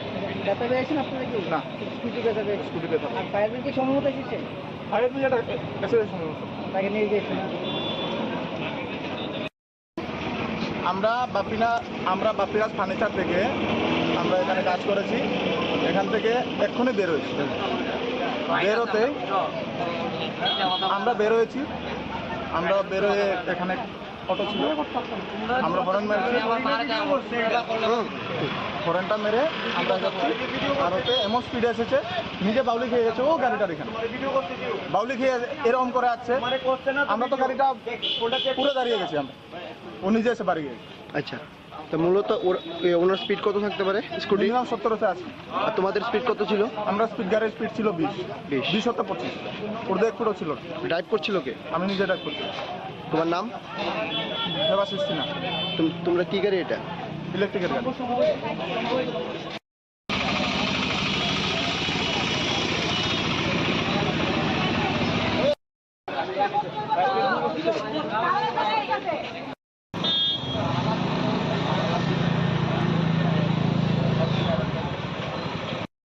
এটি পরে করে আগে রুগীটার খেলা করেন না, এটি তো আপনারা আরাধনা করতে পারবেন।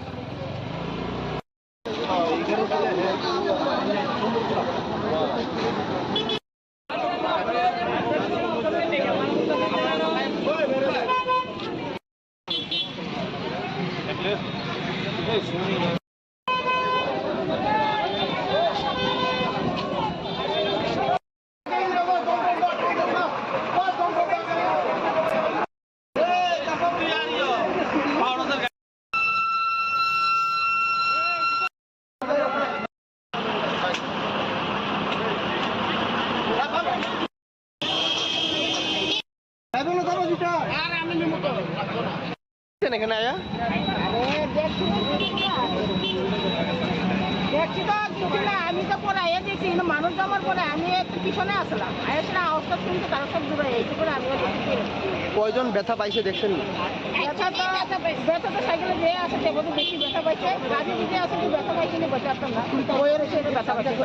গাড়ি যে আসছিল তাই নাকি আছে নাকি আচ্ছা আচ্ছা আচ্ছা সবাই? আরে হ্যাঁ আমি গেছি না তো আছে ওই না বলেছে তো বুঝা গেছে না বলেছে।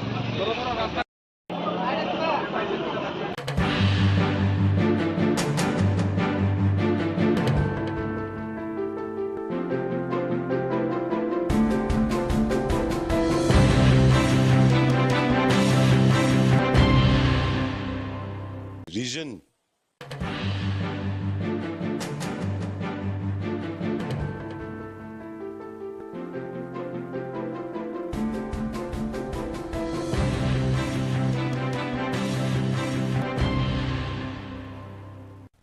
वेल प्लान्ड प्री प्लान करके किया हुआ तो लग रहा है, लेकिन रीजन ओपन नहीं है। किस वजह से हो रहा है बोल के बोलने वाला, क्योंकि शेड्यूल ट्राइब का डिमांड है, कोर्ट ने सिर्फ ओपिनियन पूछा है, हमने नहीं दिया, तो किस वजह से ये प्रॉब्लम हो रहा है? ये जो प्रॉब्लम करा रहा है वो लोग जानेगा, नाम नहीं लेना चाहता।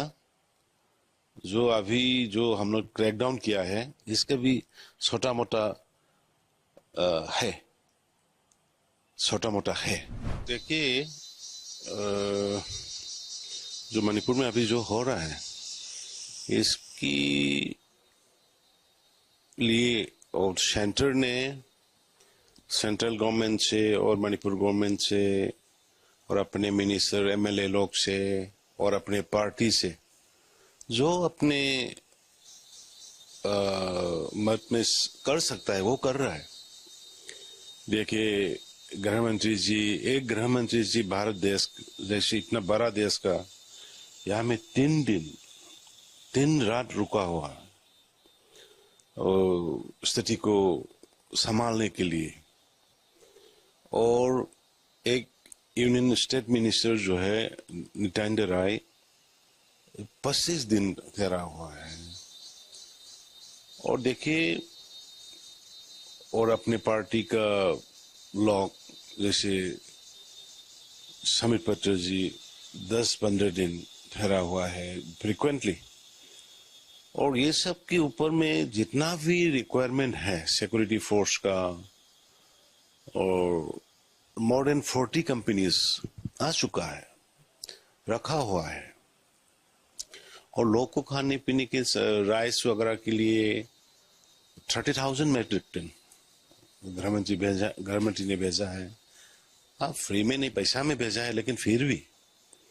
और 100 करोड़ इमीडिएट रिलीफ वगैरह जो भी करना है इसके लिए भेज दिया। और 24/7 मॉनिटरिंग कर रहा है। और यहाँ में भी अपने एमएलए लोग, मिनिस्टर लोग जहां जहां में उसके कैपेसिटी में कर रहा है काम, जा रहा है, देखभाल कर रहा है। और जो फंसा हुआ लोग को निकाल के रिलीफ कैंप में रखना, रिलीफ कैंप वालों को शेल्टर देना, मतलब काफी काम पे है। और हम भी ये सुझाव भी चल रहा है कि मारपीट ना हो जाए, फिर इसको जल्दी से जल्दी खत्म होके शांति लाए। तो इसी बीच में थोड़ा मेरे को लगा कि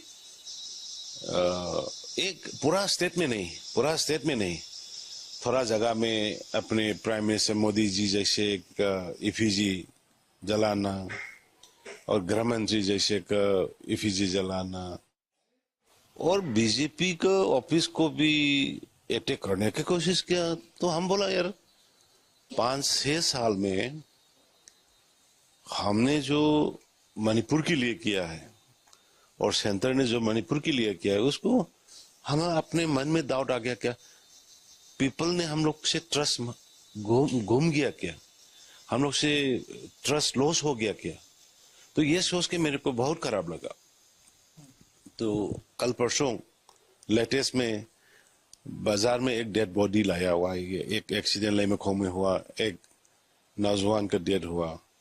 तो वो डेड बॉडी आने की साथ साथ बाजार में उसका फ्लोरल वगैरह किया। तो उसी में एक टीम 5 से 10 का टीम करके ऐसा ही एब्यूसिव लैंग्वेज यूज किया मेरे ऊपर में। तो मेरे को अच्छा नहीं लग रहा था, क्योंकि अरे इतना भी कर रहा है सब कुछ मिलके और मेरे को इतना ऐसा करना है तो क्यों, मॉरल रेस्पॉन्सिबिलिटी हमको ऐसे, मेरे को ऐसा कर दो। पीपल से मेरे ऊपर में जो विश्वास उड़ गया ना क्या, तो उसी वजह से हमने ये फैसला लिया था। तो सर, जबकि आप इस तरह इतना बड़ा डिसीजन लिए, आप लगभग तय कर लिए थे कि अब मुख्यमंत्री पद से आप इस्तीफा दे रहे हैं, लेटर भी टाइप हो गया, बाहर निकले, क्या फिर? देखो, जो लीडर हो ना, वो पब्लिक का कॉन्फिडेंस नहीं होने से लीडर नहीं बन सकता, लीडर नहीं होने है। तो पब्लिक का कॉन्फिडेंस से ही लीडर बनना है, पब्लिक के सपोर्ट से। तो हमको मेरे को बहुत मतलब आई फील गुड कि माने हम बाहर निकलने के बाद में इतना माय गॉड पब्लिक रास्ते पे थे और रोया था, क्राइंग किया था करके। तो मेरे ऊपर में जो विश्वास है बोल के उन लोग ने जो दिखाया, तो हमने मेरा गलत मेरा थॉट जो है वो गलत निकला, क्योंकि पब्लिक अभी तक मेरे को सपोर्ट में है बोल के। तब वो लोगों ने बोला कि ये रिजाइनेशन मत करो, ऐसे ऐसे करो। तो हम बोला हाँ, हम तो आप लोग मेरे को छोड़ो बोलने से हम छोड़ेंगे, आप लोग रहो बोलने से हम रहेंगे, क्योंकि जनता का है डिसीजन। तो हमने थोड़ा सा हर्ट हुआ था, उसी वजह से ऐसे किया बोल के ऐसे किया है। सर, इतना बड़ा डिसीजन केंद्र सरकार तो हमको रास्ता तक में रुक के जाने नहीं दे रहा है सब, क्योंकि इतना कॉन्फिडेंस है भाजपा के लिए। मणिपुर का जो स्थिति है, जो हालात है, उसके पीछे की वजह क्या है? एज ए सीएम क्या कहना चाहेंगे? ये वजह हम खुद को भी कंफ्यूजन है। क्यों? देखो, ये हाईकोर्ट का, ऑनरेबल हाईकोर्ट का एक ऑर्डर ने अपने गवर्नमेंट को बोला कि तुम लोग, गवर्नमेंट ने विद इन 4 वीक्स आप लोग को मैतेई को शेड्यूल ट्राइब में डालना है नहीं डालना है, उसका रिकमेंडेशन दियो। 4 वीक्स का टाइम दिया। तो हमने अपने हिल एरियाज कमेटी के सब एमएलए लोग भी आया, तो वो लोगों ने बोला हम लोग को ये अभी नहीं डालना है। तो हम बोला देखो, इसको कॉन्सेंसस जरूरी है, सबको बैठ के मिल के करना जरूरी है। और honourable MLA hill area committee के वो हम बोला कि अभी इतना जल्दी हम नहीं करेंगे। तो फिर उसके बाद में हमने, गवर्नमेंट ने रिकमेंड नहीं किया। हाई कोर्ट का जो हम लोग को जो पूछा है वो हमने रिकमेंड नहीं किया कि मैतेई को शेड्यूल ट्राइब में डालना है और नहीं डालना है, मतलब वो टाइम था, 4 वीक का टाइम दिया तो टाइम थे, तो उसी बीच में ये सब हो गया ना। तो बजे तो हम नहीं जानते, बजे तो वो जो ऑर्गेनाइज किया ना वो अच्छुम, वो लोग ने बताना पड़ेगा दुनिया को कि वो लोग ने सॉलिडरिटी रैली बनाया है, सॉलिडरिटी रैली किया है, तो सॉलिडरिटी रैली में मैतेई को शेड्यूल ट्राइब नहीं डालना है बोल के, तो लेकिन वो जो 3 मार्च है उतना तक तो गवर्नमेंट ने शेड्यूल ट्राइब देना है बोल के और नहीं देना है बोल के ना रिकमेंडेशन दिया है ना कुछ कागज दिया है, वो टाइम बीच में थे। तो किस लिए ये हुआ तो मेरे साइड में हमको मालूम नहीं है, वो क्या है, वो लोग पास में आंसर होना चाहिए। और अपने तरफ से तो कोई वो इंटेंशन नहीं था कि सबको मिल के, अपने इंटेंशन था कि सबको मिल के सबको बैठा के कॉन्सेंसस आने के बाद में करेंगे। तो उसके बाद में साथ साथ हमने 1 साल का टाइम ले लिया, क्योंकि एसटी का जो डिस्कशन है इसको टाइम लगेंगे, तो ऑनरेबल हाई कोर्ट को हमने रिक्वेस्ट किया कि 1 साल का टाइम दे दो, तो ऐसा करके है। लेकिन बीच में कैसे आ गया ये मेरे को ये आप लोग ही डिग आउट करना पड़ेगा।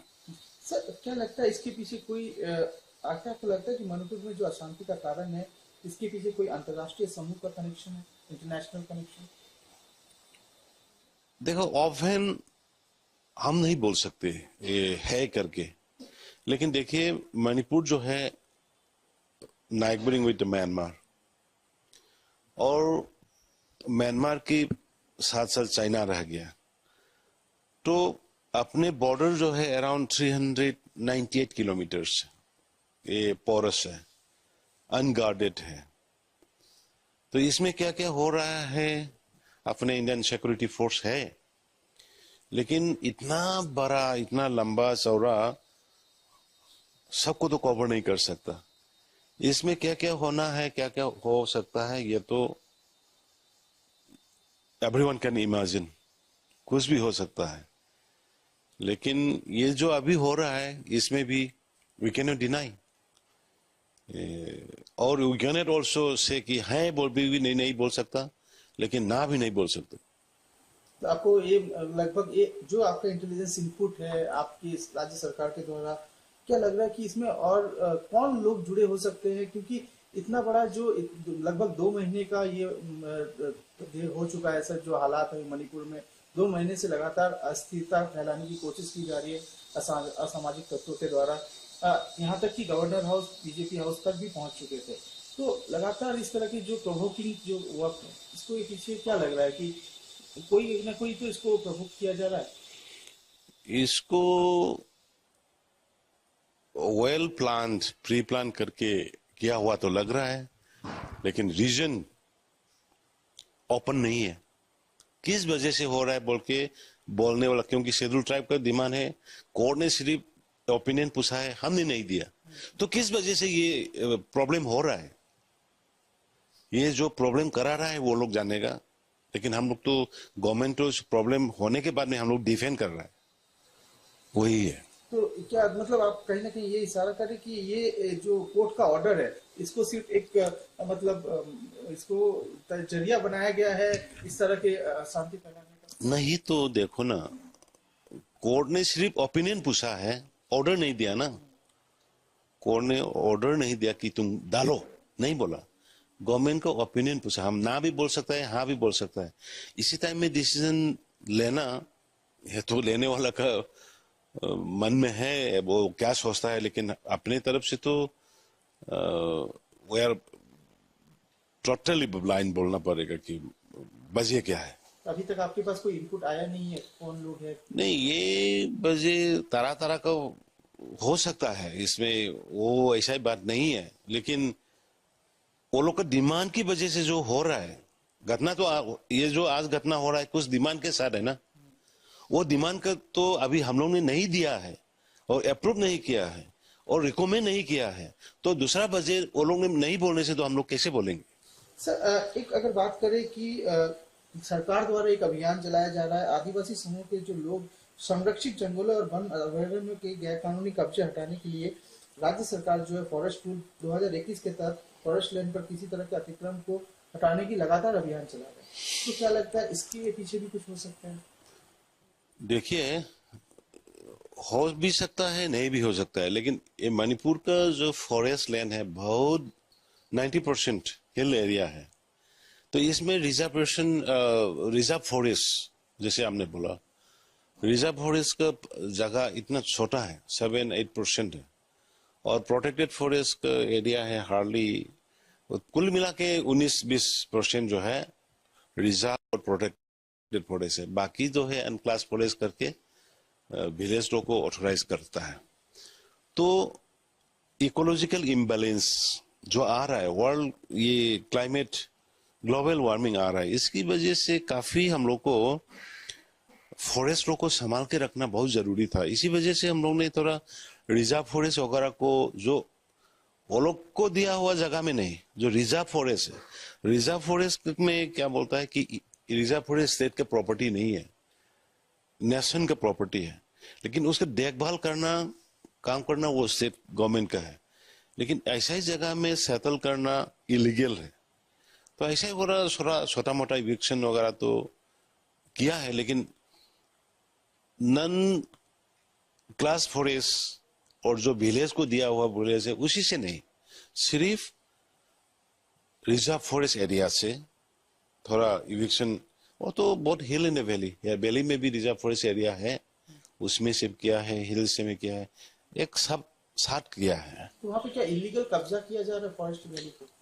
मैनी थिंग्स, मैनी पार्ट, बहुत जगह में हो रहा है, बहुत जगह में हो रहा है। और सिर्फ कब्जा ही नहीं किया, कब्जा करके सबसे खतरा पॉपी का प्लांटेशन एकदम वाइडली कर रहा है। कौन है ये सब, कौन कर रहे हैं? ये देखिए, ये